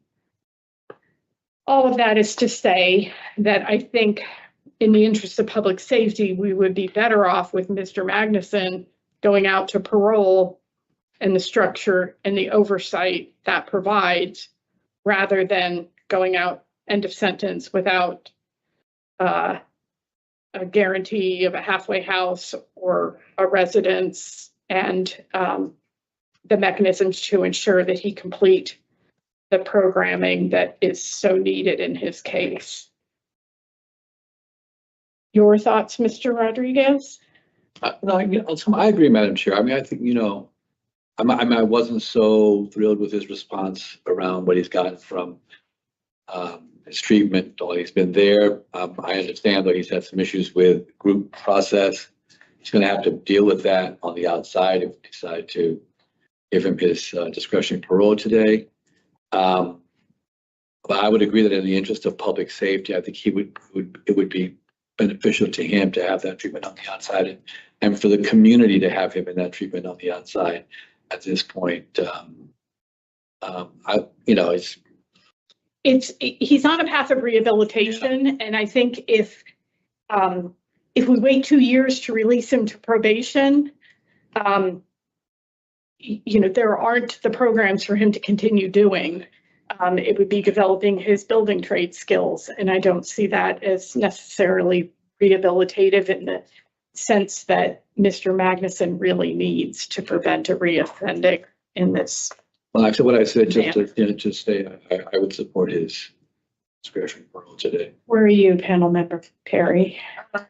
So I was actually on the prior panel, and as you noted, Madam Chair, and we did ask him to complete the program, and he was able to do that. We asked him to refrain from incurring disciplinary practice. He was able to do that, and I'm happy to hear both. And I grapple with the nature of his offense and the victim's input, saying that, he received a sentence from the court and he should do that. And he still will be, if I can add in, it would just be with a parole oversight for the transition back into the community. I guess I wanted to hear more from Mr. Magnuson. I think that when he had his original hearing, some of the concerns that you expressed just today, that you noted in the reports from the connection, that he was distancing himself then, and it sounds like he still kind of is doing that now. While I can appreciate all the effort that he put forth to comply with us and completing the treatment, I cannot support his role today. I do believe that he has supervision to follow a sentence already. So for me, I would not support both. So my reasons would be, again, the victim impact and also the nature of his offenses. And I'm not sure if some of the limitations that we were hearing from Mr. Magnuson related to insight and the big why is shame-based. I may have shut him down when he hit on hypersexuality.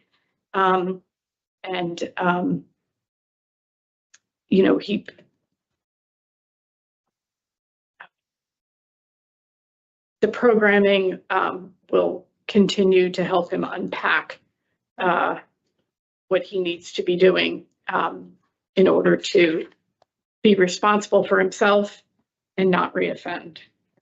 So I have problem sexual behavior treatment, no contact with minors, halfway house placement, restriction on pornography, enhanced device monitoring, and no contact with the victim KD and her family. I also have the health evaluation. His score is a 3. Yes.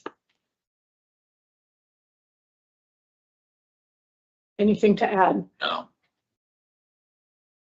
All right, so in the matter of Jason Magnuson, inmate number 284633, there's a motion to grant parole on or after today's date of March 21st, 2025, with the following conditions for your supervision: halfway house placement, problem sexual behavior treatment in the community, no contact with minors, restriction on pornography, enhanced device monitoring, mental health evaluation and treatment, no contact with the victim, initials KD or her family.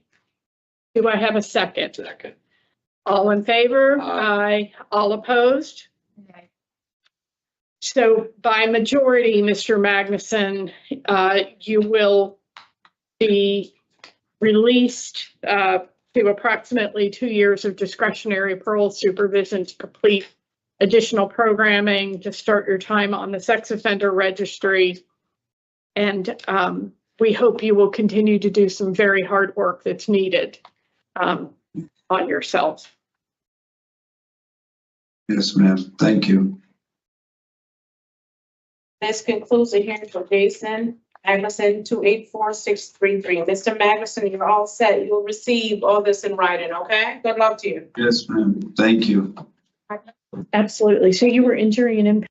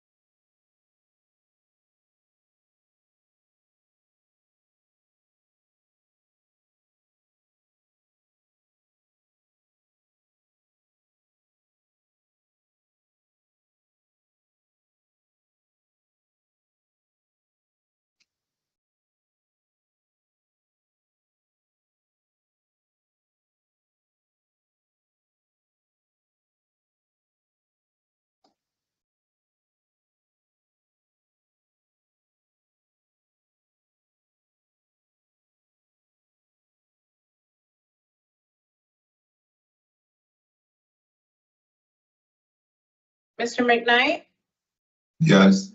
if you have a statement, get it out so you have it ready, okay? And just stand by. Okay.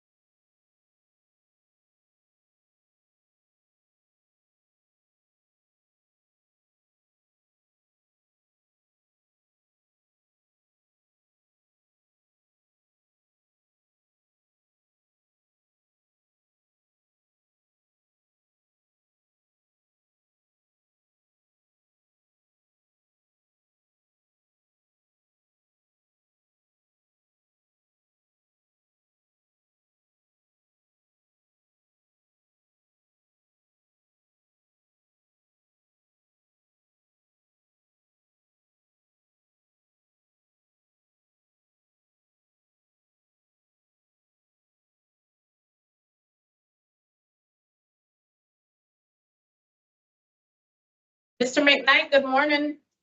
Good morning. We're about to begin, okay, sir? Okay.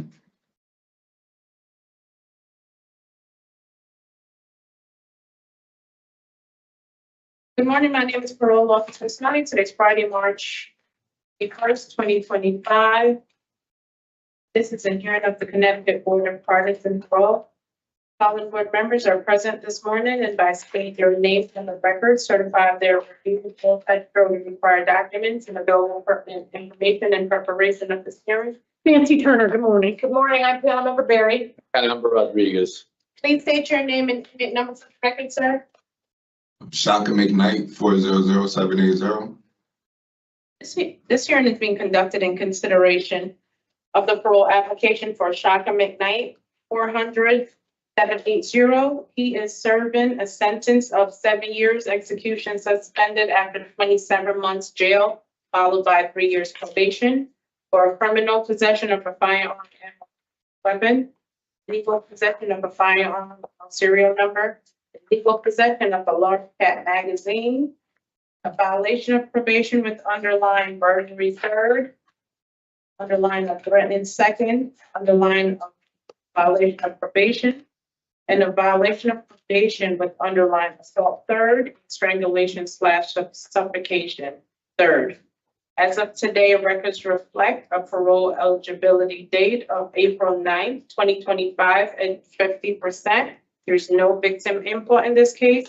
There is an offender accountability plan for the offender. It has been reviewed and shows he has not completed any of his recommended programs to date. However, he reported he's currently participating in Voices.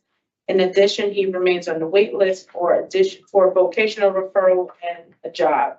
Utilizing the statewide collaborative offender risk evaluation system, the offender overall score falls within the higher range of risk for recidivism. Now, Mr. McKnight, this is your opportunity to express to the board why you believe you should be granted parole, sir. You may begin. I feel like I've learned a valuable lesson while being incarcerated. I took the time to work on myself, and honestly, me being incarcerated affects my kids. And right now, my kids really need me. At the time, my daughter got it taken away. Her mother lost custody of her, and I've been trying to fight custody battle, being in jail, trying to get my daughter, and they're giving me a hard time because I'm incarcerated. And my son's starting to act out now, and that's because I know I'm not there. So he's starting to act out in school, and that's affecting me because it's affecting them.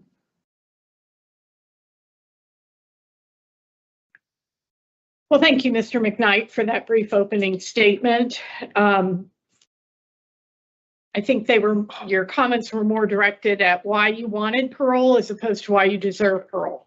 So we're going to ask you some questions to see if we can make that determination that you are suitable to be back out in the community finishing your sentence. And we'll begin the conversation with my colleague, panel member Rodriguez. Thank you, Madam Chair. And the Chair, we just laid out for you, what we're looking to try to get accomplished here today.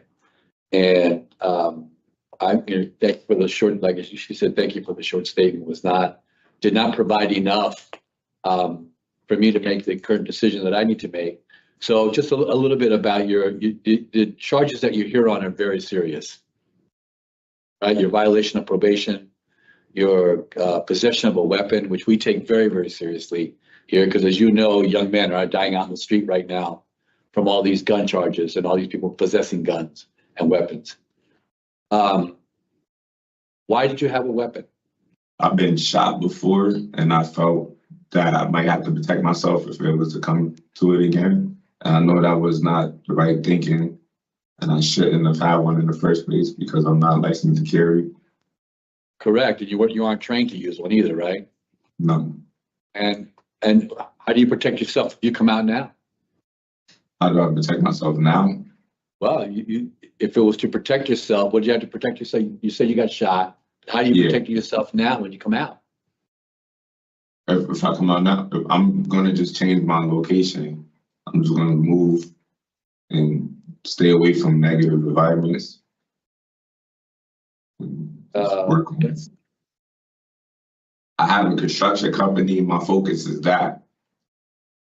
The person that you mentioned as your sponsor, Yes, who is that? What was that? Who is that person? that's my girlfriend. Yeah, wasn't it the person who was one of your co-defendants? She was the driver, yes. She wasn't my co-defendant. She was arrested. She was arrested. Yeah, because it was. She was your co-defendant. Was she also involved in your domestic violence? No, my domestic violence was my baby mother. Yeah. That was 2018. Yeah, that was very serious too. That's what you were on probation for. That was one of your violations. That was one of the underlying causes of violation. Yeah, I was on probation because of my baby mom. Yeah, and that was very serious as well. But you have 6 women who've had children by you. So which one are you referring to? Just initials. BC.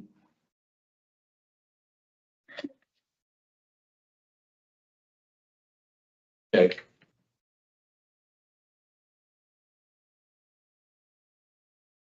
But you have a 2020 assault 3 with a different victim, initials SM. Yeah, that's my other baby mother. Hard to separate them apart, figure out who they are.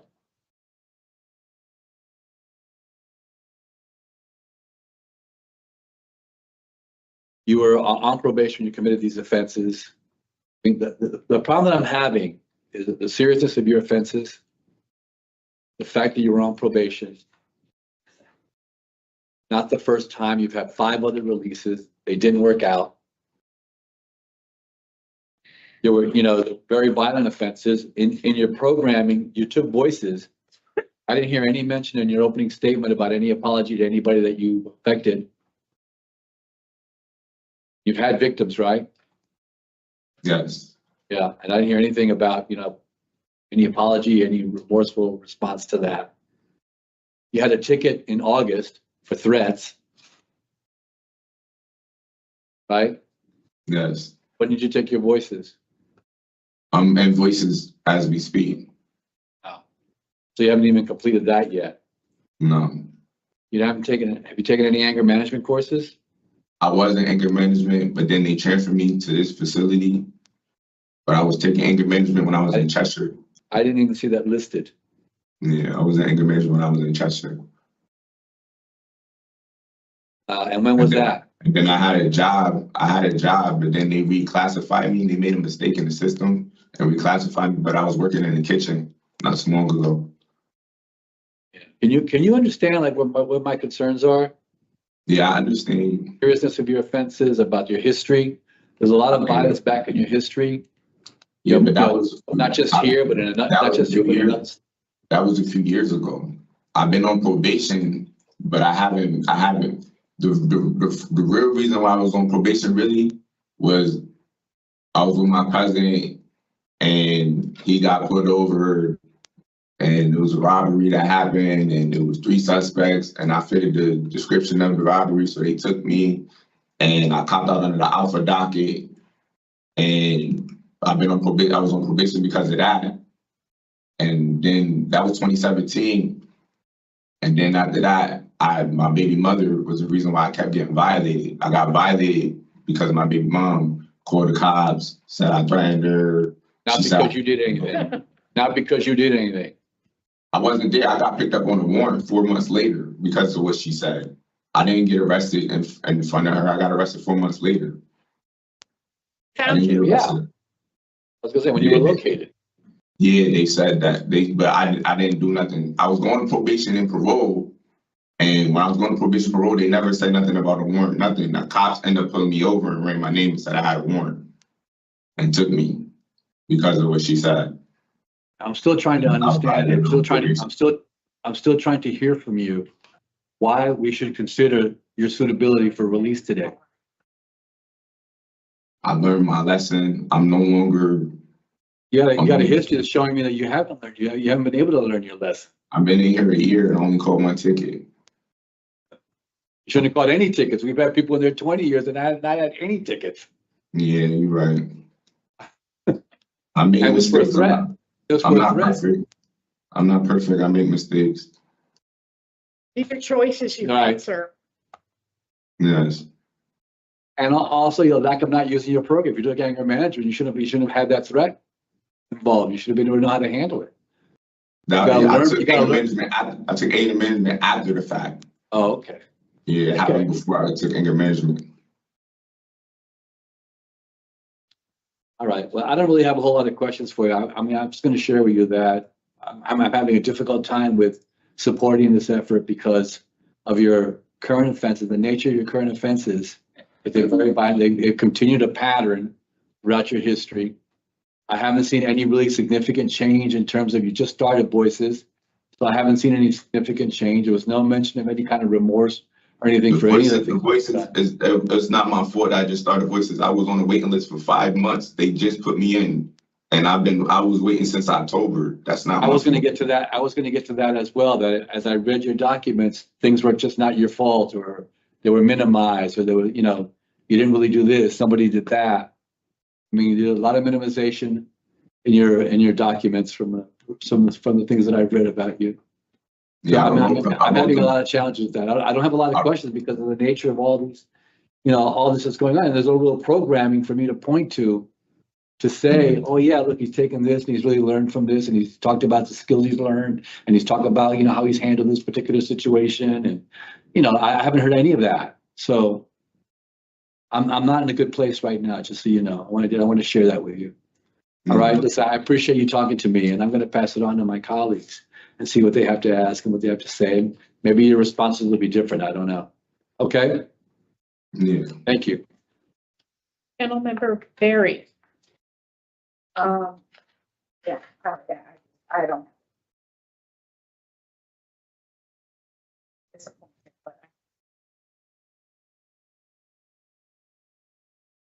I think what concerns me, Mr. McKnight, and my colleague was touching on it, is I'm not sure you really appreciate what it means to be responsible. You do a lot of blaming of other people, a lot of denying, claiming victims lied to get you in trouble. And,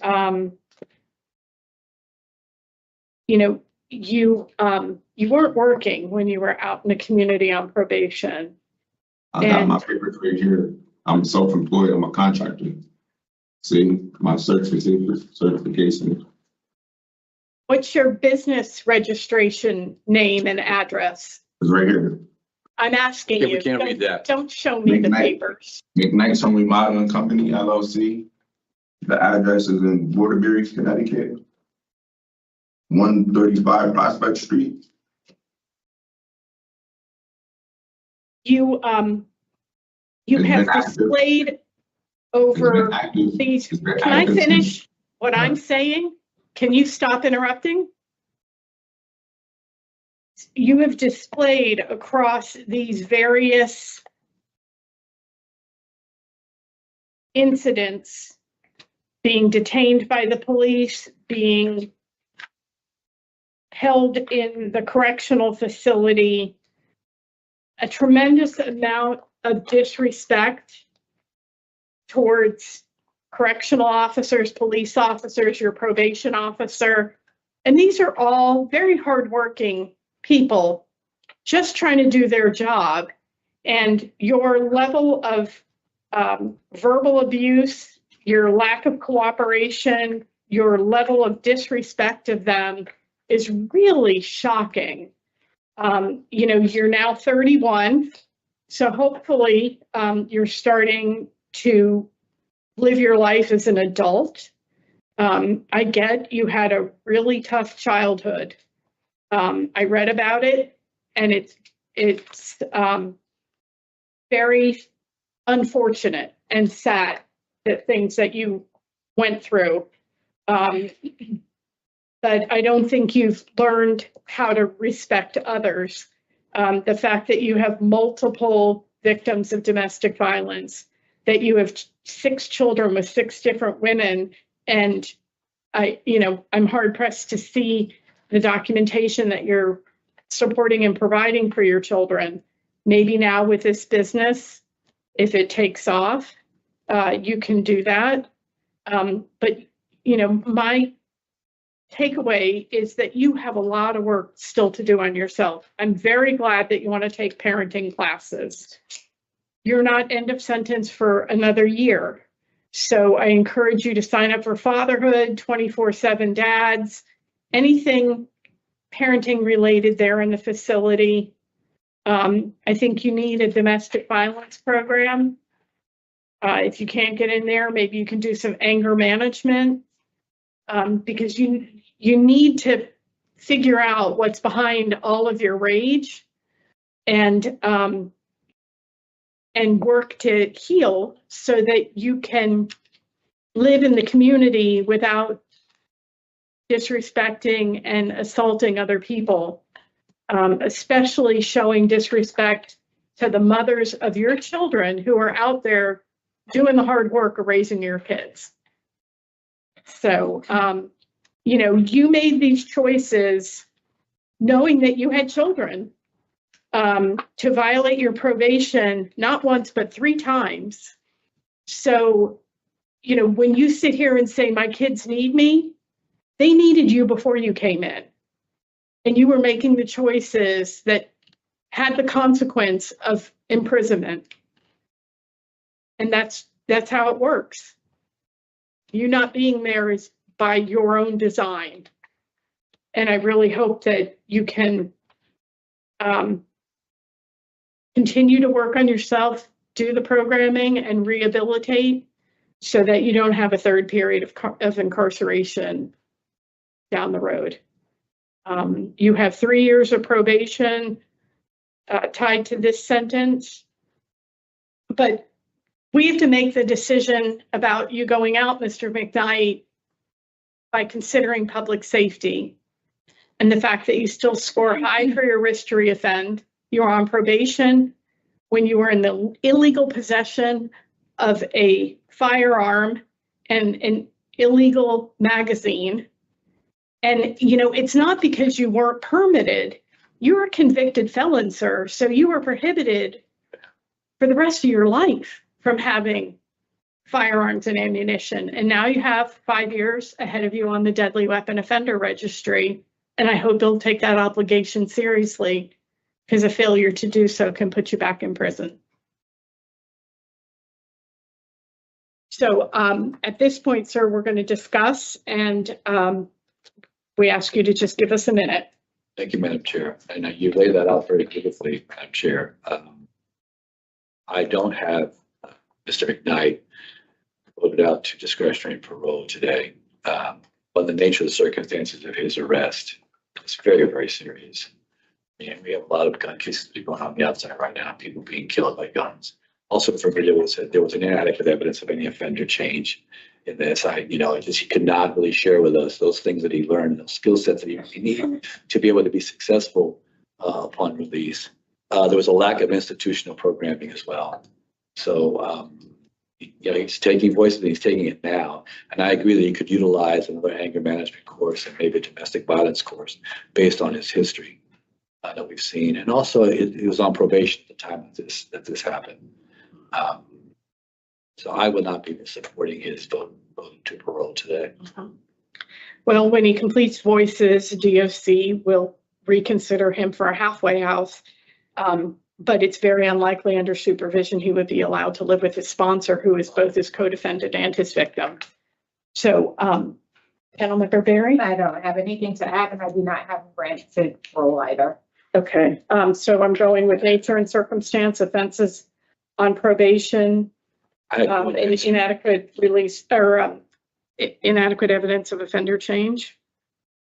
I had inadequate institutional program participation as well. Okay. All right. So in the matter of Shaka McKnight, inmate number 400780, there's a motion to deny parole for the following reasons. The nature and circumstances of your offenses being committed while you were on probation, inadequate program participation, and evidence of offender change. Do I have a second? Second. All in favor? Aye. Aye. So, Mr. McKnight, we were not able to see our way to discretionary parole for you today. You have a year remaining on your sentence before you go out to probation and the deadly weapon offender registry, and we hope you'll use that time to really work on yourself and prepare yourself to be successful when you're back in the community. We wish you all the best. This concludes the hearing for Shaka McKnight, 400-780.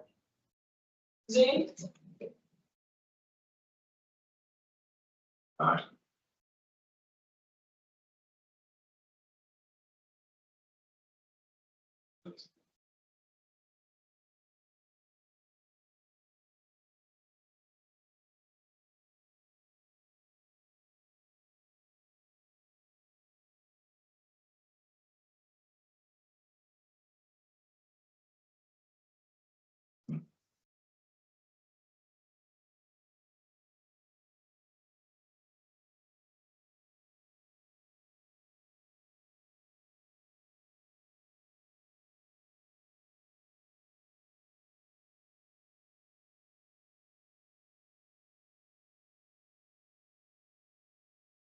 Mr. Rosini, Yep. stand by for us, okay? Did you write a statement, sir? Something you want to read to us?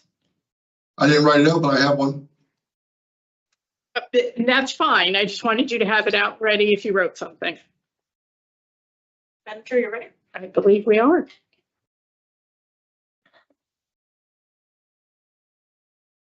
Good morning.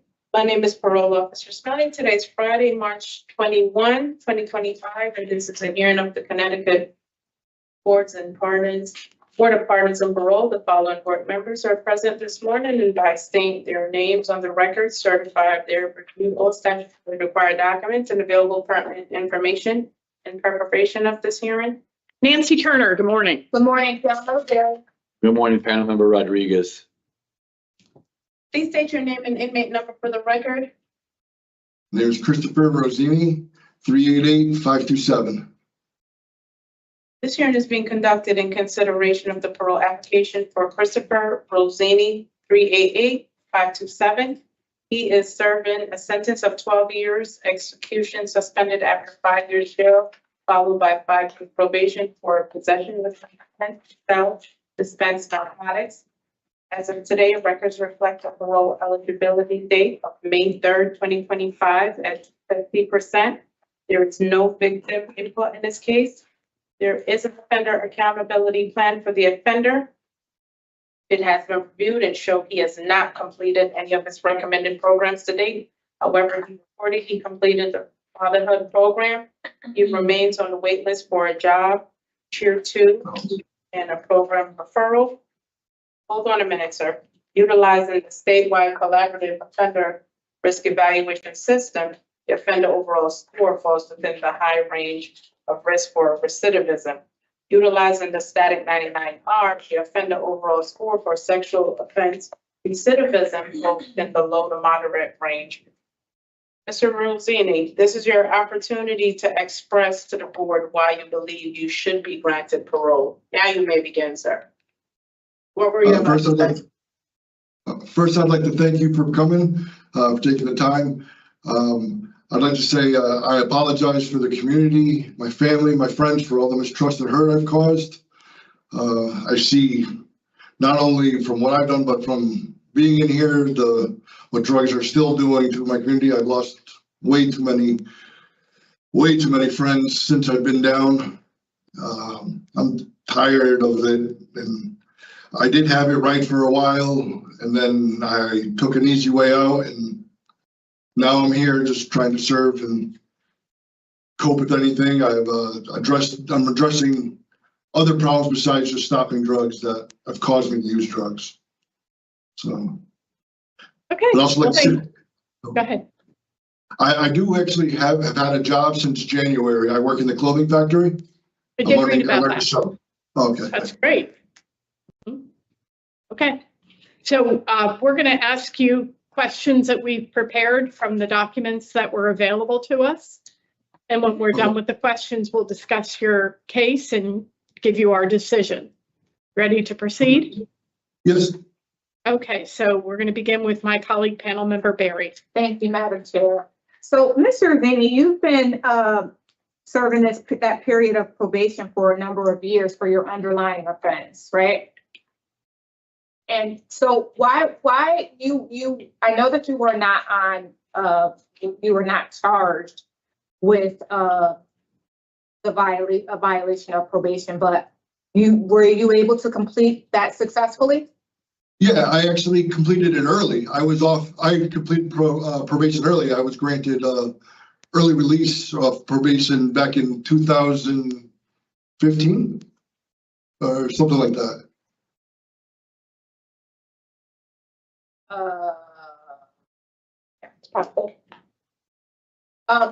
So tell us, why were you using drugs when you committed the offense, the underlying offense? Yes. Okay. And when you served your period of incarceration, well, it says you got 5 years jail and you only had to serve probation. How much time did you serve when you got the VOP in 2011? 17 months. Were you sober then? Yes. And when you went out into the community, how long did you maintain that sobriety? 9 years. And what caused the relapse? Really, COVID, being scared and taking an easy way out, not talking Not being or going able to to go meetings. to work, not having any money, not knowing if you were going to have food or toilet paper and all that stuff caused you to go out and waste money on drugs? Well, to be scared. And then I took the easy way out. So I know you want to say that you were afraid, but that's what you did, was waste money on drugs and take advantage of other people who were in the same position as yourself, afraid. We all were, you know, and you start selling drugs. Yes. I really don't, you throw away 9 years of sobriety and okay, you want to harm yourself. That's all fine and well. But then to sell it to other people and incorporate other families and other children's, you know, it's someone's son. I appreciated your opening statement where you said that you apologized to your community and also to your friends and family. I appreciated that. I'm just not sure that that's sincere, you know. And I say that because the amount of drugs that you had in your possession, and what did you need? 30 rounds of rifle cartridges. Well, rifle cartridges. What do you need that for? So it was the clip. It wasn't actually the ammunition, but it was from a Marvel character, the Punisher. It had the symbol on it, and like an idiot, I collect a lot of Marvel stuff, and it was on there. There was never any guns, no ammunition. It was just the magazine that had his symbol on it. Do you really think that we believe that you just had a magazine and there was no gun? There was never any gun. I mean, okay, but you had 505 white glassine of fentanyl and heroin, $2,200, almost $2,300 worth of cash, packaging materials, 130 prescription pills. Like, you were big deal, big time. How much money were you making? Really not that much. I was doing almost 10 bundles a day. And how much is 10 bundles a day? Was $60 a bundle, almost $600, but you get a price breaks around $500. So $500, but you still managed to keep $2,300 of it? The math isn't mathing, Mr. Rosini. Seriously. So if you're expending $500, you had to be making how much in a week? Honestly, don't know. It was just keep ringing up to keep using. I honestly But you had a ton of fentanyl and heroin in your possession. So you had drugs to use and sell. So were you just taking the money away from what you were supposed to give your the person that you were purchasing the narcotics from? It was just to keep getting more, and just, at the time I couldn't work, so it was just food, gas to go make sure I could make it to the But city. getting all the money and then giving them back $500. Were you taking your stash? Oh, I was getting extra. Yeah, my stash came from what they were giving me. Yes. Wow. And so at 9 years of sobriety, you forgot all about what you're supposed to do when you're feeling triggered or all of that stuff. You forgot all of that. I did. I got complacent. I stopped going to meetings as much as I should. I stopped really reaching out to my sponsor. It was more of a domino effect than just one thing. And tell me why you have not, I know that you were in another facility and started treatment, right? For your substance abuse, and they moved you. And what's your wait list like? What's the wait list like? Where's your name fall on that? I wrote them every month when I first got here. They told me to stop writing them. They'll let me know as soon as I can. Yeah, because you still have a ways to go. And believe it or not, I know you have a birthday coming up, so happy early birthday, but you rate out high in terms of risk to recidivate, and your drug score is a 4. So honestly, I think you need a refresher course at least before being somewhat considered, suitable. Like you're I can't even talk, but you need to address your substance abuse problem prior to being released out into the community, because although you had the tools that you needed, you knew what they were, you still chose to indulge in substances and then harm other people and probably some other people's sobriety too, just for your own selfish gain. Yep. It's just a ripple effect is all. So I really do think that substance abuse treatment, a refresher, with your score, I think you need to reconnect with the community, that community, that sober community with with the sponsors that are still working, step work, all of that stuff that treatment provides. I have been going to NA. Good. I have been doing that, and I completed 8 out of the 10 classes or 10 weeks of tier 2. But yeah, I've been trying to finish the classes. Why'd you get a ticket? I got into a fight. Why? What were you fighting about? It was somebody that I knew from outside. We were actually living together for quite a while. And then one day he came over to me, told me he was going to put his shoes on. And then I went after him first. Wow. Once he told me he was going to put his shoes on. Wow. Putting the shoes on means. I'm sorry, you were cutting out. I said, I'm not really sure what I don't understand the significance of putting your shoes on. Was that a threat? That means to put your shoes on means that they're coming to fight you, so they have something to grip onto. Wow. That means they're coming to hurt you. Oh, Mr. Rosini, you really, I know you have a lot of time left, so I really do need you to focus on getting into the treatment. If you can get into a tier 4, I mean, that would be better than the tier 2, but we can't decide, which substance abuse program that you enter into. It's whatever they have on, whatever the facility thinks is appropriate for you, but I wouldn't feel comfortable granting your parole without that. And you also need to not get any more tickets. Because you got 2, and we only talked about 1. Yep. Yeah. Okay. All right. Thank you, Madam Chair. Okay. I feel similarly, Mr. Rosini. Without programs, my concern is that you would be at high risk to go out and use and possibly overdose. I'm glad you're attending NA. How do you find that helpful? How does it help you? Oh, I like it better. It's actually real addicts. I don't really like people that have never been there before that don't understand telling you. It's kind of better to see people that were at the lowest, doing good, because a lot of the times the people that come, I like the speaker meetings, the people that have actually been in jail, have been, 20 years using, now 20 years sober. They usually actually have good lives, good jobs, family, kids. That's inspirational. Yeah, because usually somebody that's never woken up sick or heroin or, had to, it's hard to tell. And then seeing another heroin addict, it's misery loves company.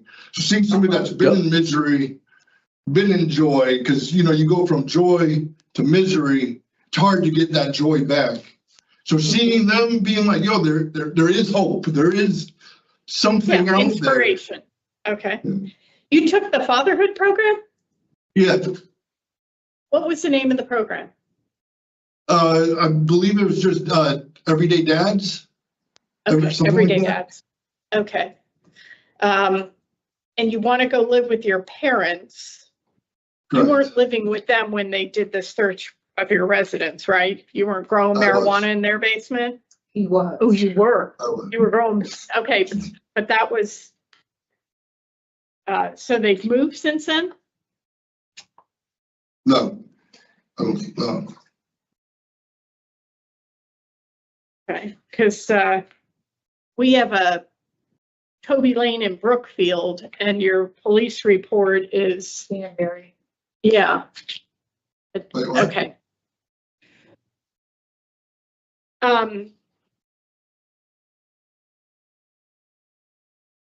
So your job at the clothing factory, is that full-time?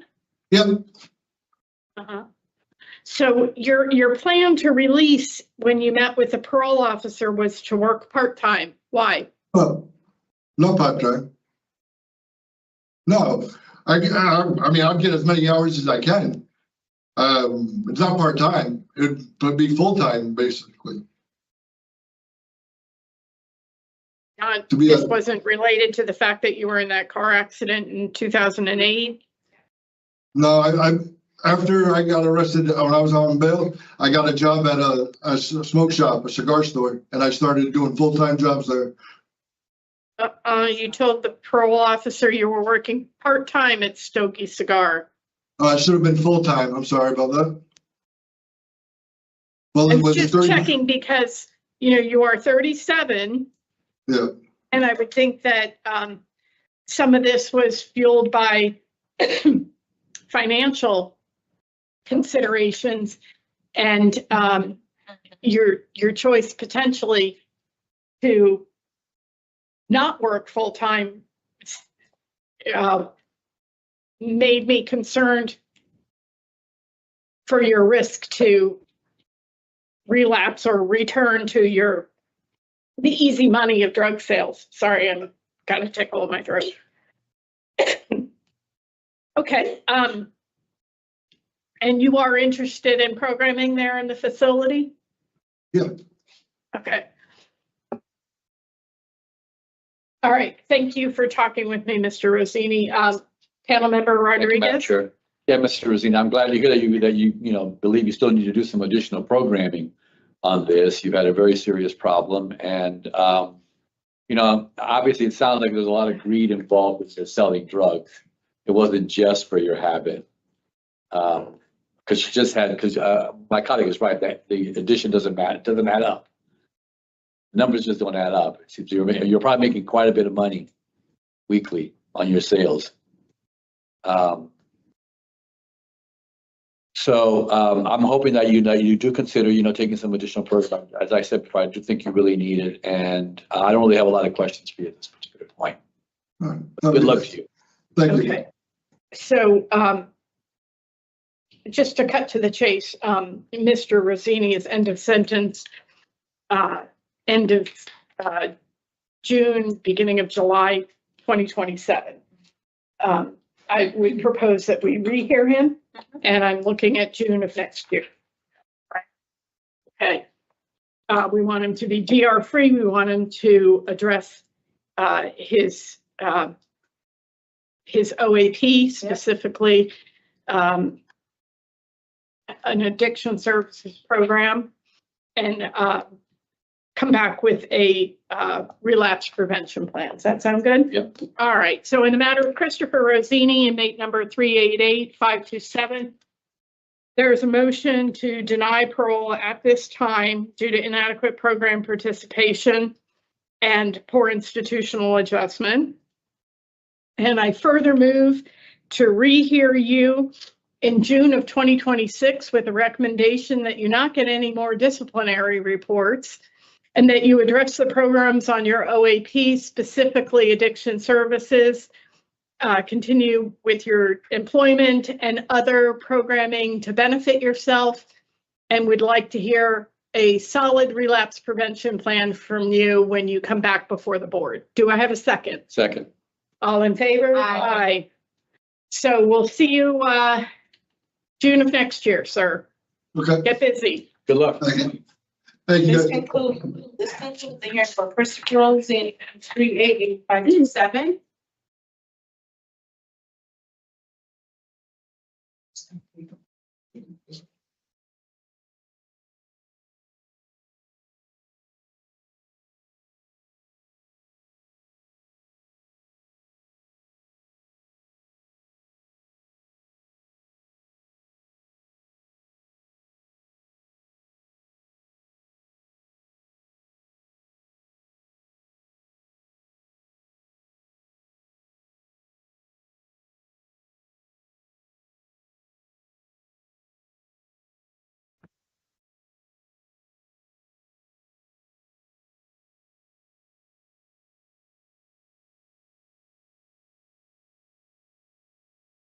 Osborn, Ms. Williams? Yeah.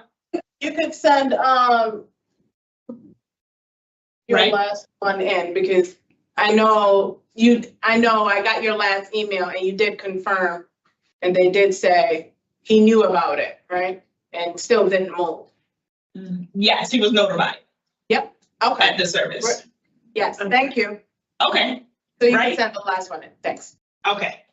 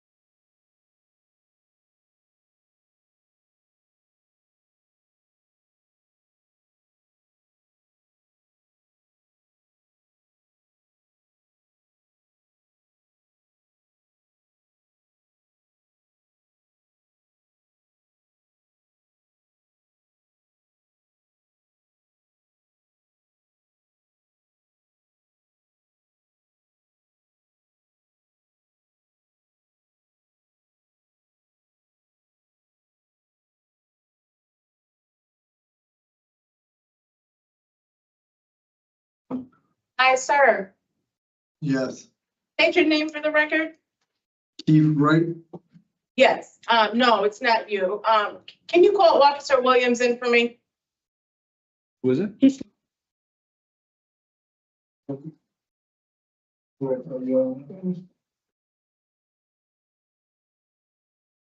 Yes, and I. Officer Williams, Yes. it's Tyron Wright. That's Keith Wright. Tyron Wright. He has dreads. That's Keith Wright. It's the wrong guy. No. Yeah. 260585. Give me a moment, I'll have to get him. Okay. Yeah, 26585. Okay, Thank you. thank you, thank you.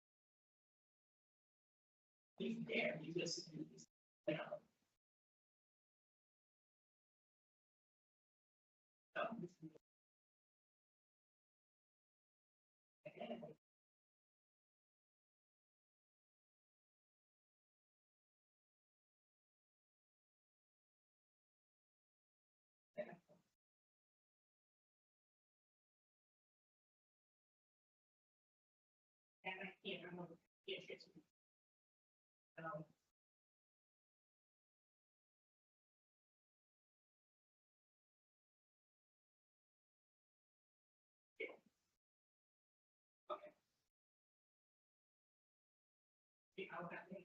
did that one.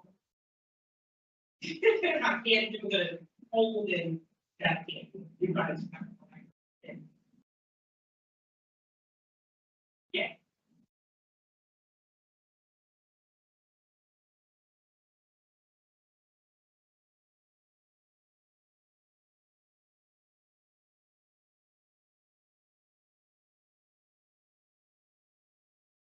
Yes. Oh. Okay. Okay.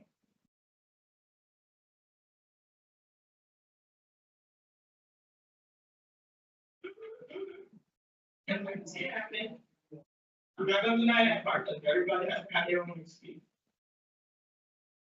Okay, so I'll try to reach out again. All right, thank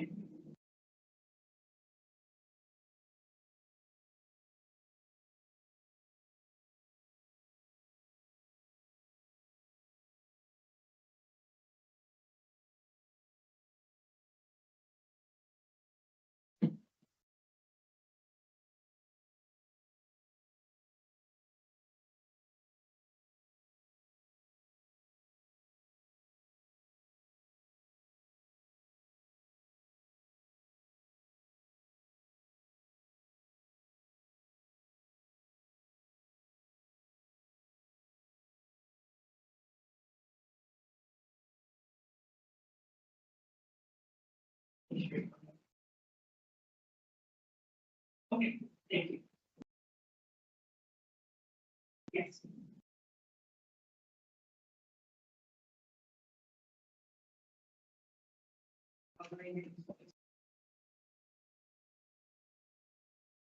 Okay.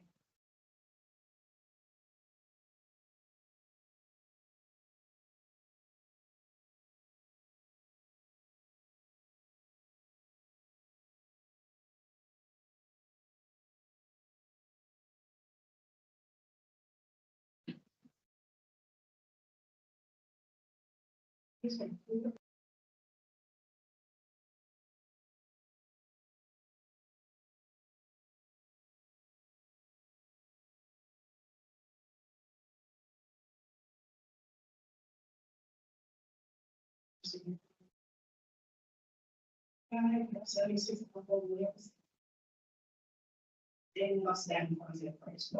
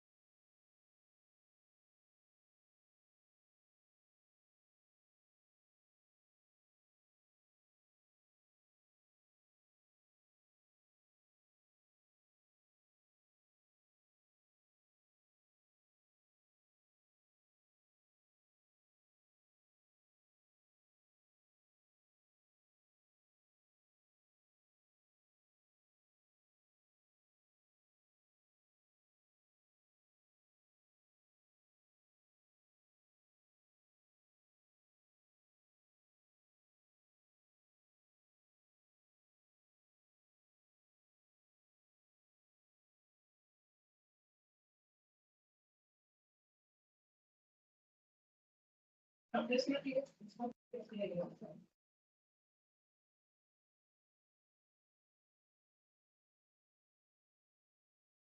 Yeah. Okay. Mhm.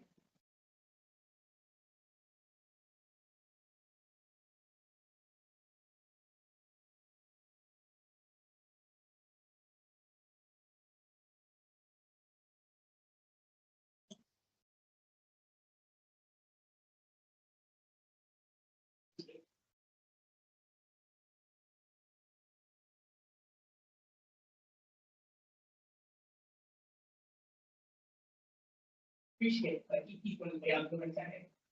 Thank you.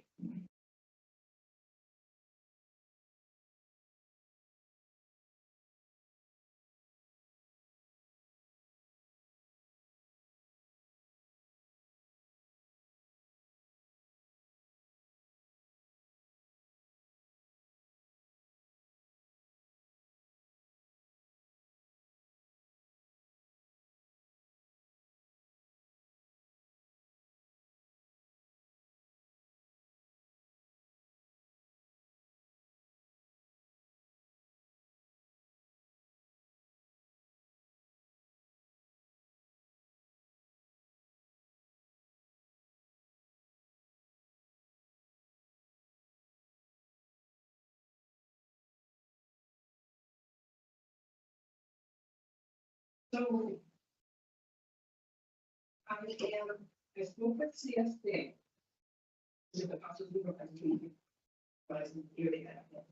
He is going to wait to go get it. In the meantime, the right.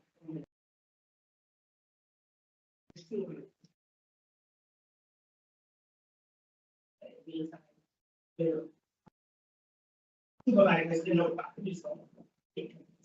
So me,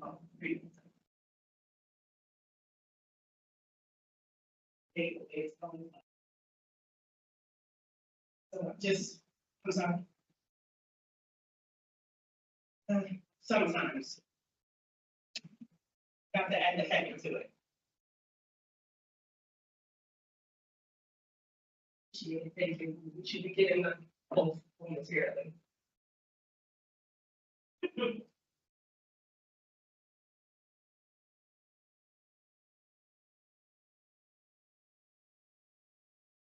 Okay, thank you. That's up to you, too. You can if you want. Okay. Sure, that works. Thank you. Okay, yeah.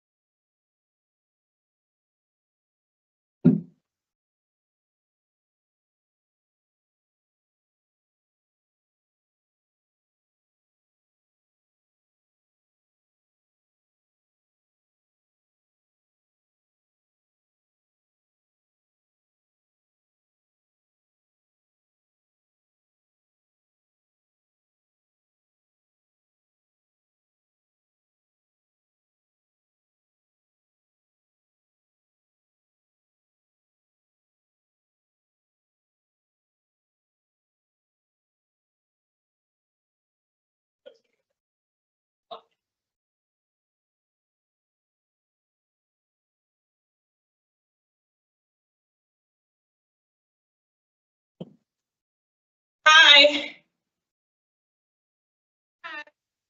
I'm sorry for the delay, sorry for all the confusion. I have the correct right now. You have the, you can say it. Right. But do you have the right? The right. I have the right this time, yes. Thanks. Thank you. Oh, okay, that.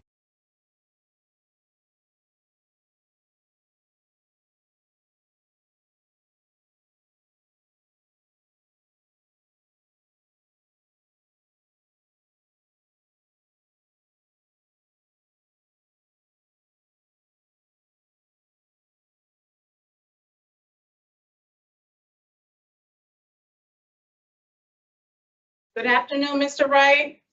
Good afternoon. We're about to begin, okay? Okay. Madam Chair? We are. Good afternoon. My name is Parole Officer Smelly. Today is Friday, March 21, 2025, and this is a hearing of the Connecticut Board of Pardons and Paroles. Following board members are present this afternoon and by stating their names on the record certify they have reviewed all statutorily required documents and available pertinent information in preparation of this hearing. Nancy Turner, good morning. Good afternoon. I'm panel member Barry. Good afternoon, Pam Rodriguez. Please state your name and inmate number for the record. Tyron Wright, 260585. This hearing is being conducted in consideration of the parole application for Tyron Wright, 260585. He is serving a sentence of 3 years and 6 months jail flat for a criminal violation of a protective order, violation of probation with underlying possession with intent to sell, dispense narcotics, an assault third, criminal mischief second, and a breach of peace. As of today, records reflect the parole eligibility date of April 21, 2025 at 50%. There is no victim input in this case. There is an offender accountability plan for the offender. It has been reviewed and shows the offender has completed domestic violence to date.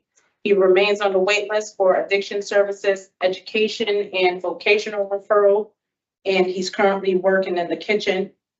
He also reported that he's been working for the last 7 months and wanted to be stated.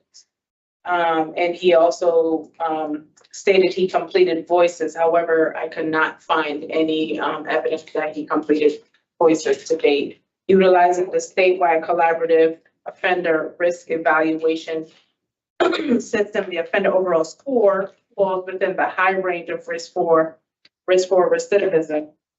Mr. Wright, this is your opportunity to express to the board why you believe you should be granted parole. Sir, you may begin. It's been a long 2 years that I've been in. Right now, I'm trying to get myself back healthy. I had a stroke, and so I'm paralyzed on my left side. But I try to do most that I can do from now. I'm trying to go and rehabilitate myself in a different way. I'm getting older, so every day I be in here thinking about not coming in here anymore. Now, I've been in here too many times already, but this time that I made it through my surgery was like a different wake-up call. So I'm trying to go home and do everything that I possibly could do to stay out and do what I need to do for my health and for the family as well. There's been missing too much going on out there, and I can't always ask them if they're okay. The situation that they do, I call and I can't be there to help and always ask if it's okay when it's not okay. So, Well, thank you. Oh, anything else, Mr. Wright? no, that's about it. Okay. So, we're going to take turns asking you questions so that we can try to understand if you're appropriate to go out to discretionary parole before your end of sentence. So I'll start with the questions. very sorry for the medical problems that you've had, Mr. Wright, and I admire your courage in powering through. I understand you're working in the kitchen? Yeah, I'm doing a little bit of light TT therapy, because my left side is nerve damage, partially paralyzed, so I'm all the way down from my shoulder to my foot. All right, I don't want to, I want to mention that this hearing is being live streamed. Yeah. So you have a right to your privacy and in terms of your medical issues. So, you know, only put out there what you're comfortable with, but we did read and understood that you've had some challenges. But I'm glad to see that you're not giving up on yourself. You're still a young man. Yes, ma'am. Okay. So,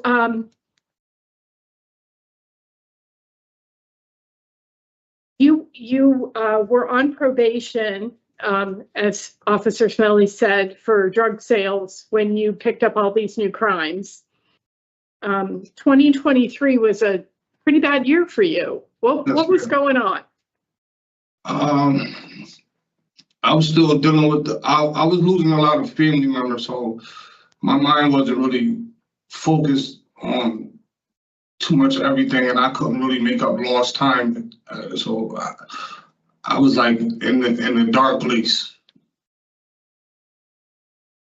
Have you been able to do any grief work so you could process the losses that you've had? Well, the programs that I kind of been talking to counselors and things like that, so a little bit more communicating. So maybe when you're back in the community, you can look to do more of that. Yeah, I'll try to find a counselor that I can go sit from time to time. Yeah. Everybody needs that kind of support. And, you know, it's hard to sustain the losses of loved ones. Yes, ma'am. So, you know, get yourself the help that you need. So it appears that, you know, through this difficult time or dark place, as you described it, you were involved in a series of relationships in which you were disrespecting your partner. We have 3 names of 3 victims, all, you know, in 2023. And you have 3 standing criminal protective orders against you. Can you tell me what you understand a protective order means? Well, I know not to contact them or visit them, call them, or any type of contact.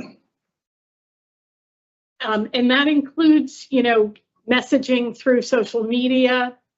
Yeah, any type of anything. Reaching out through Facebook or,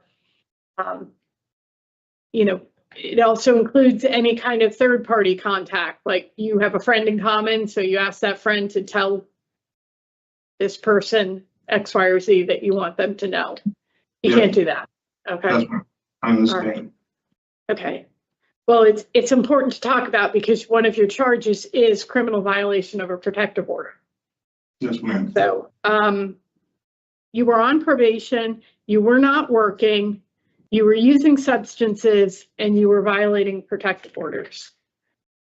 You know, all of that is very concerning because you were not meeting your responsibilities as an adult. You were not being a productive, contributing member of our society.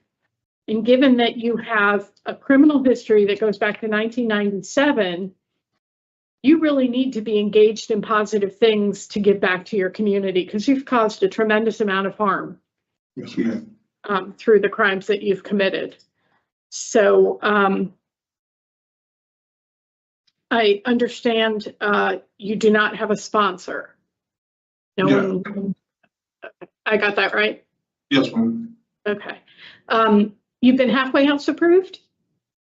No, I didn't even do anything yet. They haven't talked to you yet? No.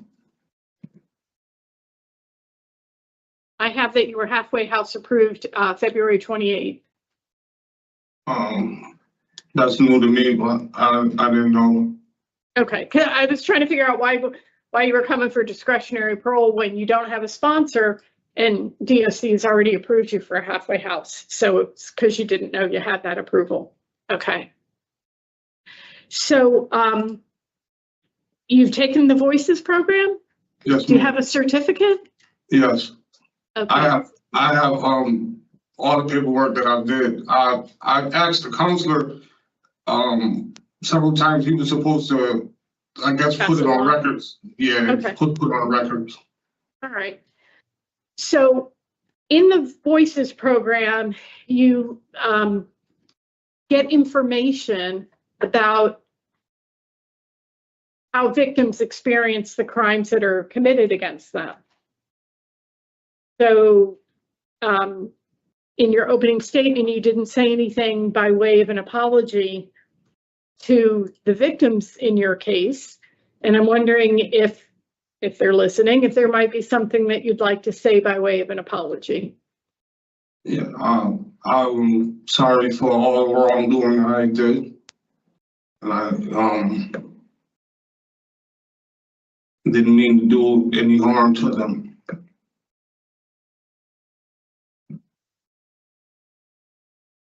Struggling with that statement a bit, Mr. Wright, because if you punch somebody in the face, I don't know how you could not be intending to harm them. Yes, I understand. So there was some intent, and it was you wanted what you wanted, which was the phone and the keys that you stole after you punched the victim in the face. And I want to talk to you about it because you could kill someone by punching them in the face. That's right. They could fall down and hit their head. I've had cases where people have been serving sentences for manslaughter because they punched somebody in a parking lot, they fell down and hit their head on the curb and died. But you also just don't know what is going on with anybody at any given time medically. Yes. So a punch to the head could cause their brain to bleed and they could die. So it's really serious that you would make the repeated choice to punch people in the face. And I hope you'll give that some thought because, you know, you do it the next time and it's like rolling the dice, what happens to that person, and you're still responsible, even if you didn't intend for them to die, but you were responsible for their injury. So,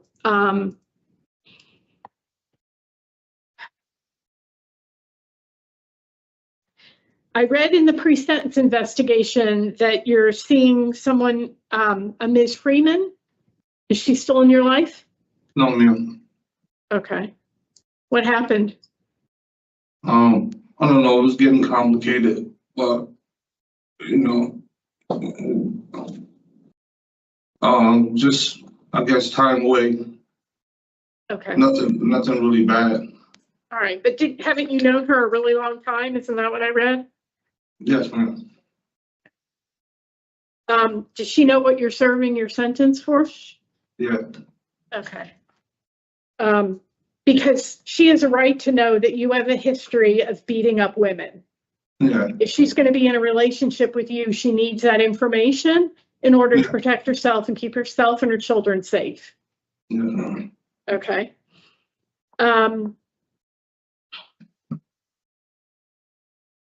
Why are you angry? I'm not sure. Just be in dark places. I've been working on a lot of self-me thoughts and positive talks and different readings and things. This time around is kind of different than any other time. So I think it was a wake-up call after my surgery. So I just really kept going with what was on my mind, trying to be positive more than negative, and that I take everything out different. I hope you'll continue on that path. You know, with physical limitations, you're a little bit more vulnerable, right? You feel a little bit maybe worried about yourself out in the world, less of the arrogant bravado of being a macho guy who's, you know, going to control the partner that he's with and what she does and where she goes. And now that you have some limitations of your own, I'm sure that it really changes how you're going to be in the world, right? Yes, ma'am.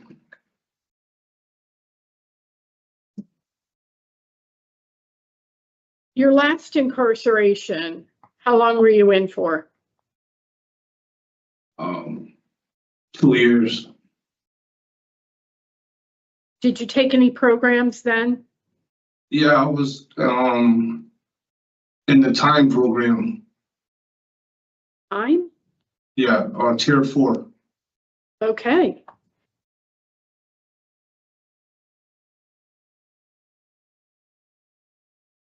That was a while ago.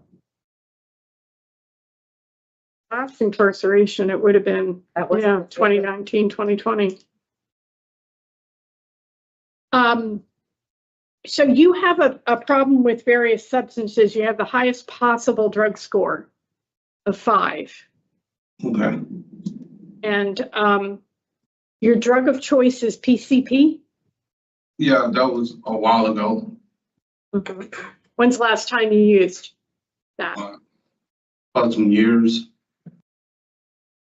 Years? Yeah, years.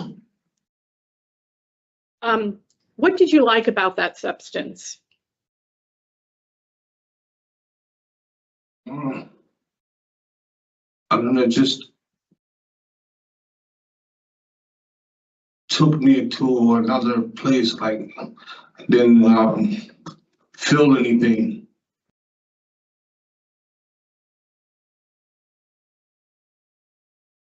The reason that I'm asking is because it's one of the most dangerous drugs that you can use because it causes permanent damage to your brain in ways your brain cannot recover. And the way I think about it is like taking an ice cream scoop and removing parts of your brain with the ice cream scoop. And those holes are just there. Nothing fills in, your brain doesn't heal. And we don't even know how it plays out as you age to have that damage done to your brain. So I really encourage you to get on board with recovery. Yes, ma'am. What's your longest clean time, Mr. Wright? It's been about 3 years, 4 years now. So it's this period of incarceration is your longest clean time? Yes.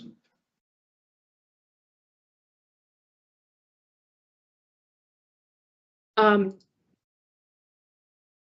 are you going to prevent going back to drug use when you're in the community? I'm gonna try to find a counselor where I can see on a day-to-day basis or talk to, plus try to work different outlooks, talk to my sister more. Do you have anybody in your life who's living in recovery, who used to be addicted or is dealing with addiction by, you know, embracing recovery? No. Okay. Have you ever participated in NA or AA out in the community? Yes, I did that a couple times. Did you find it helpful? Yeah, I like to go in there. Okay. What about CCAR? Have you explored CCAR there in the facility? No. Okay.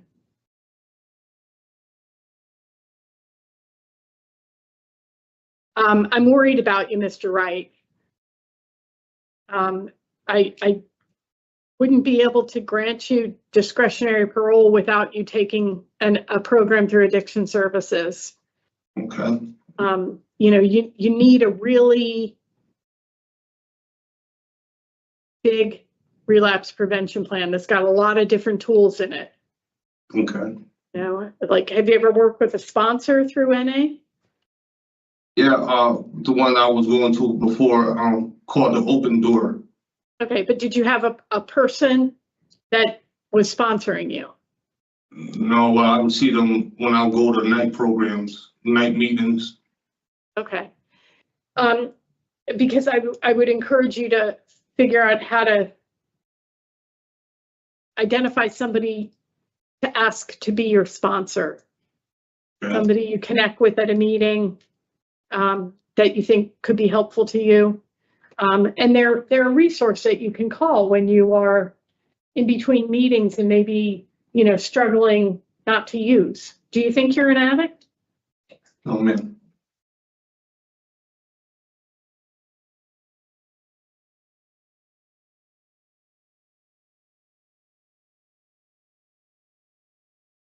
I would encourage you to reconsider that. I think that you have some learning to do because you've been in and out of treatment, Renaissance East, Wheeler Clinic, MCCA. You know, you've tried different recovery programs and you're still using, or you were up until you came in. And, you know, the substances, you know, crack and marijuana and PCP are pretty serious. You know, most people use regularly, not just recreationally, do have a problem and are suffering with an addiction. So you need to look at that a little deeper. So my last question to you, you completed the domestic violence program. I have to assume you've done it before because you have protective order violations dating back to 2008. You have strangulation in your criminal history. So you've taken it 6 times. Okay, thank you. So what does a healthy relationship look like, Mr. Wright?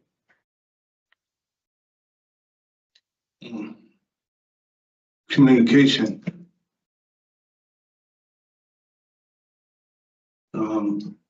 We need to talk more. What's troubling and figure things out before the negative. So have a relationship, your partner being your equal. Yes, ma'am. That you share with each other, support each other, help problem solve with each other, or just listen. Yes, Are you a good listener? Great listener. I'm going to suggest to you that a healthy relationship starts with respect. And it looks like you struggle to respect the women in your life. And in fact, you're actively disrespecting them in your relationships. And then when they want to end the relationship, you get even more aggressive.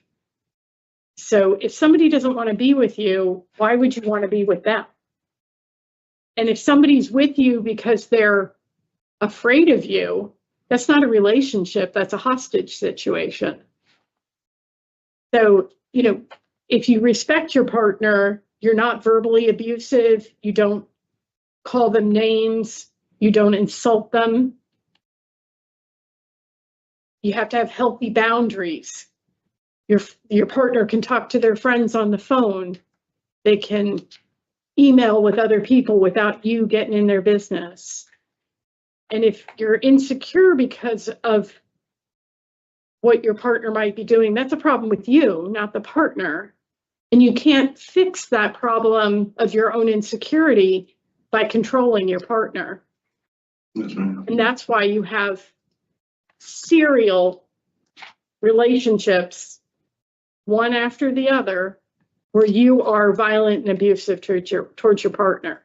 There's something going on with you that you need to figure out. Like you said, you don't know why you're angry. You need to figure that out, Mr. Wright. Or there'll be a 7th and an 8th and a 9th period of incarceration. And all of a sudden, you're going to be 65.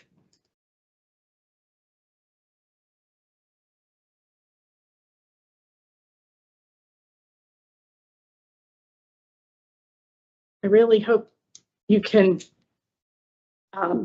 continue to work on yourself, do the therapy that you're talking about. And do you have any life goals? I know I said I was done with questions, but do you have any life goals? Yeah, I really want to try to work and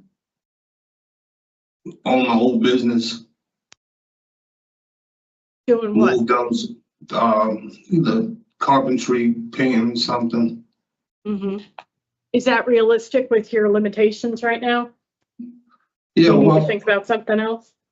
I'm also want to try to do physical therapy to get my body back right to where I can do everything. I go to physical therapist at UConn, so I go every other week to try to get it back Do you have right. exercises to do in between your appointments? Yeah, I got a lot of write-ups. Okay, keep doing your exercises to rebuild your strength. I wish you much success, sir. Thanks for talking with me. Mr. Rodriguez? I don't have a lot of questions. I just want to say, Mr. Williams, I'm sorry for your medical condition. I know it can be very challenging to have that, having had some experience with family members having had the same issues. I know it's a real issue, including based on your self-esteem and those kinds of things. Yes, sir. Well, but I would agree that I do think you need to really consider your substance abuse issue. And I think you need to, try to get as much programming as you can to kind of prepare yourself for coming out on the outside. I don't know how effectively the physical therapy, how long it will take to get to that point in your physical recovery, that you'll be able to function in a way where you're going to be feeling comfortable. But I think that along the way, you need to kind of, prepare yourself to get back on the outside because you have a significant history going on. And you really haven't taken a lot of programming now. I know you've taken past programming, but hopefully now that you seem to sound serious about wanting to get better and wanting to do the right thing, that you really take some additional programming at this point. Yes, sir. Okay.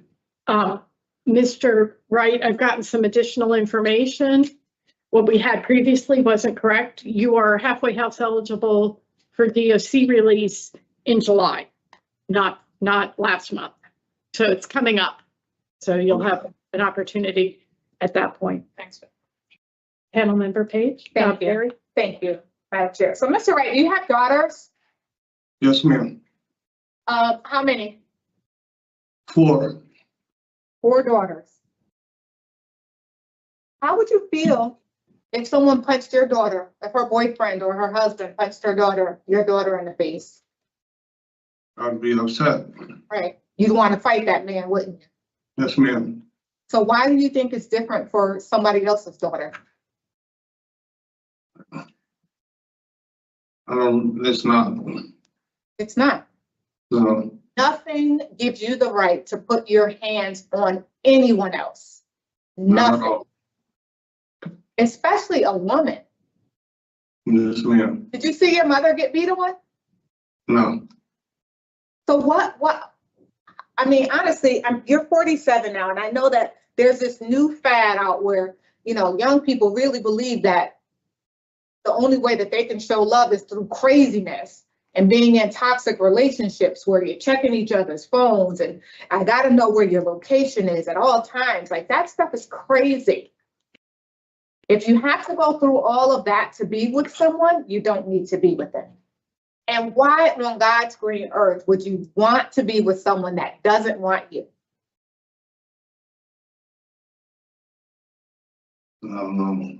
Yeah. You're lost, deuces. Like, I really don't understand it. I mean, I really do hope that you get the help that you need, but I have some numbers for you, Mr. Wright. Are you ready? Yes, ma'am. I just reviewed your history as my colleague was speaking to you. And according to our records, you've taken domestic violence 6 times in the facility. They wanted you to take it out in the community 4 times, but you only successfully completed it once. You've completed the Voices program 5 times. You said to the chair that you took the Tier 4 program. You didn't. You started it, you've taken it out in the community, and you only did it for 2 months. I did it in Carl Robinson and then I went home. Right, but you didn't finish it. Did you finish it? No, No, you didn't. There's I have a problem with verbiage. Don't say that you completed a program and you didn't. That's a lie. No, you asked if I did the program. And I said, yes, I was in Tier 4. Did and complete. Oh, okay. 2 different words. Oh my gosh. Can I just submit? Hold on. And I still have some. So you took the Tier 2 program 4 times. Nothing has worked. That's a lot of treatment, sir. You have to understand that with all those opportunities, it's not the program, it's not the help, it's you. In your decision making, in your control issues. You can't control somebody else. You just can't. No, so without coming back to prison. I was just about to say, you're only going to wind up back in prison. Let them go. I mean, honestly, let them go. Or it's plain and simple in my eyes. Let them go or go back to prison.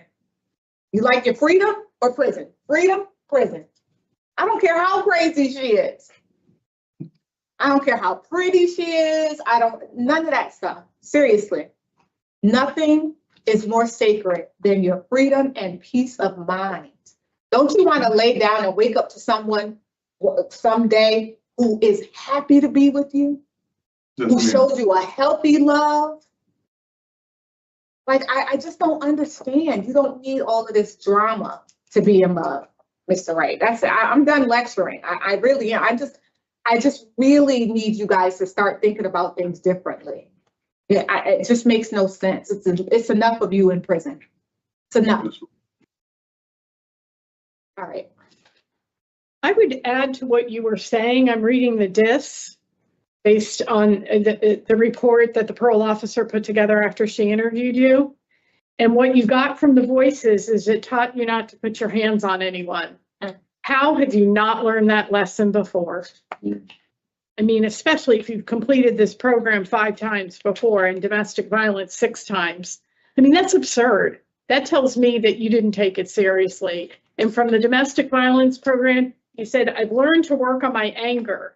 And you sit here and you tell us you don't know why you're angry. How are you working on your anger if you don't even know what's behind it? So, okay, enough said. So I started with Mr. Wright, and I have to say, while I have great compassion for him, I am not finding him suitable for release to discretionary parole at this time. He did say when interviewed that he thought his sentence was fair. I think it is incredibly generous for all the damage he was doing out in the community while on probation. I'd feel irresponsible to put him out to discretionary parole without an addiction services program for someone who scores as high as he does with as concerning a drug of choice as he has. And his longest clean time is just while he's been incarcerated. And we didn't even get into the DR for conveying an unauthorized letter, which was going to be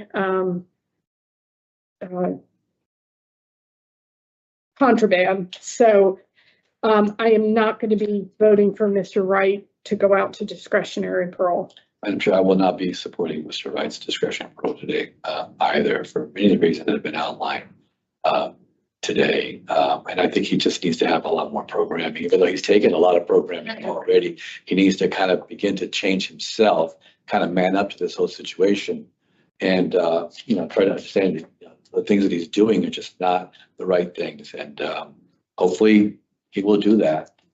Not, we may find him back here again. Hopefully, not under more serious circumstances, because he keeps punching people in the face. Councilmember Barry? It's Connecticut. Okay, so I have nature, criminal history, nature and circumstance, offense on probation, and inadequate evidence of offender change. Okay.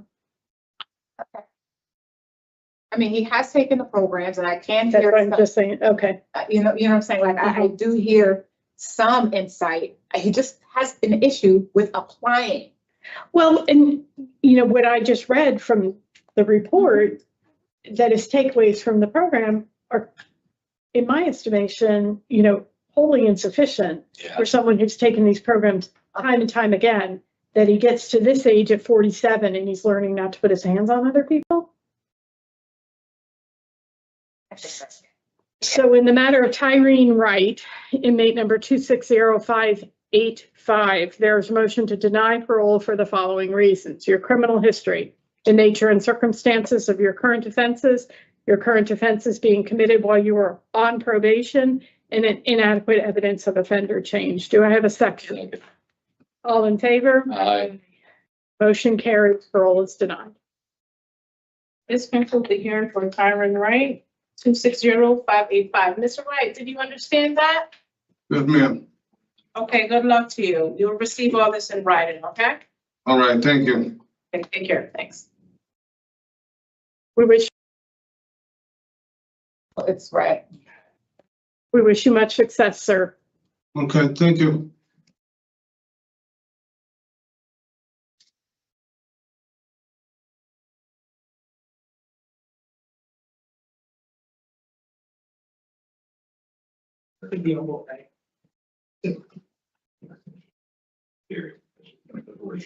Okay. Williams?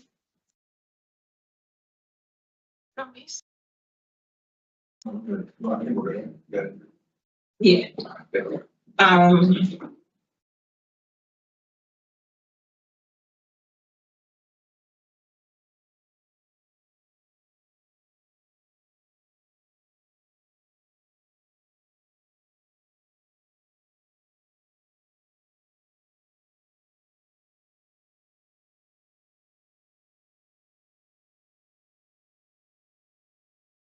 Good afternoon, Mr. Williams.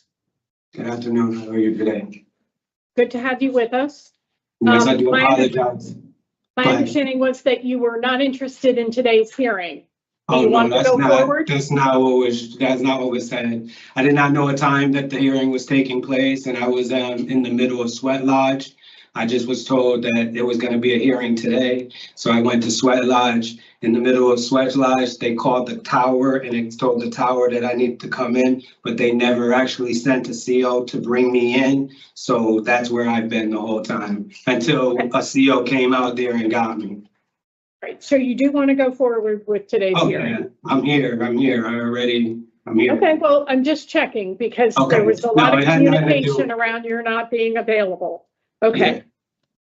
So we're gonna start the hearing as soon as Officer Smelly is ready. Okay. Good afternoon. My name is Parole Officer Smelly. Today's Friday, March 21, 2025, and this is the hearing of the Connecticut Board of Pardons and Parole.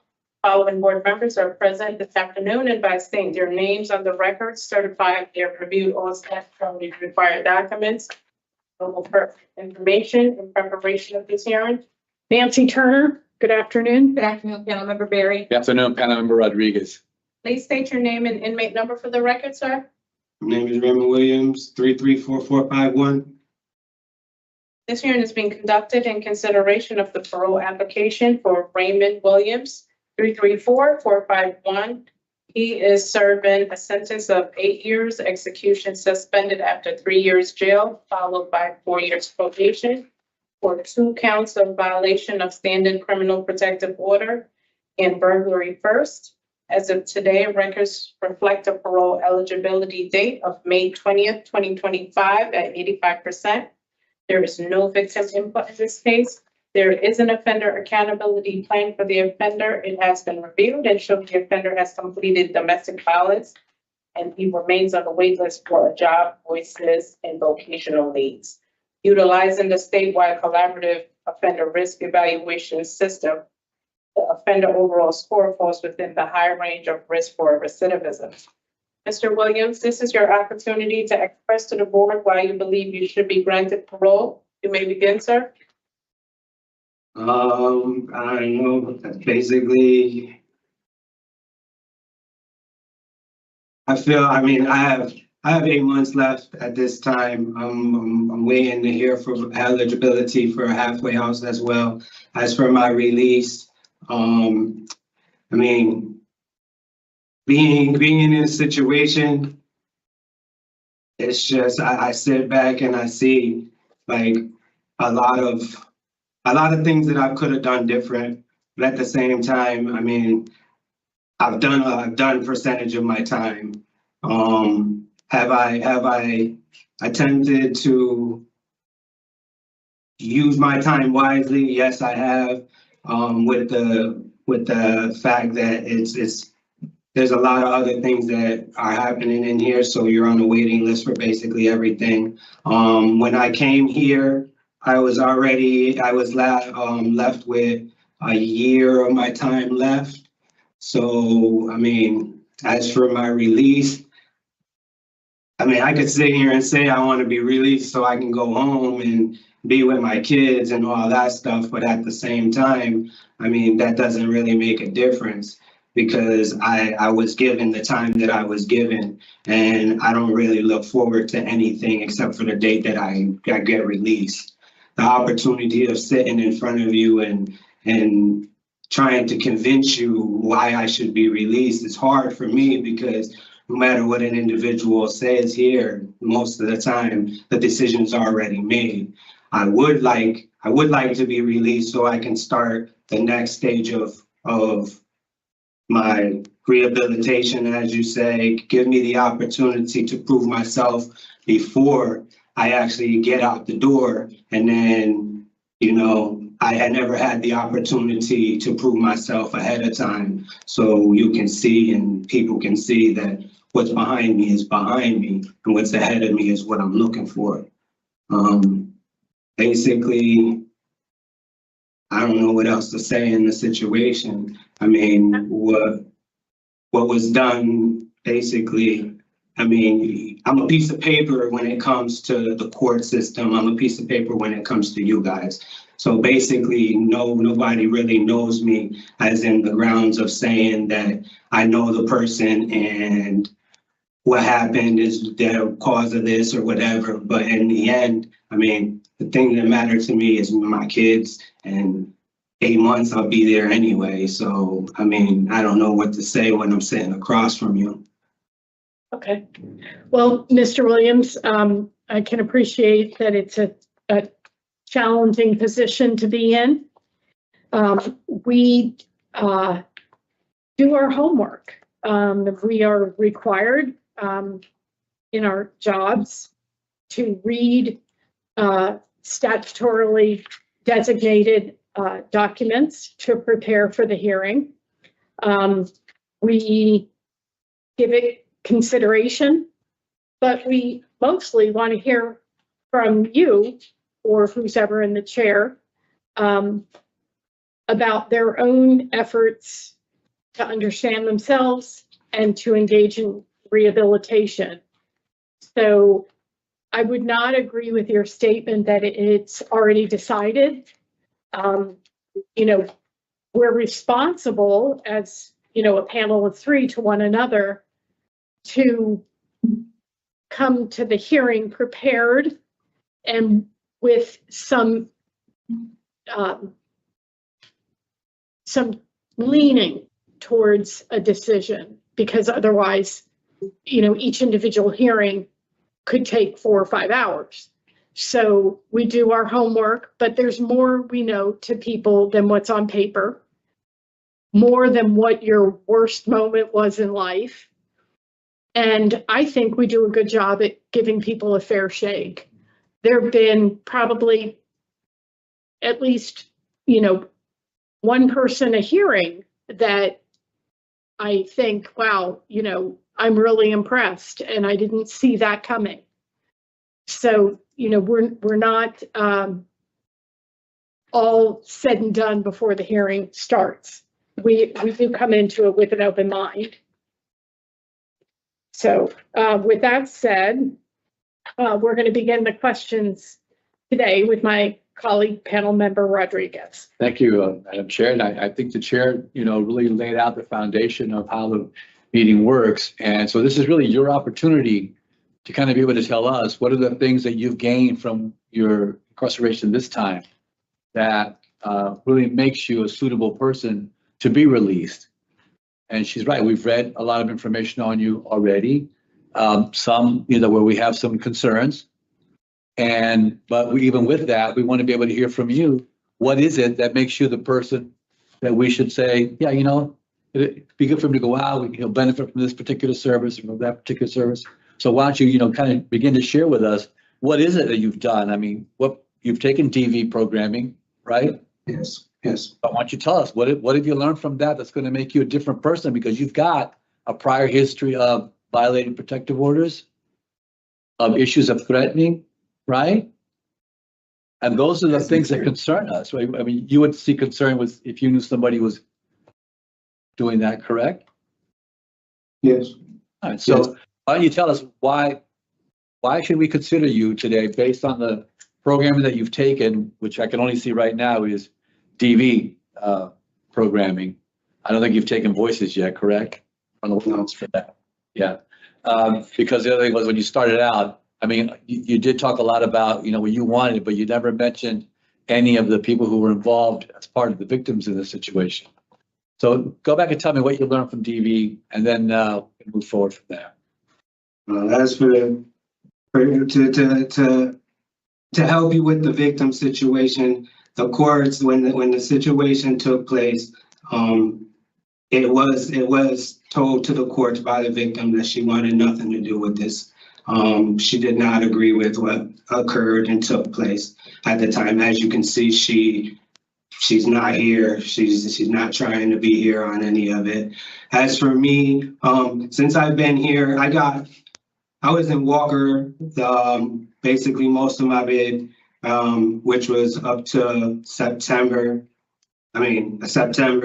then October, then I ended up here. Soon as I came to be placed in this facility, I wrote to be on every program that I can get on. I just so happened to miss the Pell program, which would help me with the education part of my incarceration.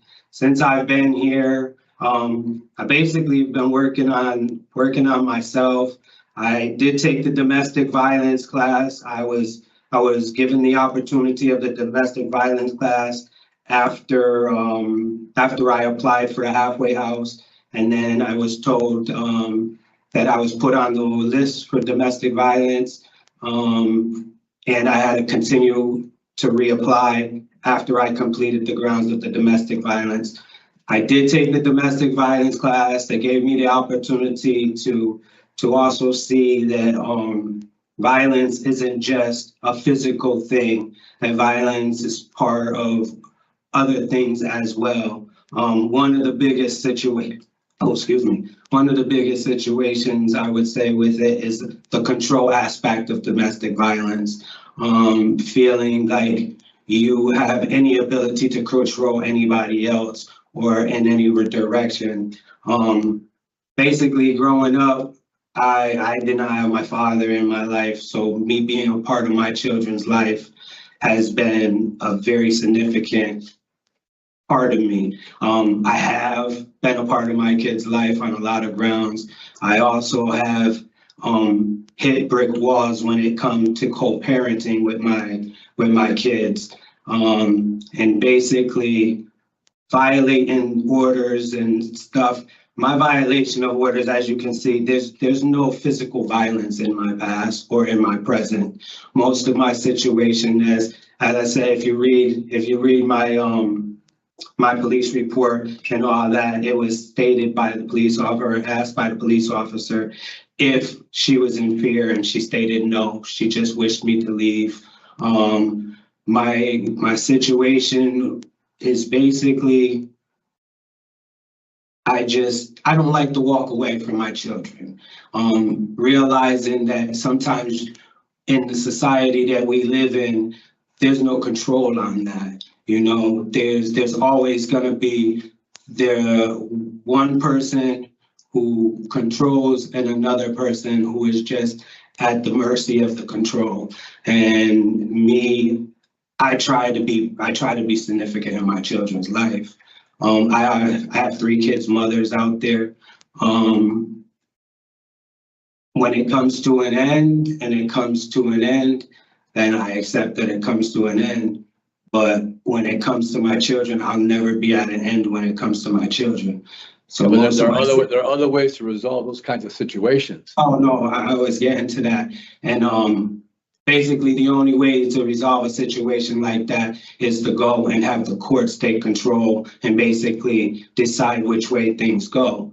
My thing is, like I said, for instance, the situation, most of the situations that I deal with is a petty situation. It'll be a conflict of something that has to do with our child. Let's say he don't go to school for the day, and I question why he don't go to school for the day. And then it turns into an argument, and a heated argument, and it gets into more. And instead of me just walking away, I want to try to resolve it and understand why the possibility of it happened, why I feel that it's important for that to happen as well. So instead of me walking away, that was my biggest problem. As of right now, being in this situation, all you can really do is walk away from situations, or you get yourself involved in other things that you don't want nothing to do with. Well, So basically, the reality for you is if you don't walk away, you end up getting arrested.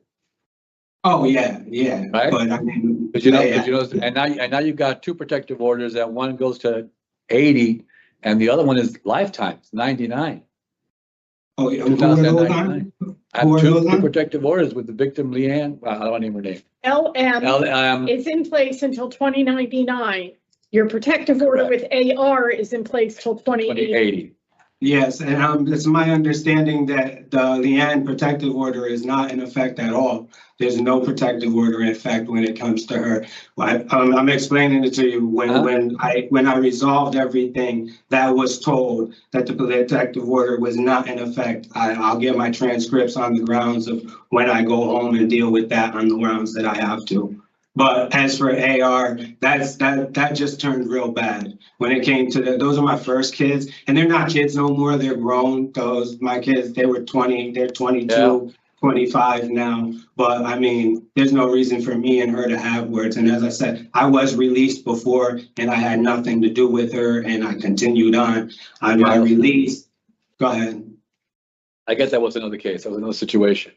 Yeah, that was a whole nother situation. Yeah. And as I said, like I said, with this situation here, there is supposed to be no protective order in effect at all. Okay, let me just tell you what we have, Mr. Williams, so that you can pursue this when you're back in the community, so that you don't end up back on a violation of protective order. A partial protective order was put in place in September of 2020. In July of 2022, it became a full no contact protective order. And you indicated that she was seeking to modify that, but at your sentencing in 2024, there was no reference to changing the protective order. So our records and the registry indicate that that is still a full no contact protective order. I will deal with that on my release, but like I said, it is up to the victim to petition the court to modify the order, not you. But that's what I'm trying to tell you. On my, like I said, on my sentencing, the judge looked at the prosecutor and asked about order in place, and she stated no. Like I said, it's all in my transcripts. Like that's what I'm trying to say. There's nothing I can do. I can sit here and talk to you about it, but it's not going to change nothing. Like I said, basically, I have to go home. I have to get the transcript. So we take care on the outside. Yes, yes. Yeah. But that's an issue, I mean, right? That can be an issue. Now, you said that she didn't want this and didn't want you there.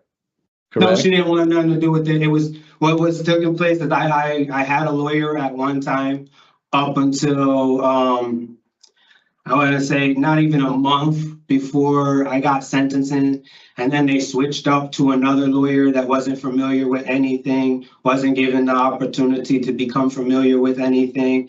And it's like I said, all this is stated in my transcripts and it was put on the record so that I have what I need to have at the time. And when my sentencing did come up, it was stated about the sentencing as well. Like I'm dealing with it. So I was given really limited opportunity to actually, it was do with this or go upstairs and start trial. And that wasn't happening with a person that I only met a couple of weeks before. So like I said, it's all in my transcripts and I can't do nothing until I am released. Well, I hope you do take care of that when you do finally get out.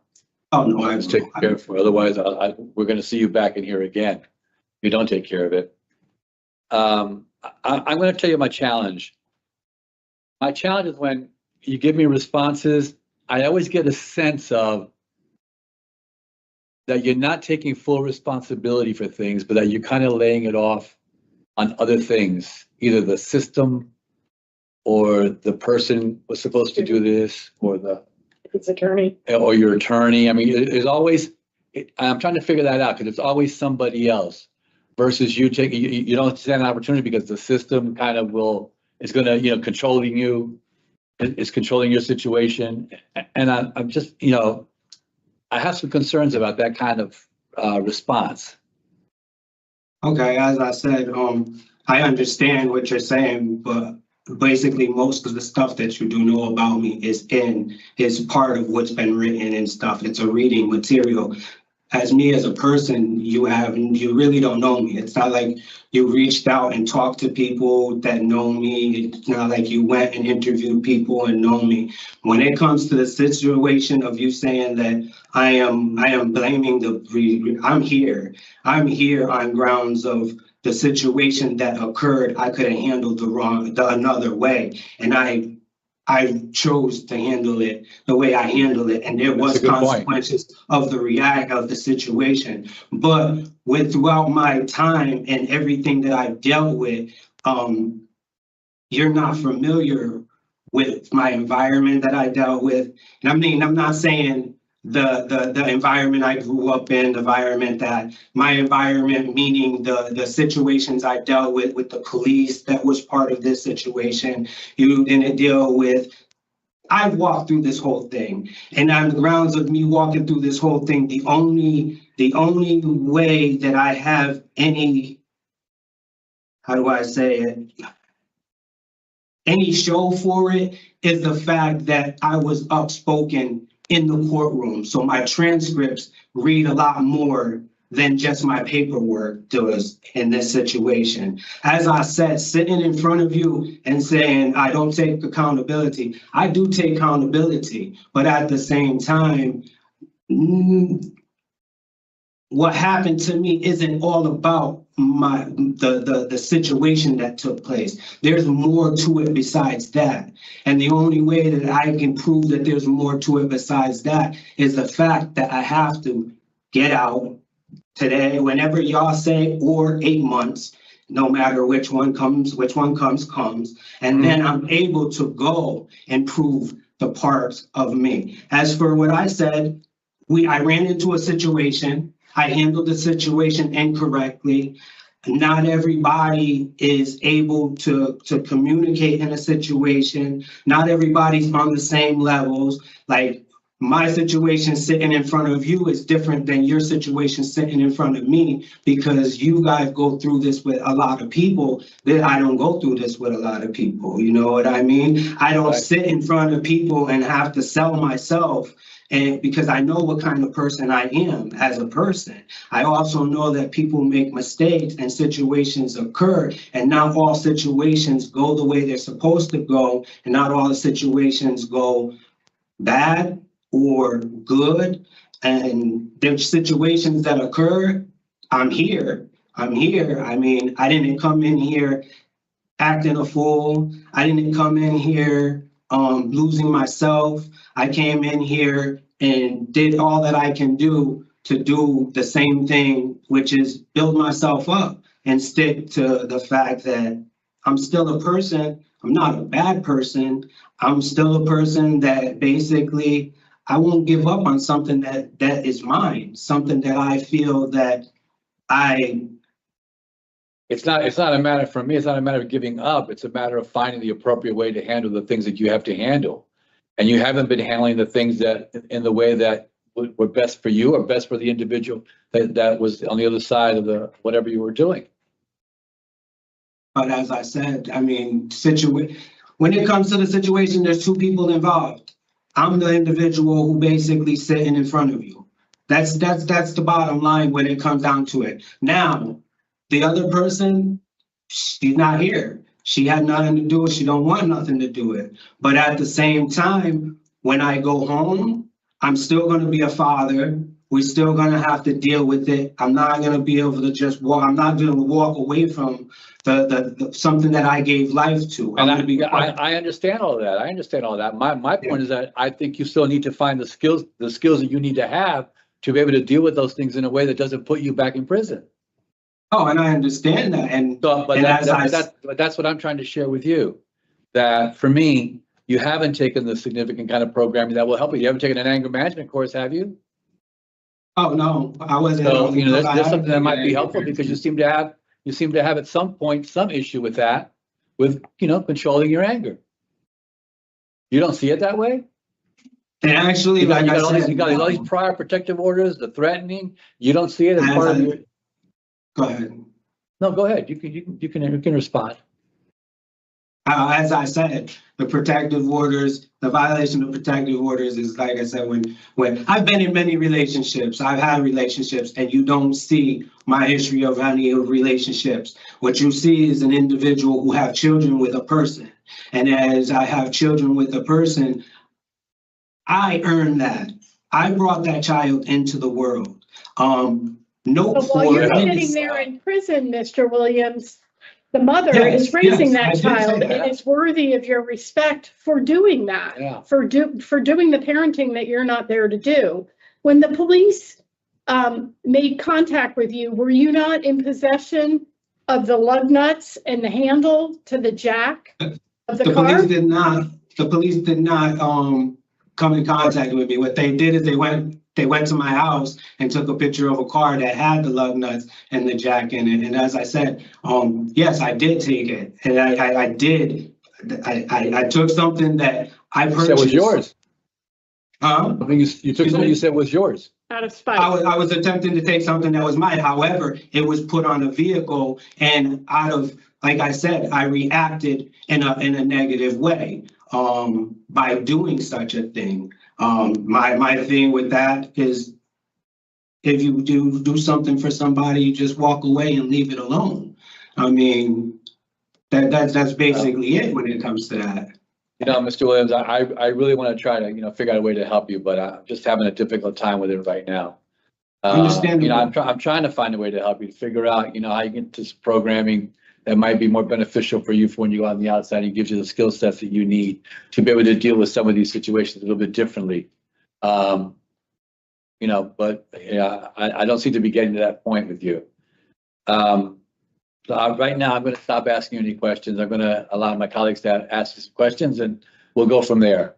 I wish you the best of luck, though. I really do. I think that, on some level, you do want to do what's right, but I don't think you're moving in the right direction at this particular point.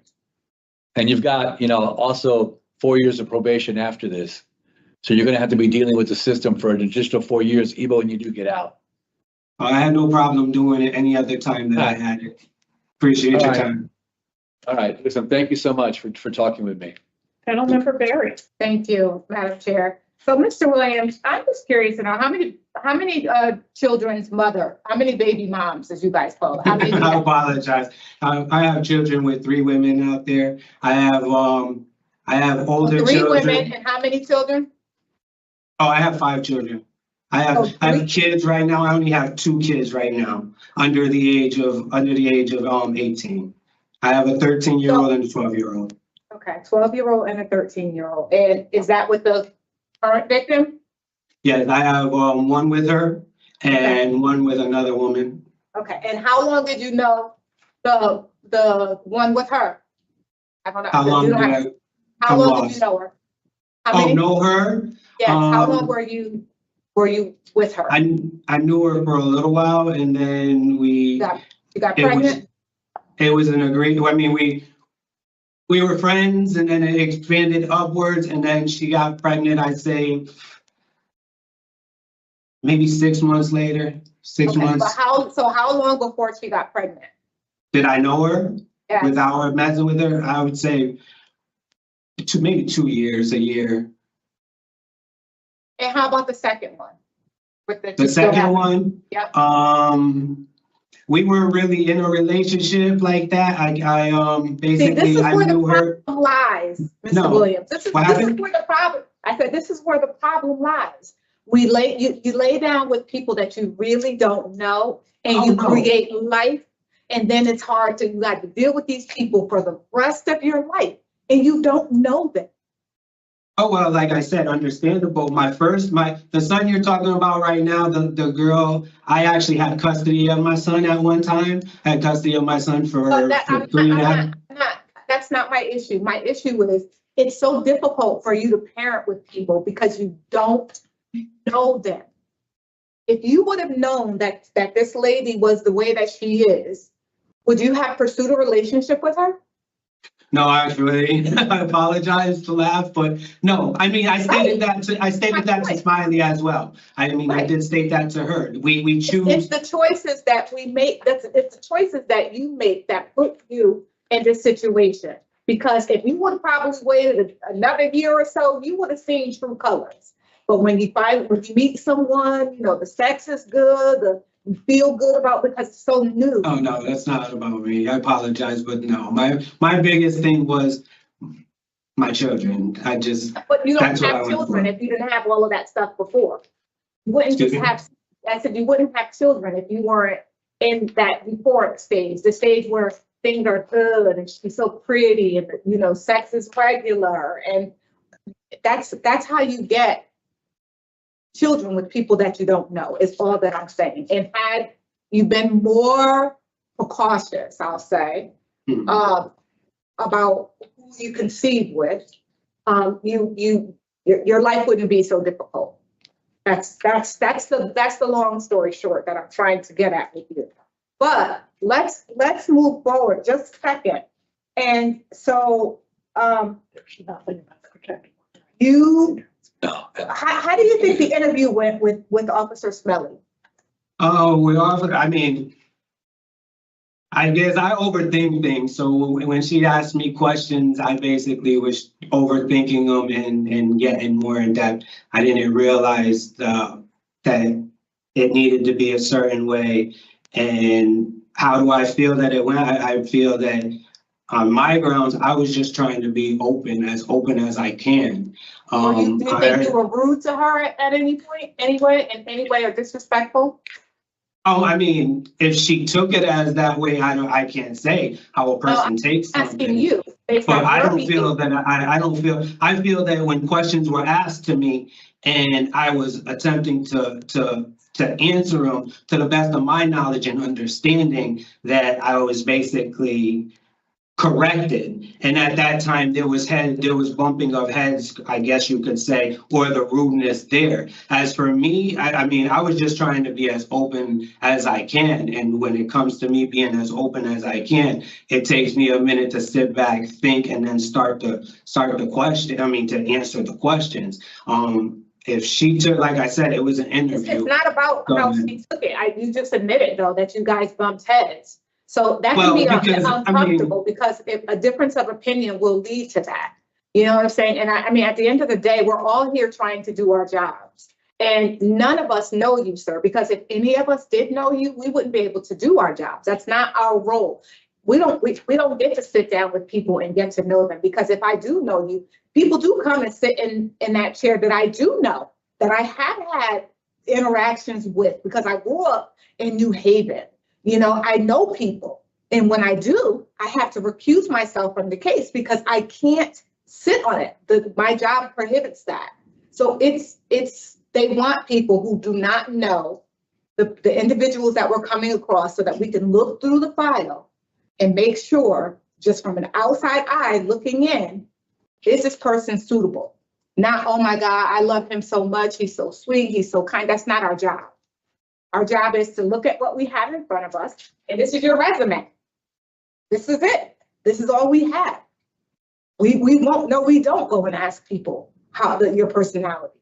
No, we don't go and talk to your loved ones and see what kind of input or influence you've had on them. No, we don't do that. That's not our job. Our job is to look at what we have and make a decision based on what we have in our discussion with you. And I have one last thing, and I appreciate your letting me talk, Mr. Williams. I really do. I forgot what the last thing was. Oh my gosh. Our jobs. Huh? You were talking about our jobs, not to know him. Oh, no, it was something else after. My mind is always all over the place. So, you know, I really do hope, I can appreciate, just so that you know, your desire to be there for your children. That's admirable. There are a lot of men who step away from that without it even a look back. So I appreciate that. You seem fairly intelligent. So I'm just hoping that you utilize intelligence to pursue things in a different way. That's it. Okay, is the court system or the criminal justice system always going to play out in your favor? Absolutely not. Absolutely not. You have lots of strikes against you. One could be the color of your skin. The two could be that you're an ex-felon, or that you're currently incarcerated. There's so many things that not even your behavior can determine whether or not the strikes are against you. Just being who you are. So you have to figure out a way to navigate life with those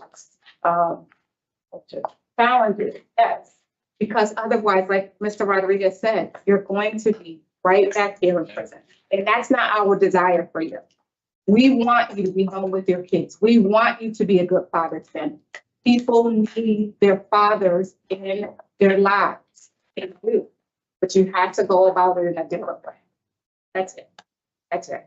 Thank you. You want to respond or? No, like I said, I apologize to her if she took it in any way that I was being rude or disrespectful. My truth is, like, I mean, I can sit here and go into the situations as I recall them as well. And like I said, I mean, I answered what I had to answer to the best of my ability. Sometimes my answers weren't to the point or as expected of me. And with that's where I was with that. I mean, basically the situation dragged out longer. That was one. We were already dealing with situations in here. That was two. And right from the beginning of me reading the thing, there was already bumping. As I said, I'm a piece of paper in front of you, and I wasn't. How did the interview go? So the interview was given by an individual. That person put the notes in the interview, and that's how you see, and that's what caused you to ask me that question. So as I said, I didn't take it as me being rude. I didn't take it as I feel that she was just there. She was to do what she was to do, and I wasn't the typical individual that I would say had the answers and studied for the test, because I wasn't prepared. I was just brainstorming my brain to come up with the solution of what she asked me and giving her the walkthrough of the situations. Well, when you apologize for something, Mr. Williams, I want you to practice this. You just say, my apology, and leave it at that. Seriously, yeah. Because it's almost like whatever you say after that but negates everything you just said. That's. I don't understand how you say that. All right, I understand. I understand what you're saying. Okay. This is what I wanted to ask. I remember now. Thank you. So when they called you when you were at religious services, you said, tell us what happened again. You went down, you didn't know what time it was going to be, but you knew it was today, right? Yes, I was told it was today. I have the paper as I talked to Miss Smiley last. Right, okay. So you knew it was today. So you went down to religious services and they said, they called you over the loudspeaker or whatever. I don't know. No loudspeakers. We're outside doing the sweat lodge at this time. A sweat lodge consists of being outside. We start a fire. On the fire, we gotta let the rocks heat up. So that takes a little time. So and after that, then we present ourselves. We go into the built structure. We bring in the rocks. We steam ourselves. We cleanse ourselves basically. So did they interrupt you in all of that and say it's time for your hearing? No. What happened was they called the tower. The tower communicated that they needed me to come inside. There is only one individual outside with us. It's the chaplain. The chaplain cannot leave the other inmates in the situation. So at that time, the chaplain explained to them that they would have to send somebody out to get me. At that time, we had a long time before that, at least almost 45 minutes before I even entered the sweat lodge or anything like that. So at the time, when it came time, I entered the sweat lodge on the grounds that maybe I was going to be the last one and it was going to take place after. I went through, there's 4 sessions of it. Yeah, no, I'm trying to figure out, I appreciate what you're telling me. So it wasn't like they called you and you were just like, I'm in my religious thing and I'm ignoring what you're saying. So you're saying that there was no one there. There was not a person there to escort you up to the hearing room. No, the person came to escort me up to the hearing about when I came in here, we'll say 30 minutes before I came in here, a person was at the gates. I exited out. We exited out on our, because we're going for 4 of them. I already went through 2. On the grounds, we were opening it up. There was a guy at the gate. That's when they said, and that's the first time the escort came out. And so you went with them? Yeah, that it was done. Okay. I brought myself in. All right. Thank you, sir. Sorry. That's all right. Mr. Williams, how many times a month is there a sweat lodge? We have them once a month, but we haven't had one in, let me see, 3 months, probably 3 months. So this was the first one. It was supposed to be yesterday that it was supposed to happen. They canceled it for whatever reason, and they did it today. It started early this morning, 9 o'clock. And as I said, I did look on the paperwork that Ms. Smiley gave me. Okay, all right. Okay, go ahead. It's just, have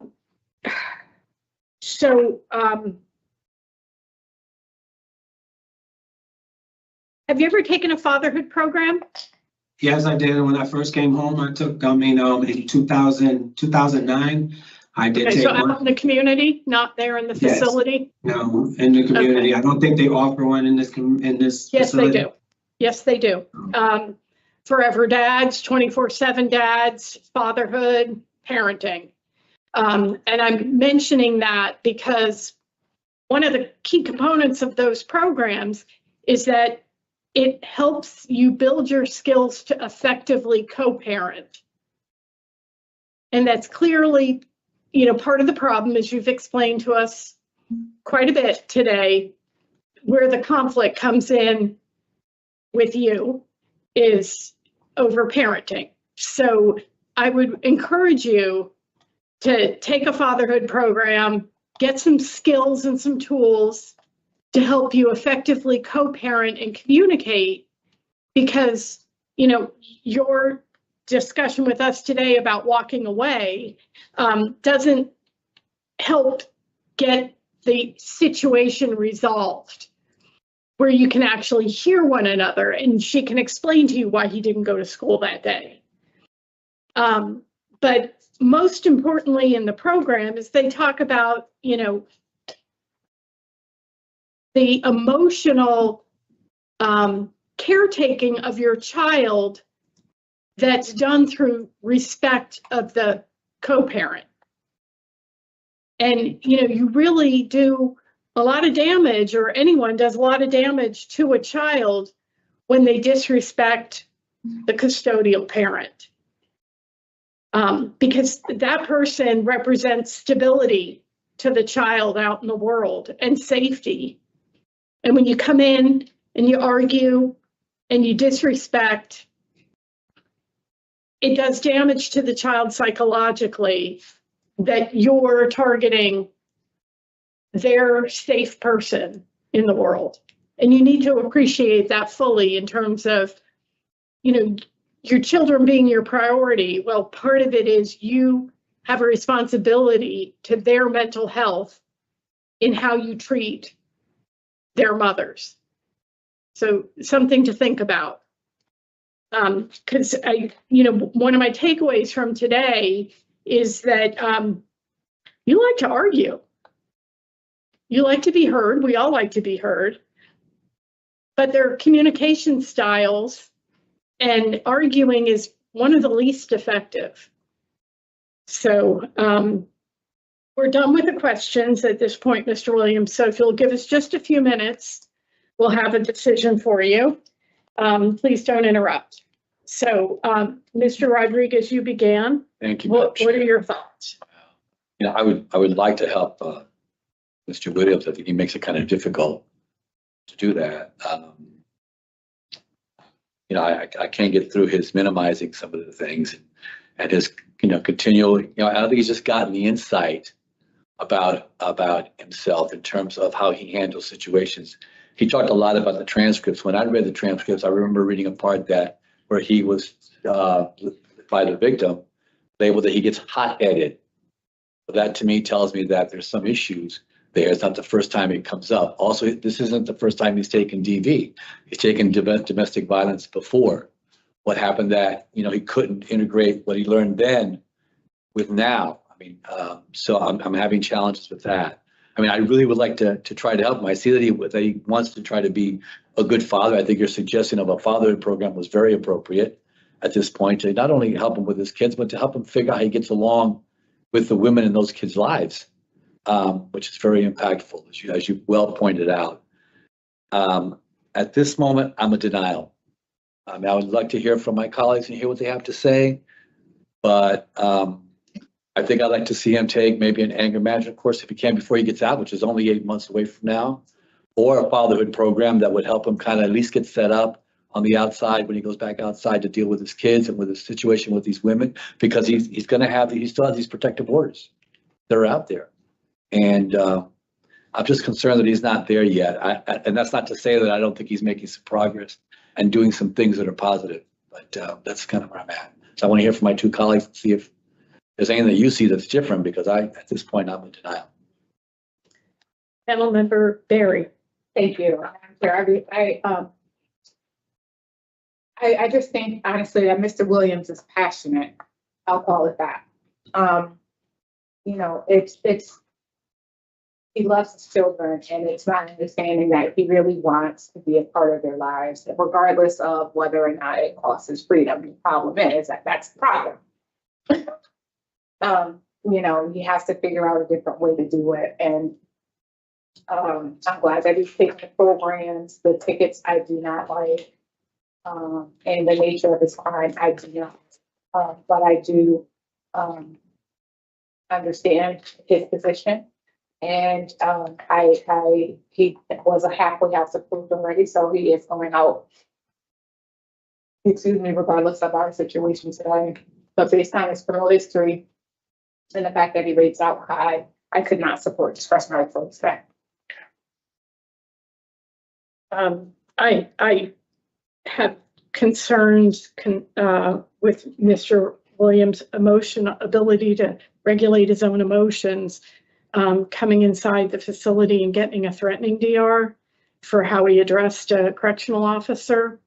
And that's somebody with a position of authority as opposed to his partner or the parent of his children. You know, a lot of what we see on paper from Mr. Williams' we're used to seeing with people who are in their 20s and 30s. And here he is, 50, his criminal history dating back to 1997, and he does have threatening. The first conviction for that was in 2000, and then he's gone on with other protective order violations, which shows us he doesn't respect the authority of the court. We have confirmed that the protective orders in place are active and full. And, not having a victim participate in the hearing today, that outreach was done. And that could be indicative of a lot of things, not necessarily that, because we often have victims who come and support the offender and their release. And so that could have very easily have been the case today, but it wasn't. Like you said, DOC approved him for halfway house last month. And so I think we should just leave that plan in place. So the reasons for denial today being criminal history, nature and circumstance, and I also have poor institutional adjustment. That's fine. All right, Mr. Williams. In the matter of Raymond Williams, inmate number 334451, there is a motion to deny parole for the following reasons: your criminal history, the nature and circumstances of your current offenses, and your poor institutional adjustment. Do I have a second? Second. All in favor? Aye. So the motion carries unanimously. Mr. Williams, you've not been granted parole, but you are already halfway house approved by DOC, so we wish you much luck. And I hope you'll continue to do some work on yourself, for yourself and your children, and we wish you all the best. This concludes the hearing for Raymond Williams. 334451 and concludes the hearing for today at 1:42 p.m. Enjoy that.